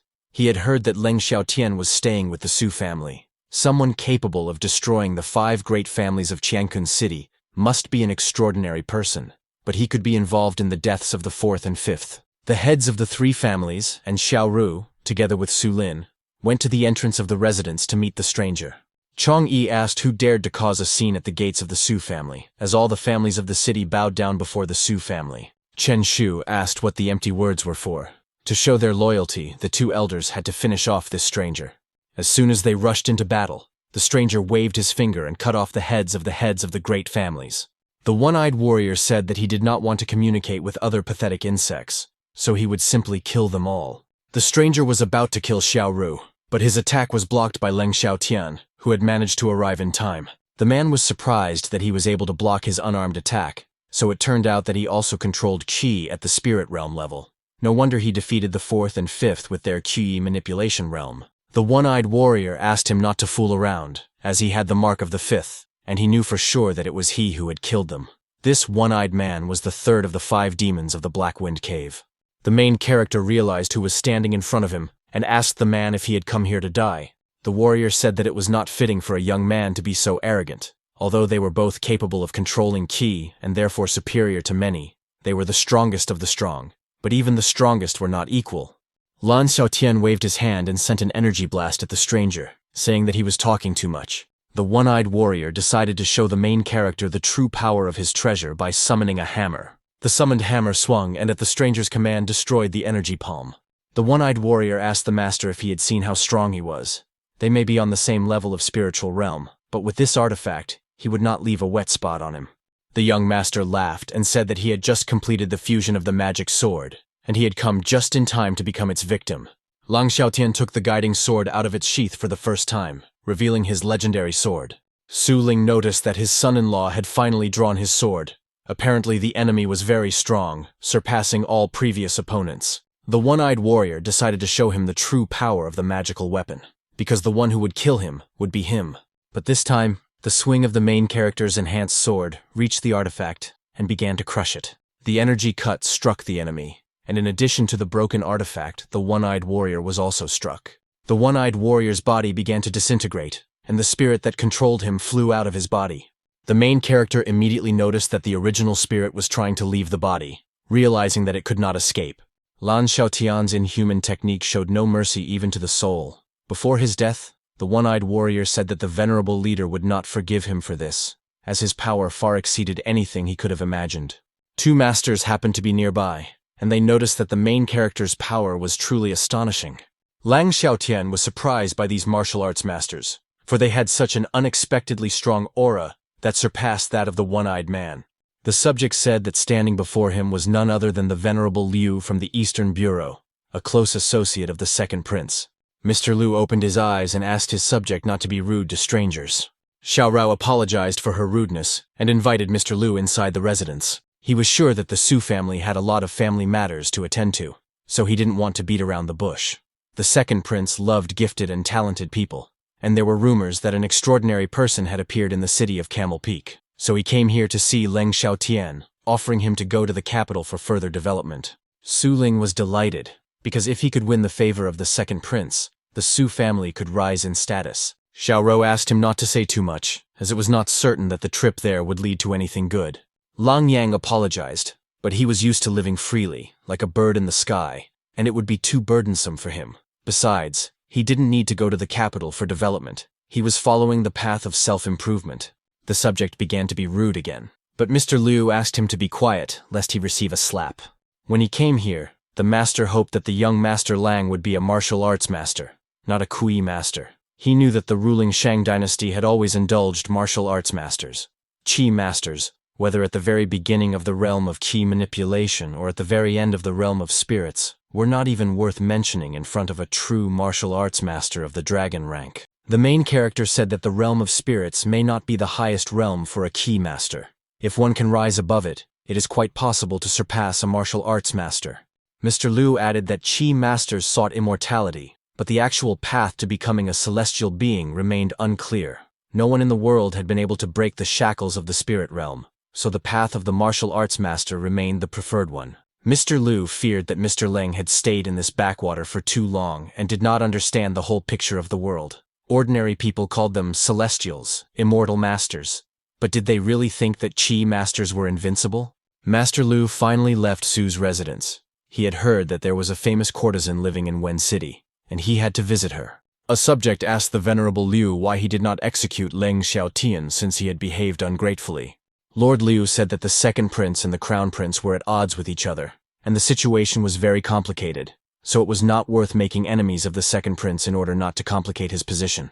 Besides, insignificant Qi masters were nothing but pathetic insects in the face of high-ranking martial arts masters. The stranger turned to Mr. Liu and asked him who had spoken so contemptuously about Qi masters. Before attacking, the stranger added that a sharp tongue would not lead to anything good, shooting a fireball at him. Mr. Liu noted that the stranger was wrong to consider himself a god, trying to dispel his attack. Two beams of Mr. Liu's abilities rushed forward to stop the Qi attack. The stranger smiled, asking if there really was such a powerful warrior in these cities. Mr. Liu told him to know his place and ordered him to leave peacefully. The stranger called Mr. Liu a nobody of the first rank of dragons, saying that he would have a chance against the one-eyed man, but against the venerable leader, he would fail. The man used the black demon fist, first Dan, summoning the green dragon. Mr. Liu decided to use the protective spell of the diamond fist of the sacred mountain. But his defense was quickly broken by the mysterious technique of the Master of Qi, killing Mr. Liu in the process. At the sight of the Black Demon's fist attack, there was only an empty abyss, leaving only the servant alive. The venerable leader told Mr. Liu that the one who killed him was the Black Wind Demon. The venerable leader had no time or desire to find out who killed the one-eyed man, so he hoped that he would come for his own death. Otherwise, the leader would destroy the city every day. Using the Black Demon's fist, the fifth Dan, the venerable leader threw dozens of dragons at the city of Wen. Soon, only ruins remained of the entire city, and many residents died under the barrage of attacks. At the exit of Camel Peak, there were many residents with their belongings, all fleeing the city. Rumor has it that the city of Wen was destroyed by a demon, and tomorrow this demon will come to destroy the city of Camel Peak. His power is absolutely beyond human capabilities. The city of Wen is larger than the city of Camel Peak, and even the killer Ling Xiaotian needed a lot of effort and time to destroy the 5 great families of the city of Changkun. There were witnesses who saw this demon summon 5 evil dragon spirits to destroy the entire city of Wen in one fell swoop, turning it into ruins. His technique was even more ferocious than that of Ling Xiaotian. Su Ling heard all the rumors and immediately rushed to Xiao Rou, convincing her that they needed to take the people of the city to a refuge. Xiao Rou did not want this, because in that case they would have to give up the residence left by her father. Su Ling understood that there was nothing to be done. The question was one of saving lives. Even if his respected brother-in-law took on the task, it would be impossible to defeat this demon with all their strength, so the only option was to flee. 2 strangers entered the Su family residence despite the guards' attempts to stop them. Before them stood the tiger army of the reigning Shang dynasty, Kun Shanji, vice general and second-rank commander, and Zheng Xiangtong, third-rank colonel and commander. Xiao Rou and Su Ling greeted Vice General Kun and Colonel Zheng, 2 glorious commanders. Vice General Kun told the head of the Su family that there was no time for formalities, as they had come to meet the respected husband, Ling Xiaotian. The dissatisfied protagonist approached and asked why they were looking for him, dismissing all greetings. The colonel asked him how he dared to speak to Vice General Kun in such a tone. Kun Shanji told the colonel to watch his words, as they had come to invite a man, not to hold a military tribunal. Vice General Kun addressed the young gentleman, saying that he was a military man, and therefore had no intention of beating around the bush. He had been informed that a man of great talent and ability had appeared here, so he invited him to serve the imperial court. The main character was sorry, but he was not interested, and he hoped that his decision would be conveyed to the imperial palace so that he would not be disturbed anymore. He was aware that he, like other key masters, was quite eccentric and did not like to deal with worldly affairs, so the military was ready to offer him a reward for his services. The vice general asked him not to rush into a decision, adding that his offer was related to the twin swords of Ganjiang and Mo Ye. The colonel laughed and said that if he didn't agree to their terms, why would they tell him where the twin swords were? He simply said that although Ling Xiaotian may have kept everyone in this area in fear, did he really think he was invincible? The colonel believed that the protagonist greatly underestimated the strength of the imperial palace masters. He said that he had never encountered a dragon-ranked warrior before. Suddenly, there was an earthquake, and a voice addressed Lang Xiaotian, telling him that if he was in the city of Camel Peak, he had to come out and accept his death. Otherwise, this city would be destroyed, and tomorrow the city of Changkun would follow. The colonel and vice general also decided to go see who had decided to attack the city and possibly help the main character. Before him stood a venerable leader. He felt a strong aura and the mark of the 5th, realizing that this was the killer who had destroyed them. The main character turned to the enemy, realizing that he was one of the 5 black wind demons, or the leader himself. His aura was extremely strong, and the insignificant one-eyed man was no match for him. Surely his power was not lower than the average level of the spirit realm, so it was not surprising that he was able to destroy an entire city with a single move. The man was revered as the leader of the 5 black wind demons. For some reason, he could not sense Lang Xiaotian's aura and understand his level of perfection. This would be possible if he were 2 levels higher than him in power, but at such a young age, it was simply impossible. Then he would have stood at the very top of the spirit realm, the great perfection, the highest that a master Qi could achieve. But the leader thought that he had simply perfected himself in some special way, or possessed an artifact that hid his aura. The main character said that since the head dared to come here and disturb him, he could make his move. The man laughed, adding that there were no equals in the vicinity of the camel, but even Ling Xiaotian would not be able to defeat him. He used the Black Demon Fist, first Dan again, summoning a green dragon to attack Lang Xiaotian. The main character responded with an icy execution sword, clashing with the dragon with 2 powerful attacks. The chapter noticed a very powerful energy, assuming that Lang Xiaotian was also at the middle level of the spirit realm. Kung Shanji assumed that the enemy was a black wind demon, a criminal from the Imperial Circular. The colonel reported that this man was accused of destroying the city of Wei and massacring innocent residents, as well as murdering the venerable Liu, the leader of the black wind demons, and ordered him to be executed on the spot. The venerable leader noticed the colonel and vice general, asking them where they came from and whether they too were seeking death. Realizing that they were only second-rank dragons, the chief would easily defeat the vice general with his Black Demon Fist. But the venerable leader did not have time to use a single skill and was immediately cut down by the colonel. Xiao Rou did not understand how this happened, as the one-eyed leader, who was far superior, was killed by Colonel Zhang with a single swing. The colonel said that only ordinary people called them immortal masters, celestials. His sword Gan crushed his soul along with his body. At close range, key masters are doomed to defeat. The sword in the hands of a dragon-ranked warrior is much faster than their spells. Dragon-ranked martial arts masters are indeed very dangerous. With comparable combat power, it is very difficult for a QI master to oppose them in close combat. No one expected that in this backwater there would be an enemy like this demon leader. In the first battle, the dragon-ranked warrior was careless. Otherwise the venerable Liu would not have been killed so easily. Although the second Dan of the dragon rank is comparable to the average level of the spirit realm, at a distance of up to 33 meters from the enemies, the key master is practically doomed to defeat. But otherwise, the key master cannot defeat even a few warriors. The colonel laughed, saying that this was impossible, unless it was a surprise attack or an ambush. Otherwise a martial arts master would never put himself in such a situation. Kun Shanji handed the young master Len a verification tag, saying that there was no point in staying here. If he wanted to know the location of the twin swords, the verification tag would help when he arrived in the capital and found him in the Iron Tiger Army's military camp. Xiao Rou turned to him, saying that the pair of magic swords were very important to him, and he was surely going to go after them. The main character confirmed her words. He wanted to obtain these swords, and he also wanted to take care of her scar. After all, it was a matter of his reputation, so Leng Yang was going to obtain the necessary ingredients and create a remedy to remove the scars. Chapter Zhang was happy to welcome Su Lin to Gu City. As for cooperation, they were very happy to enter into it. Su Lin was delighted that their respected son-in-law was Lang Xiaotian. If he found out that they were ready to cooperate, he would be very pleased. Xiaotian was a smart and noble young man who respected his elders and loved his juniors. Since he recognized him as his uncle, he would undoubtedly listen to his advice. Su Muqing noticed that his father had already trumpeted to all 5 cities of Camel Peak that their son-in-law was none other than Lan Xiaotian, and now he was enjoying the respect he had earned. Dragon-ranked warriors were extremely powerful, and there must be as many of them in the capital as there were clouds in the sky. Recently, Leng Yang had been preparing for the battle for the magical sword of the Crimson Heavens, but for the new battle, he needed to improve himself again.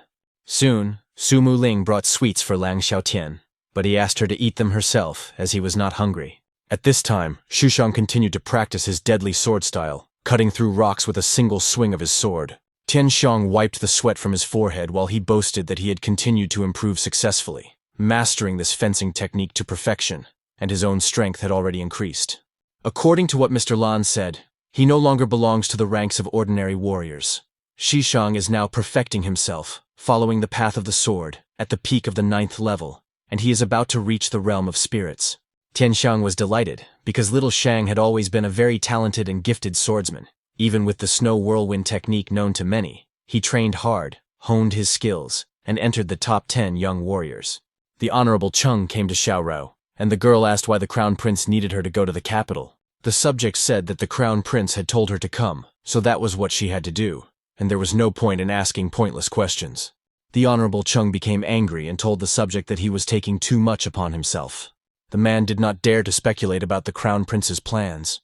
He was merely delivering a message, nothing more. When she arrived in the capital, she would find out everything for herself. Xiao Rou understood everything and decided to go to the capital as soon as possible on the prince's orders. The residents welcomed the respected son-in-law. He was such a distinguished and powerful man that people did not even dare to look at him. If there was a man worthy of even his little finger, they would marry him without hesitation. The main character entered the main hall and noticed that Xiao Ru was very sad, assuming that it was because he was leaving for the capital. Although Lang Yang was going to the capital, he would return as soon as he finished his business, so there was nothing to worry about. He also came to inform her that he was ready and was going to leave tomorrow. Xiao Rou said that she was also going to the capital. Lang Xiaotian repeated that he would take care of his business and return immediately, so there was no need for the girl to leave her family to accompany him. But the girl dashed his hopes by revealing that she was going to the capital at the invitation of the Crown Prince. Lang Yang was not particularly disappointed by this, but asked Xiao Ru why she was so sad if the Crown Prince himself had summoned her. Head Su replied that the reason might be that at the ceremony to elevate him to the rank of Crown Prince, every great family brought gifts, but her Su family did not attend the ceremony. Therefore, His Highness the Crown Prince harbored a grudge, and now they might be in big trouble.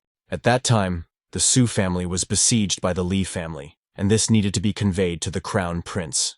Lang Yang was sure that a person in such a position could not be too petty. Xiao Ru would rely on this, and she also needed to prepare for an urgent departure. Mu Feng would be appointed as the temporary head of the family. Mu Feng asked his older sister Xiao Rou to return as soon as possible, as he had no desire to be the head of the family. The girl asked him not to worry, as all the local families had already bowed down to them, and even if an external enemy appeared, they would side with him. Ling wanted to try to get to the capital as quickly as possible, since it was not too far away. Perhaps this journey would turn out to be a great success for the Su family. The Honorable Chung returned to the Crown Prince and told him that the head of the Su family was already on his way. The Crown Prince clenched his fist slyly and happily declared that the first part of the plan had been completed, hoping that it would not fail him. On the way to the capital, they were attacked by bandits, who mocked the name of Ling Xiaotian and continued to insist on their own. The next moment, the last thing the bandits saw was the golden palm of the main character. Sumu Ling was surprised to see the real difference between a warrior and an immortal master, believing that magic far surpassed brute physical strength. Sumu Cheng said that this was indeed the case, as it was no wonder that all the cities of Camel Peak were filled with rumors about the killer Lang Xiaotian. Xiao Rou did not expect to encounter bandits so close to the capital. Sulin suggested that the capital was not as safe a place as they had thought. It was worth being more cautious, because in the end, there were as many masters there as there were clouds in the sky. The subject informed the second prince that Lang Xiaotian was arrogant and ungrateful. Moreover, he had ruined the venerable Liu, and he could not be allowed to get away with it. He was just a despicable master of qi, they said, at the middle level of the spirit realm, and one warrior of the second rank of the dragon would be enough to kill him. The second prince turned to the venerable Wang and said that now, when they were in the midst of a confrontation with the crown prince, it was not wise to waste their strength and send people so far away to defeat him. It was much more important now to find out what the crown prince would do next. According to the venerable Wan, the crown prince was recruiting master warriors from all over the country, as well as powerful qi masters, but only the most impeccable ones.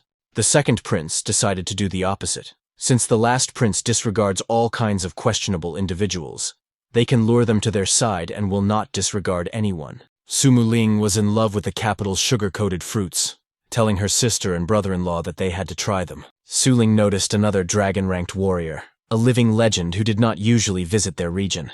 Xiao Rou revealed to the main character the residence that was temporarily rented by the Su family. Since they had settled on a place to stay, Lang Yang decided to go to the military camp without delay. Sumu Ling also wanted to go with him. The older sister told Sumu Ling that there was no point in her going there, as her brother-in-law was not going there for entertainment, but for serious business. Before leaving, Xiao Ru asked him to come back if any problems arose, to which Lang Yang replied in kind. The colonel informed Vice General Kun that Lan Xiaotian from Camel Peak City and Chen Jinsong from Sunset Mountain had arrived. The two masters entered the tent, and the vice general noticed that they had traveled a long way and invited them to sit down. The colonel had heard a lot about the second master, the bounty hunter with the magic sword, Zhu Zhan, and it was a great honor to see the great master Chen in person. Chen Jinsong believed that the rumors exaggerated the merits of the unworthy Chen, and that Commander Zheng was too kind.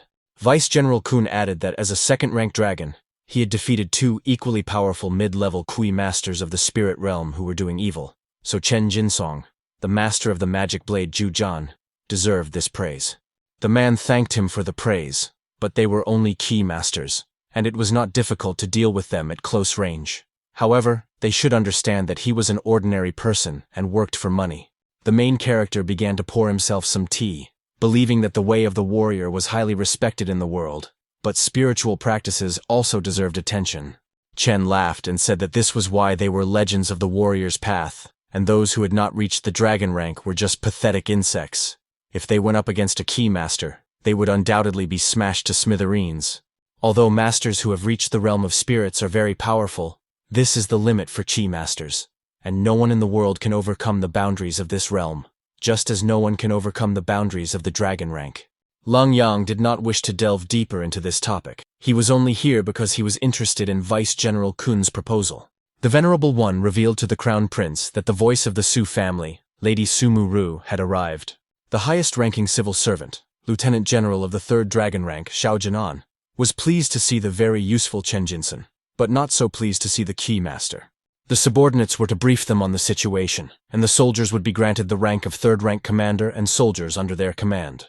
The 2nd rank commander, Mu Han, second dragon rank, was to take them away and issue them with equipment and military ID cards. Lang Xiaotian asked again about the swords, and Mu Han replied that the suggestion came from her. The vice general did not have the information he was interested in, but why should she simply reveal the location of the swords when he had not done anything for them yet? Kun Shanji said that was correct, and after serving in the army for 5 years, the colonel would reveal the location of the swords. The main character said discontentedly that he didn't have that much time, because in 5 years he would be able to find them himself. In that case, Leng Yang could focus on training the people in the Black Tiger Corps so that they would perform well. When he was promoted to second-rank commander, she would immediately tell him the location of the twin swords. The man decided to take Lang Xiaotian to the Black Tiger Corps and the Dragon Corps as assigned. The warriors who stayed in the Black Tiger Corps suffered defeat at the hands of the Dragon Corps every year. The squad commander, Po Jun, was thinking about what to do because this year's competition was about to start. Lu Zun said that the Dragon Corps had high-ranking warriors, while the Black Tiger Corps had Kui Masters, and they were no match for them. They would suffer defeat, have their salaries cut, and be shrouded in shame. Tanlan understood that they had no chance against the two instructors, Wen Yuan and Zhen Xiao, who had hardly taught them anything useful. Yu Hong noticed that the older Zhen Xiao, in particular, did nothing but harass the female soldiers, and last time, he had even made advances towards her. Wen Qiu said that they had found a way to deal with the previous commanders, and asked what they had heard about the new commander. Yu Hong said that he was just a guy who had seen nothing in life, probably as insignificant as Zhen Xiao and Wen Yuan. The rest of the Black Tiger Corps decided to do what they always did. Show him who was boss, let him know who the real masters of the Black Tiger Corps were. Arriving at the campaign headquarters, Xiao Rou reverently greeted His Highness the Crown Prince. The prince noticed the wound on her cheek, and Mu Rou replied that if she had frightened him, it was her fault, and she deserved punishment. The Crown Prince did not consider himself a weak person, and he was not frightened by a wound. He could get medicine for Xiao Ru's scars. Xiao Rou was very grateful, but her husband had already offered to help her with the medicine. The Crown Prince was not bothered by the fact that Xiao Ru was married. In any case, it was just for fun, and a married woman should be even more experienced. Xiao Rou asked why His Highness the Crown Prince had invited her if he didn't need anything, and if she could leave. The Crown Prince almost forgot why he had called her. He had heard that the Su family from Camel Peak City had risen to incredible heights, so he wanted to know if she knew Yu Yunshu. Xiao Ru had never heard of a person with that name, and she wasn't even sure if he was from the Camel Peak area. If so, he must not be a notable person. The Crown Prince suddenly remembered that he had urgent business to attend to, so Xiao Ru was free to go. He would invite her again in a few days. It didn't seem like the girl was lying, but how could Mu Rou not know about her grandfather? Apparently, Su Tai had hidden a lot from his descendants, but even if that was the case, he had to get that treasure. The venerable man wanted to ask the prince what treasure he was talking about. If it was so important, why not just take it? It's nothing more than a sword-shaped amulet around our necks, but using force isn't the best choice right now. It's better to calm Xiao Ru down and let things settle down over time. The stakes are too high to act recklessly and attract unnecessary attention. Kun Shanji said that the 7 commanders in the Black Tiger Corps were so unruly that he couldn't even imagine how Leng Xiaotian would be able to control them. Mu Han deliberately sent him to the Black Tiger Corps to knock him down a peg, so that next time he would be more obedient.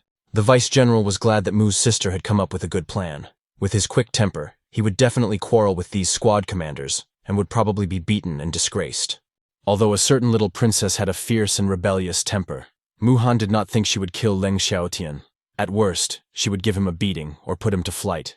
Zhen Xiao, one of the Black Tiger Corps instructors, taught the girl combat stances, but she didn't understand why she needed to learn this if she was a QI master and not a warrior. The twisted instructor said that knowing oneself and knowing one's enemy was the only way to guarantee victory, and he taught all recruits this way. While Zhen Xiao continued to be satisfied with himself and teach the girl his methods, someone threw a stone at his head. The little devil from the Black Tiger Corps' Chu Shuer said that she had done it herself and was not going to hide it. Zhen Xiao saw her and decided not to do anything about it. He decided to leave as the little devil was surely busy. Chu Shuer called him a coward, adding that the Black Tiger Corps was too boring, and that if Cheng Feng were here, no one could compare to him. The commander of the Black Tiger Squad had prepared a sleeping dragon pit. All that was left was to cover it with branches and leaves. With their camouflage skills, Leng Xiaotian would definitely not notice anything and fall into it. Considering that they had also prepared a hanging stone, the main character would definitely not be able to escape. Also, Wu Qiu Tianxuan did not come, so the new commander might suspect something. 5 of the 7 commanders came to greet him and gave him so much honor, so there was no point in him getting worked up. The master asked him not to overdo it, otherwise the previous commander wouldn't be able to move for half a month. Tanlan decided to teach him a lesson. The main thing was that no one interfered. Lang Xiaotian finally arrived, and his fists had been itching for a long time. The main character walked forward quite confidently, but stopped abruptly when he noticed the trap. Wenqiu was surprised that the main character suddenly stopped. Apparently, he was able to notice the sleeping dragon's pit. To prove his skill, Lang Yang continued walking, and did not even fall into the sleeping dragon's pit. But it didn't matter. The hanging stone had already begun to fall and was too close for the main character to cast a spell. Po Jun noticed that if he were a warrior, he could have dodged it or smashed it with a single blow. Lang Xiaotian drew his blade with a deft movement and cut the stone in two in a split second. Lang Yan was told that there were 1,400 men in the Black Tiger Corps, 7 detachments of 200 soldiers each, but for some reason only 5 commanders arrived. Tan Lan lied that 2 commanders had fallen ill, considering himself very resourceful in this regard. The main character ordered Po Jun to take him to the camp. Tan Lan and Yu Heng were to be invited, and Wu Qiu and Tian Xuan were to report. Tan Lan did not decide to attack him, as Leng Yang's magic sword was fast and deadly, and he did not want to seek his own death. He had no idea what had happened to the sleeping dragon's lair, and Po Jun could not be relied upon at all. Chen Jinsong arrived at his camp, where he was greeted by 7 squad commanders, whose code names ranged from A1 to A7. The commanders greeted Commander Chen. Both dragon-ranked instructors who had come to help them were injured in an accident. Chen was pleased that his soldiers were not bad, but he was a first-class mercenary and would teach them obedience. A1 said that they did not want to put Commander Chen in an awkward position in front of Colonel Zheng, but if he wanted the 7 full tiger-ranked commanders to submit, he would have to try hard and demonstrate his real abilities. A2 asked him not to count on the dragon rank deciding anything, as the 7 squad commanders were not only full tiger rank, but also on the Earth list of the strongest, and defeating a higher-ranked opponent was not the first time for them. Chen Jingsun was delighted with this news. He wanted to see the strength of his new squad and asked them to demonstrate it together. But as soon as the squad commanders approached him, Chen wounded them all with a single swing. The colonel laughed and said that they had not heard of Chen Jinsun, but they knew his nickname, the Magic Blade of Juchan. The commanders understood that Commander Chen was also on the earthen list of the strongest, so they admitted defeat and bowed before him, hoping that the commander would teach them many useful things. With Chen, their Black Tiger Corps, consisting of key practitioners, would be able to defeat the Blue Eagle and Black Turtle and become famous for their military exploits. The instructor of the Black Tiger Corps, Zhen Xiao, welcomed Commander Lan. There were 2 instructors to assist him in the Black Tiger Corps. Wen Yun called him another show-off, saying that when the little devil got hold of him, all 7 commanders would see him disgraced. When the commanders returned to camp, Tan Lan looked sad and was covered in wounds. Tan Lan revealed that it was all because of Po Jun and his terrible skills as a partner. Commanders Tian Xuan and Wu Cui came on the orders of Commander Leng Xiaotian. When everyone was gathered, the main character revealed that he didn't care what illness the commanders had, nor did he care how the 2 instructors had taught before. Lang Xiaotian needed to be promoted to second-rank commander as soon as possible, so they had to win this 4-way competition. Wen Yuan noted that Commander Lang had a sense of humor. Everyone here wanted to win, but all 3 corps, the Black Turtle, Blue Eagle, and Dragon, were staffed with high-caliber warriors. If Wen Yuan and Zhen Xiao couldn't train them, then Lang Xiaotian would take responsibility for the Black Tiger Corps. Wu Qiu asked him why he was giving orders, as if he could surpass his Iron Fist. The main character said that Wu Qiu was only at the 9th level of the Qi realm, still half a step away from the Spirit realm, and nothing gave him the courage to challenge a Spirit realm practitioner. Wu Qiu dared to challenge the newcomer, saying that he must not know Wu Qiu's ranking in the Shang Empire's power rankings. They were all from the Big Dipper, and were among the strongest, so defeating someone superior to them in level was easier than easy. Lang Xiaotian asked them, if they were such great masters, why couldn't they defeat the 7 commanders of the Dragon Corps? Wu Qiu said that it was because they were also on the list of the strongest, and were also capable of defeating those who surpassed them in Dan. Wen Yuan talked about ordinary soldiers, saying that even 2,400 warriors could not defeat 1,000 key practitioners. Zhen Xiao pointed out that the problem was that in a 4-way competition between corps, it was enough to win 3 out of 5 competitions to win, 4 of which were one-on-one battles between squad commanders. Therefore, victory in the 5th team competition among ordinary soldiers did not decide anything. When the enemy is a warrior who has reached the rank of dragon, or a squad commander comparable in real power to the dragon rank, their speed is so high that at close range, a key practitioner simply has no chance. The main character no longer wanted to argue with the commanders. First, he wanted to see the troop review. 1,000 warriors stood before him, all of them greeting Commander Ling Xiaotian. The main character turned to Chu Shuer, asking the girl her name and why she was not in uniform. Her name was Chu Shuer, and she asked in return why Lang Xiaotian was not in the commander's uniform prescribed by the Shang Dynasty's Code of Laws. Article 136, Section 2, Paragraph 3. During a military review, the commander is required to be dressed in uniform. This is a serious offense, a desecration of military honor. The soldiers began to laugh, noticing that the guy from the depths didn't understand what was going on, and didn't know that you couldn't mess with the little devil. The main character said that Chu Zhe was sharp-tongued, and he dressed as he pleased because Ling Xiaotian was the boss here. The girl asked him if she told him that her father was Chu Xiong. Would he still insist that he didn't have to wear his official uniform during the military review? Lang Xiaotian didn't care about her father Chu Xiong. If she served here, she had to show soldierly obedience and respect the chain of command, otherwise she could leave immediately. Zhen Xiao was surprised that he did not show respect even to Commander-in-Chief Chu Xiong, who was a great and powerful man, a full 4th-rank dragon. Wen Yuan noticed that Ling Xiaotian had dug his own grave, and the little devil would surely complain about him as soon as he returned home. The girl decided to run away in tears and declared that the insignificant newcomer would regret his words. The main character did not want to waste time, and from now on, they were forbidden from engaging in any useless practices. It was best to practice the art of the sword according to the nameless book. Zhen Xiao began to read the book, and now the role of the instructors was to monitor the execution of this task. Fencing for warriors, for practitioners of Qi, learning the art of the sword is useless. Wen Yuan stated that there were only 3 months left before the annual core competition, and if they focused on their practices, they would have a chance to win a couple of competitions. Lang Xiaotian gave the order. He did not want to hear any unnecessary comments. In 3 days, he would personally check on those who were slacking off or not taking training seriously, and they would be brought to military justice. Wen Yuan decided not to argue, as the 7 commanders and the little devil would soon deal with him, and they would see how long he could remain so arrogant. Su Ling noted that the fabric trade was very important to them. The Su family had a chance to establish themselves in the capital, and everything depended on how they negotiated with that man. Su Mu Cheng made his older sister and Su Lin happy when a guest arrived, Simin Cheng. Simin Chang noticed that the fabrics of the head of the Su family were very beautiful, and who would have thought that she herself was no less beautiful. Xiao Rou thought the young gentleman was being too kind to her, so she asked what he thought of the fabrics and whether he was satisfied with the price. Simin Chang decided to discuss the price a little later, but if they wanted to cooperate, he had one condition. Tanlan suggested sticking to the original plan. Yu Heng would seduce him, and then he would be in their hands. Simin Qian's condition was simple. In 3 days, he expected the Su family to attend a banquet, hoping that all the members of her family would honor him. She sincerely regretted it.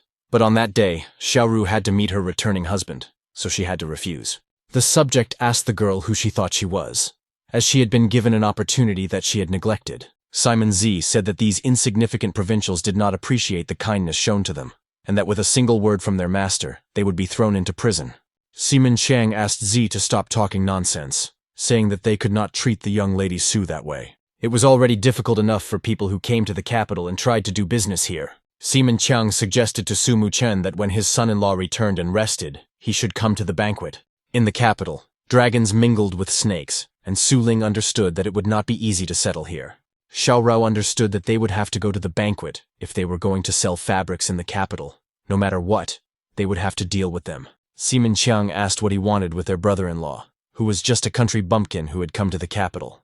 Lang Yang arrived at his place in the camp, and 3 days later, Yu Heng took him by the shoulders and asked him to rest. The main character asked her what she was doing. Yu Heng noticed how hard he had worked all day and offered him her care. Lang Yang decided not to pass up the opportunity. Yu Heng noticed that the commander seemed so cold and strict. The subordinate was glad that he was actually such a kind and responsive person. Yeheng looked tense, saying that it was her first time being so close to Commander Lang, so it was a natural reaction.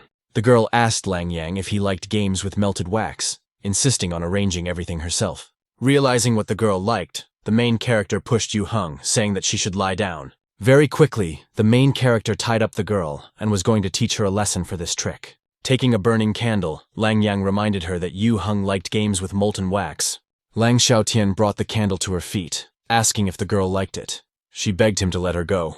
The commanders already thought that she must have tied up Lang Yang, and the trap had snapped shut. The main character said that such childish tricks would not defeat him. 3 days had passed, and he wanted to see the results of the training, waiting for everyone in the square in 5 minutes.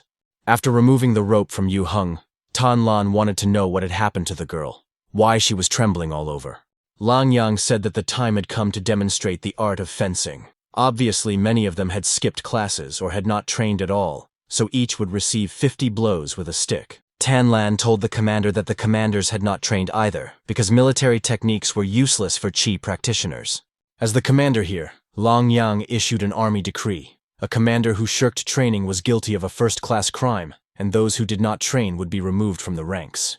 After apologizing to Tan Lan, he was the only one who stepped forward, while the other commanders practiced Lang Yang's teachings. The guy started to make excuses, saying that the other commanders had stepped back and that he had been set up. Wu Qiu was angry. The main character thought he could make the commanders of the Big Dipper do his nonsense. Wu Qiu refused to recognize him. If he had abilities, then he didn't need a sword, and challenged Lang Yan to a duel. The main character decided not to waste time and fight all 7 commanders at once. Po Jun said that today's youth had completely lost their fear. Lang Yang did not understand that they were from the Earth list of the strongest. Lu Qin pointed out that the main character was from a small town, where they probably hadn't heard anything about these lists. Wu Qiu did not need the help of his allied commanders. With one practitioner from the spirit realm, Wu Qiu could handle the Black Tiger himself. The main character gave a new condition, saying that if Wu Qiu could block his palm strike, he would win.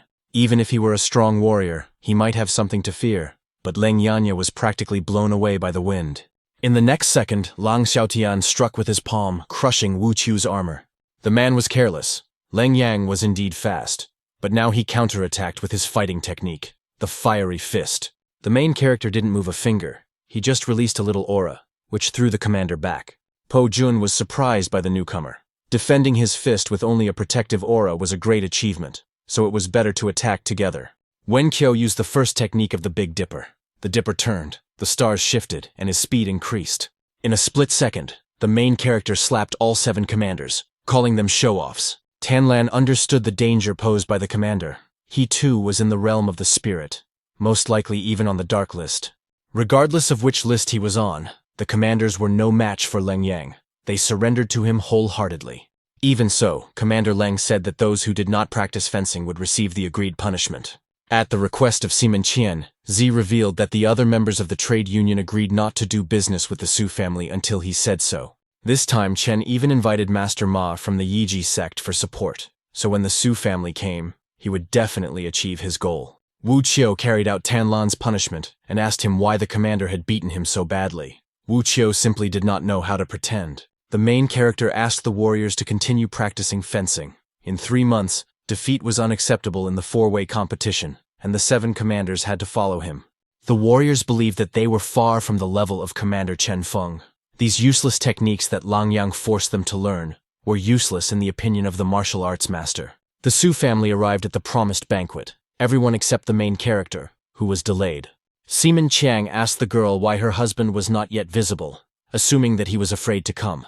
They had notified him, but Lang Yang was probably delayed by work. They hoped that he had not encountered any problems in the army. Seaman Chiang said that it didn't matter whether his son-in-law came or not. If the head of the Su family wanted to bargain, someone from the Su family would have to keep him company for 3 nights.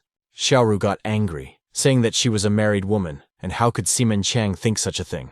Xiao said that she had misunderstood, as he would not be interested in a married woman from the countryside. Xiao Rou thought he was talking about her sister, but she was too young, and Seaman Chiang was too old for her. Chiang asked the girl not to be so conceited. He had never said that he was interested in women.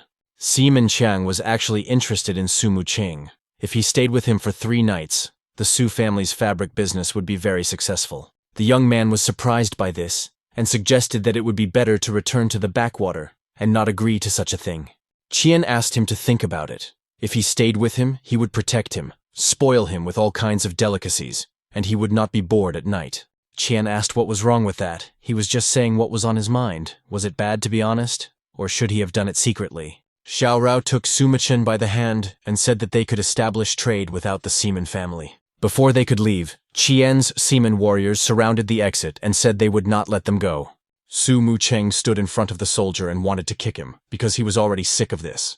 The man grabbed Su Mu Cheng's leg, pulling him closer, and asked the handsome man to stop struggling. Su Mu Ling decided to help her brother by using the ice sword execution technique, decapitation. The man was frightened by the name of this technique, so he let go of Su Mu Cheng to protect his head.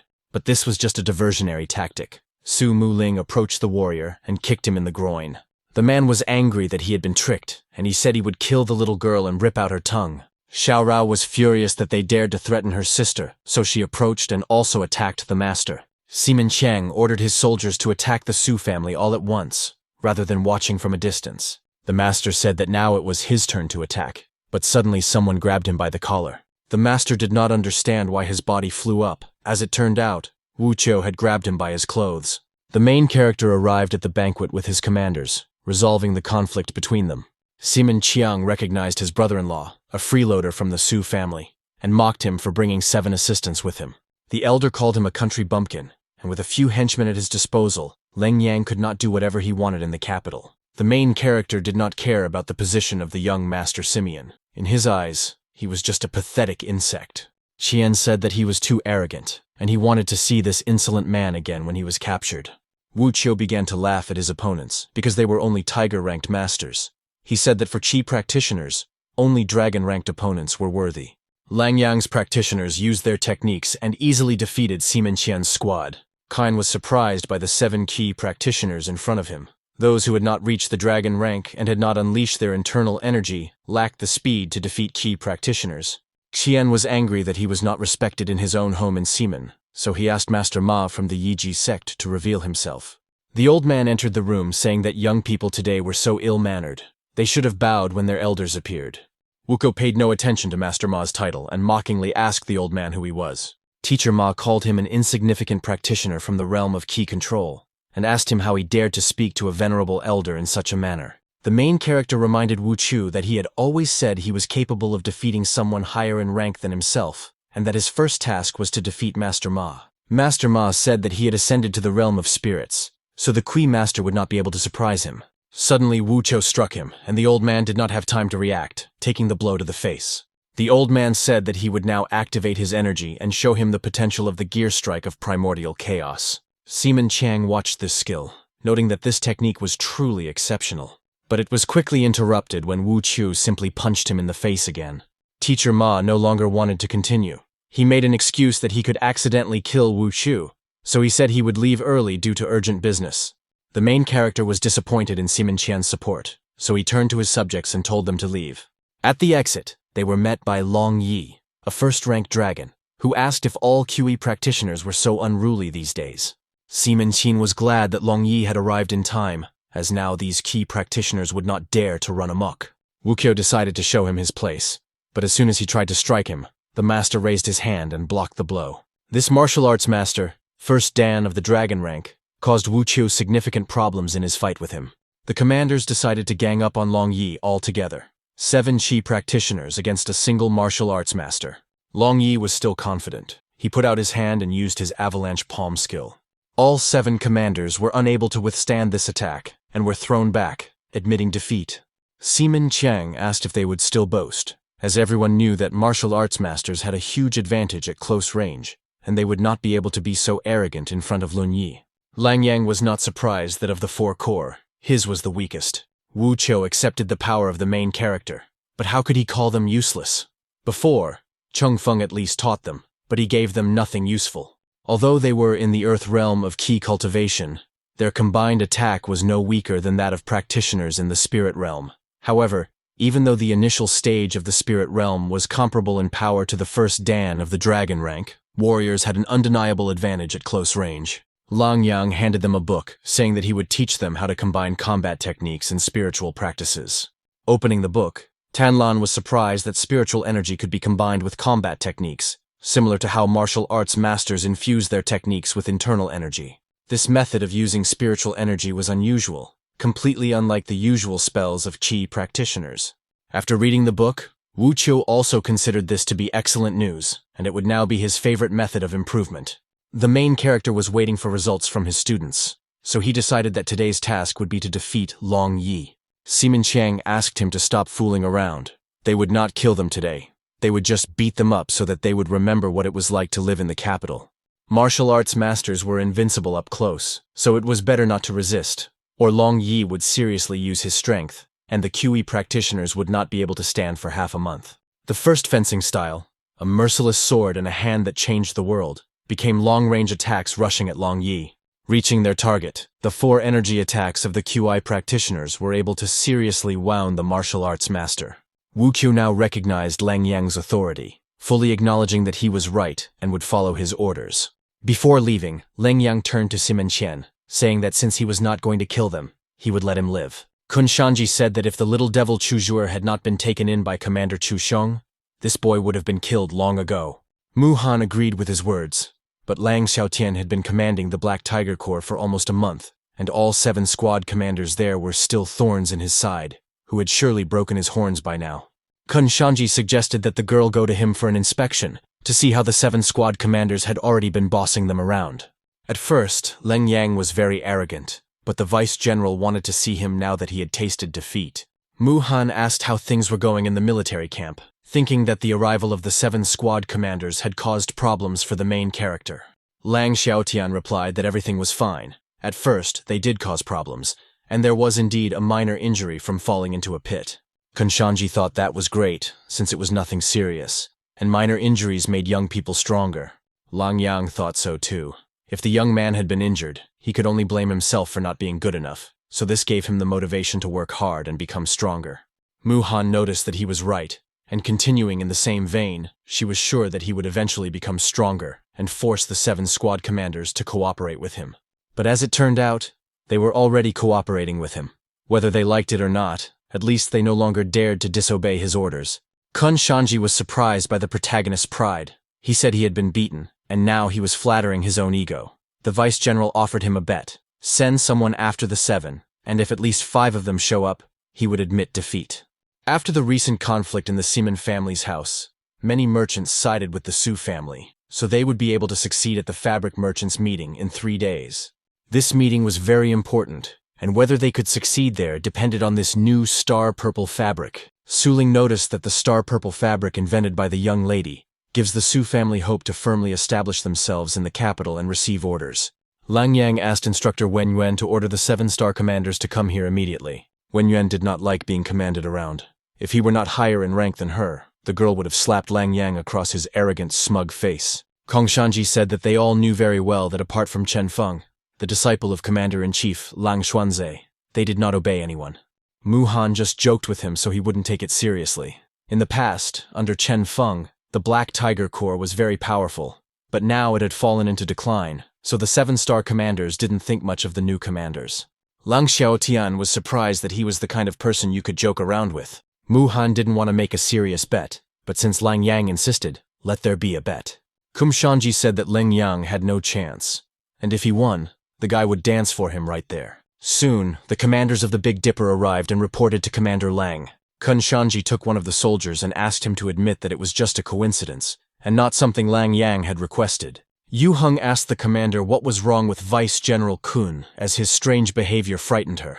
The main character said that it was nothing special, just that Vice General Kun was going to entertain everyone with a dance.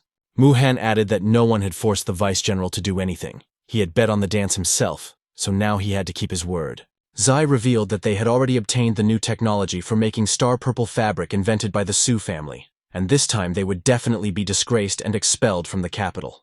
However, the freeloading son-in-law had several powerful henchmen under his command. Seaman Chang had already contacted his aunt, who was an important figure in the army, and would be able to help them deal with a few insignificant Kui practitioners. Aunt Wen Yuan came inside and asked Seaman Qian what he wanted from her, as she was a busy person. Seaman Qiang asked his aunt to sit down. He had invited her for a reason, and first presented her with a piece of jewelry. Wen Yuan asked him to get to the point and stop beating around the bush. The new commander was very strict, and she couldn't be away for long. He had a deadly enemy in his business dealings, a master named Ling, who had several powerful key practitioners working for him. Her aunt wanted to know the name of this man, and Chen revealed that it was Lang Yang, a son-in-law from an insignificant family. Exhaling, Wen Yuan had already thought that he was talking about the new stern and unyielding commander, Leng Xiaotian. But since it was an insignificant family, Her aunt would help him teach them a lesson if they dared to resist. Seaman Chiang was sure that these peasants wouldn't dare to stand up to the imperial court and the army. It was just impossible. Although she could do nothing about Leng Xiaotian's oppression, at least she could take it out on his namesake, Leng Yan. With his surname alone, he deserved his sad fate. The vice-general continued his dance, revealing that she was a girl. Kun Shanji was very embarrassed and could no longer continue the dance. Tan Lan noticed that in her cloak and with her stern expression, Kun Shanji looked so much like a man that you would forget that she was actually a lovely girl. Hearing the vice-general, Tan Lan said that he hadn't said anything, but simply praised her utterly charming dance. Mu Han was surprised at how quickly Leng Yang had reined in the 7-star commanders, but now she was really interested in him. Lang Xiaotian turned to the vice-general and asked the girl if he could count on what they had discussed together. Tan Lan laughed, suggesting that Vice-General Mu and Commander Lang were already so close that they were talking about a date. Kun Shanji revealed that Leng Yang was a lucky guy, as many had tried to invite Vice-General Mu to admire the flowers and the moon. She was not interested in this, and rejected all these men, as she was not interested in romantic relationships with them. The main character asked not to make a scene, saying it was a misunderstanding, as he was not going to meet anyone. He was talking about those paired swords. Sister Mu was embarrassed and decided to leave, but Vice-General Kun noticed her and ran after her. Lang Yang didn't understand what he had said wrong, assuming that he had bored her with questions about the paired swords. Looking at the commanders, the guy told them to go train. When the day of the fabric trade arrived, Seaman Chiang asked Xiao Ru why he hadn't seen her husband. Head Su replied that her husband was a busy man and had no time to waste on pathetic insects. Su Muling snorted and said that even if her brother-in-law had come, Seaman Chiang still wouldn't have been able to take revenge. Chio said that now that he had the star-purple fabric, all of Su's trade was in his hands, and his aunt would make a fool of her son-in-law. Su Muling and Xiao Rou were very happy because Lang Yang had come to visit them, delighting them with his visit. Xiao Rou thought that he could have skipped it if he was busy, but the main character replied that Seaman Chiang would surely plot against them, so he couldn't not come. The elder declared that it was time to get the fabrics out and let the merchants choose the best ones. In Taihei's shop, beautiful, special 5-color fabrics were spread out, luring merchants to them. In Jing's factory, there was a 3-color fabric with iridescence, and they were not much different from each other. The merchant decided that he would place a large order with Taihei and Jing this year, believing that they would share first place this year. The man asked him not to rush to conclusions, as the beauty from the Su family had not yet presented her fabric to the others. Thanking the master for his kind words, Xiao Ru revealed her factory's fabric, a starry purple fabric. The merchants clearly chose their favorite, saying that such fabric was worthy of heaven. One of the merchants wanted an exclusive contract for the Su family's starry purple fabric. Money was no problem for him. Lang Yang confirmed that Xiao Ru was indeed very good at her job, and as long as she was in charge of the Su family, they could expect prosperity. Seaman Chiang revealed his factory, asking them not to go crazy over this fabric, because he had the same one. Obviously, someone stole the manufacturing secret from someone else, which was not uncommon. One could only feel sorry for those who spent their time and money on development. Chio said that winners are not judged, and he could have said the same thing about Xiao Rou stealing his manufacturing secret. Merchants are not interested in who stole what from whom. They were only concerned with the price, and in this situation, the price of 100 silver coins per measure offered to the Su family was no longer relevant. It was Seaman Qian's cunning plan to deprive Xiao Ru of any chance of bringing this fabric to market, and he even agreed to sell a measure of fabric for 80 silver coins. Seaman Qian asked Lang Xiaotian who was now the fool. According to him, not everything was decided by fists. Sometimes you had to use your head. Seaman Qian said that Leng Yang would not dare to touch him in front of everyone. He had 1,000 households behind him, while the Su family had no one. Then Leng Xiaotian would have to show him how useless fists were. The 7 stars were ordered to teach Seaman Chiang a lesson. Seaman Chiang asked the guards to arrest these troublemakers. He had 1,000 households under his command, and always had henchmen with him. The main character laughed and asked Qian if he thought these insects could stop them. Young Master Simmons said that the guards did not need to defeat them, only to delay them a little until his aunt arrived with a military detachment, and she would teach them how to behave. Su Ling understood that bringing in a military unit to arrest them was an abuse of his position. Seaman Chiang said that Lang Yang would regret opposing him and would learn what power was. Lang Yang had been getting on his nerves for a long time, and last time he had already disgraced him in his own home. The main character asked Xiao Rou not to worry. He ordered the 7 stars to take away his description of how to make her fabric. Xiao Rou hugged Lang Yang, saying that she couldn't always rely on him. She had always taken care of the family business herself. Seaman Chang said that she would not be able to do anything in the capital, as they, the villagers, had no say. One word from him, and they would go to prison. The merchant suggested not to start a fight in the marketplace, but rather to disperse, saying that with his connections, he could personally appeal to the crown prince. If a fight broke out, it would be better to leave immediately. Even if the young man was from the Seaman family with 1,000 courtyards, that did not give him the right to cause trouble. There had to be a good reason to use force, and the Su family had already suffered from their actions. The merchant hoped that the young master of the Sime family did not think that he could do whatever he wanted. Seaman Chang said that all this kindness to the Su family was only to maintain competition and get star purple fabric at a lower price. Then, when his fabric was always 5 silver coins cheaper than the Su family's fabric, he would crush them in the trade. Xiao Rou was not afraid that Seaman Chang wanted to crush her, because defeat awaited the young master. The young man said that here, in the capital, the cost of production was lower for him, selling the same star purple fabric. Xiao Rou approached the merchants, stating that she had invented the star purple fabric, that the unworthy seaman had stolen the method of its production, and that now Chen Wu was saying he would not purchase her fabric for 100 silver coins. The merchant said that everyone liked the star purple fabric much more than other colored fabrics, and if he could buy it for 80 silver coins, why would he buy it from him?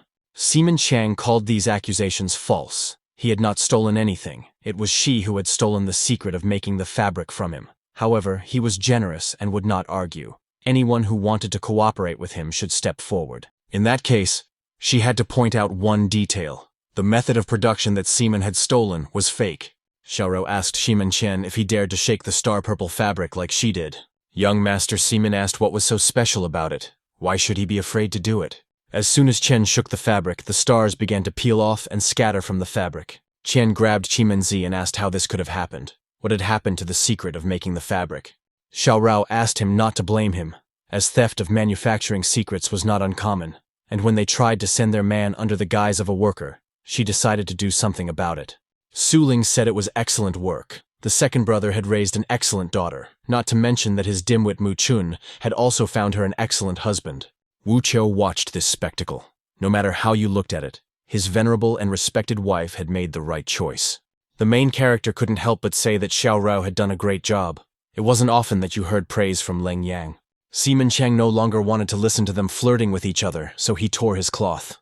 Xiao Ru said that Chiang had tried to steal the secret of making her cloth and was now accusing her of meanness. Seaman Chiang could barely stand, so Zi turned to the young master and said that his body was weak and he should not lose his temper, or he would feel ill. He had 1,000 courtyards behind him and could crush the insignificant Su family. But now there were many people here, and she was so fearless. But now his aunt would come and put them in their place. The merchant had heard that Seaman Chiang's aunt was a high-ranking officer in the army and had many soldiers under her command. The man added that even though they had powerful connections and were not afraid of the Seaman family, no one would want to get involved with his aunt and the military for the sake of the Su family.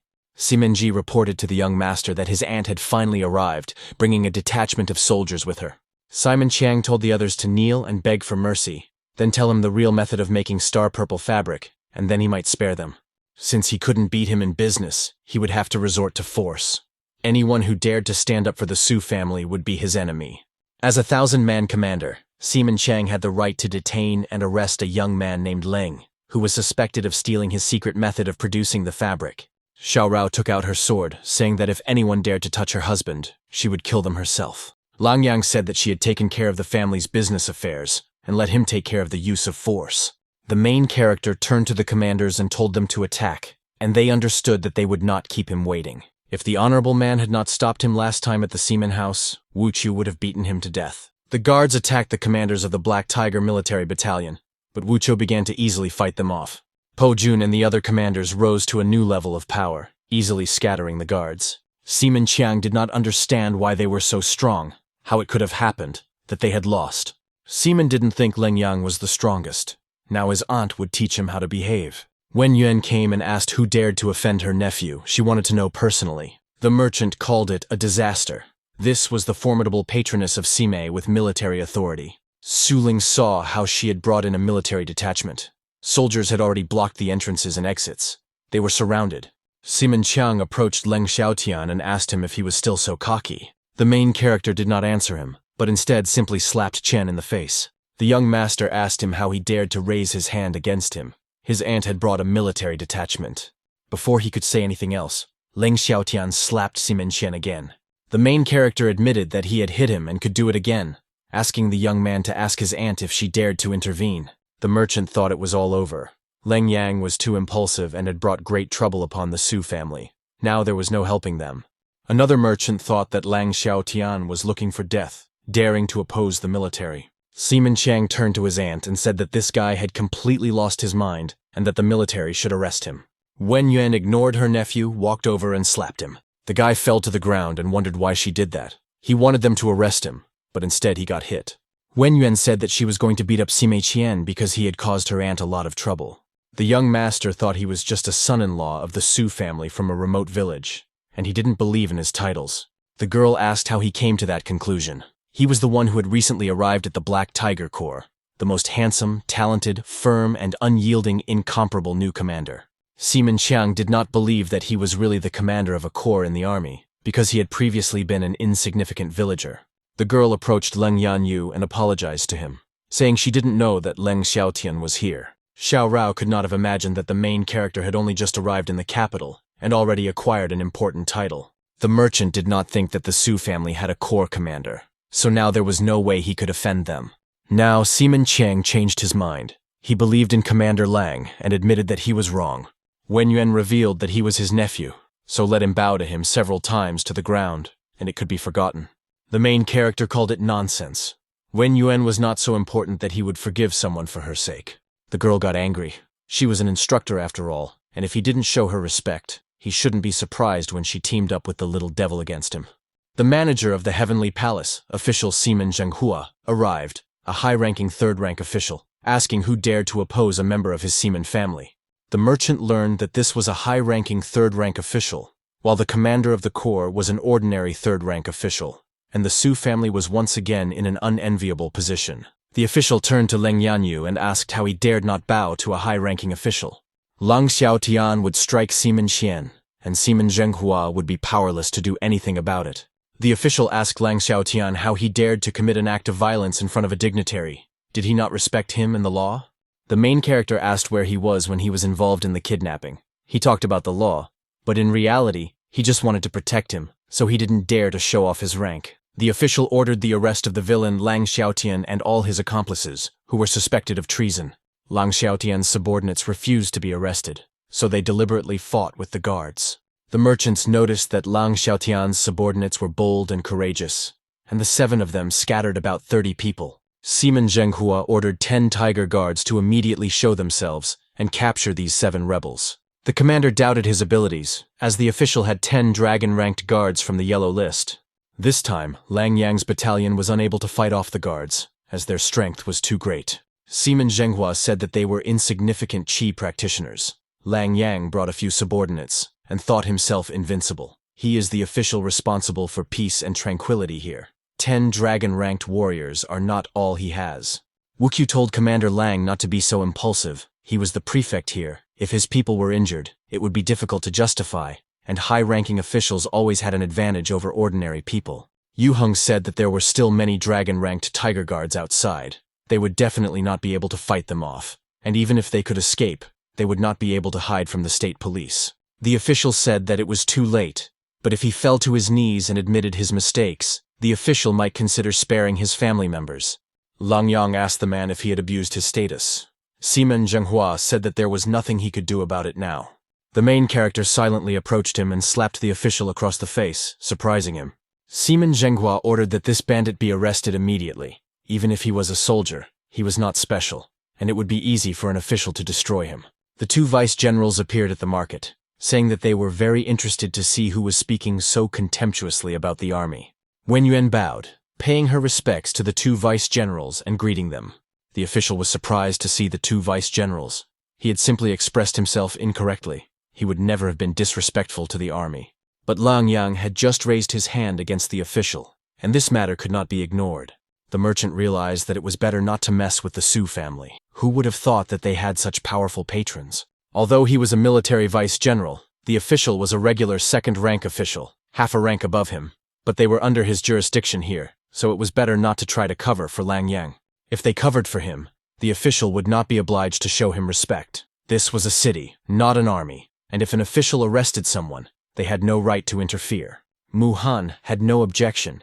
It would indeed be beyond our authority to intervene. However, Ling Xiaotian is a military man, so even if he committed some kind of offense, it would be dealt with by the army, which is beyond his jurisdiction.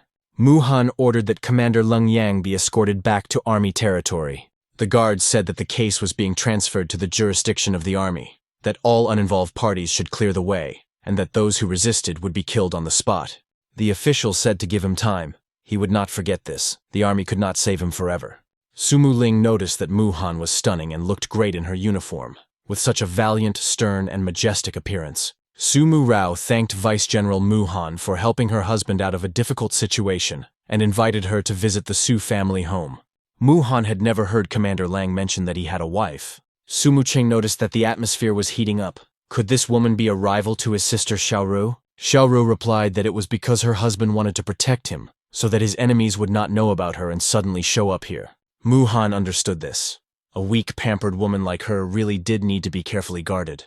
The girl turned to Commander Lan and said that the four-way competition would begin soon, and they had to prepare well for it. Even though they would most likely lose, she didn't want the defeat to be a crushing one. Mu Han handed him the medicine he had asked her to find. The girl had come in specifically to deliver it, so she said goodbye. Xiao Rou had come specifically to show her power, as she felt she was losing control of the situation.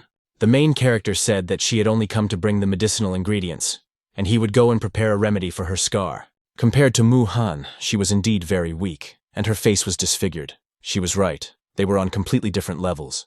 After applying the medicine, the scar completely disappeared, and Xiao Ru really became the same as before. Su Muqing noticed his sister, remarking that she was especially beautiful today, her skin so white and her body fragrant. Who would have thought that Lang Yang's medicinal bath would transform him so much?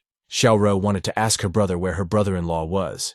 As it turned out, he had gone to his military corps, where they were about to have a competition, and he looked quite worried.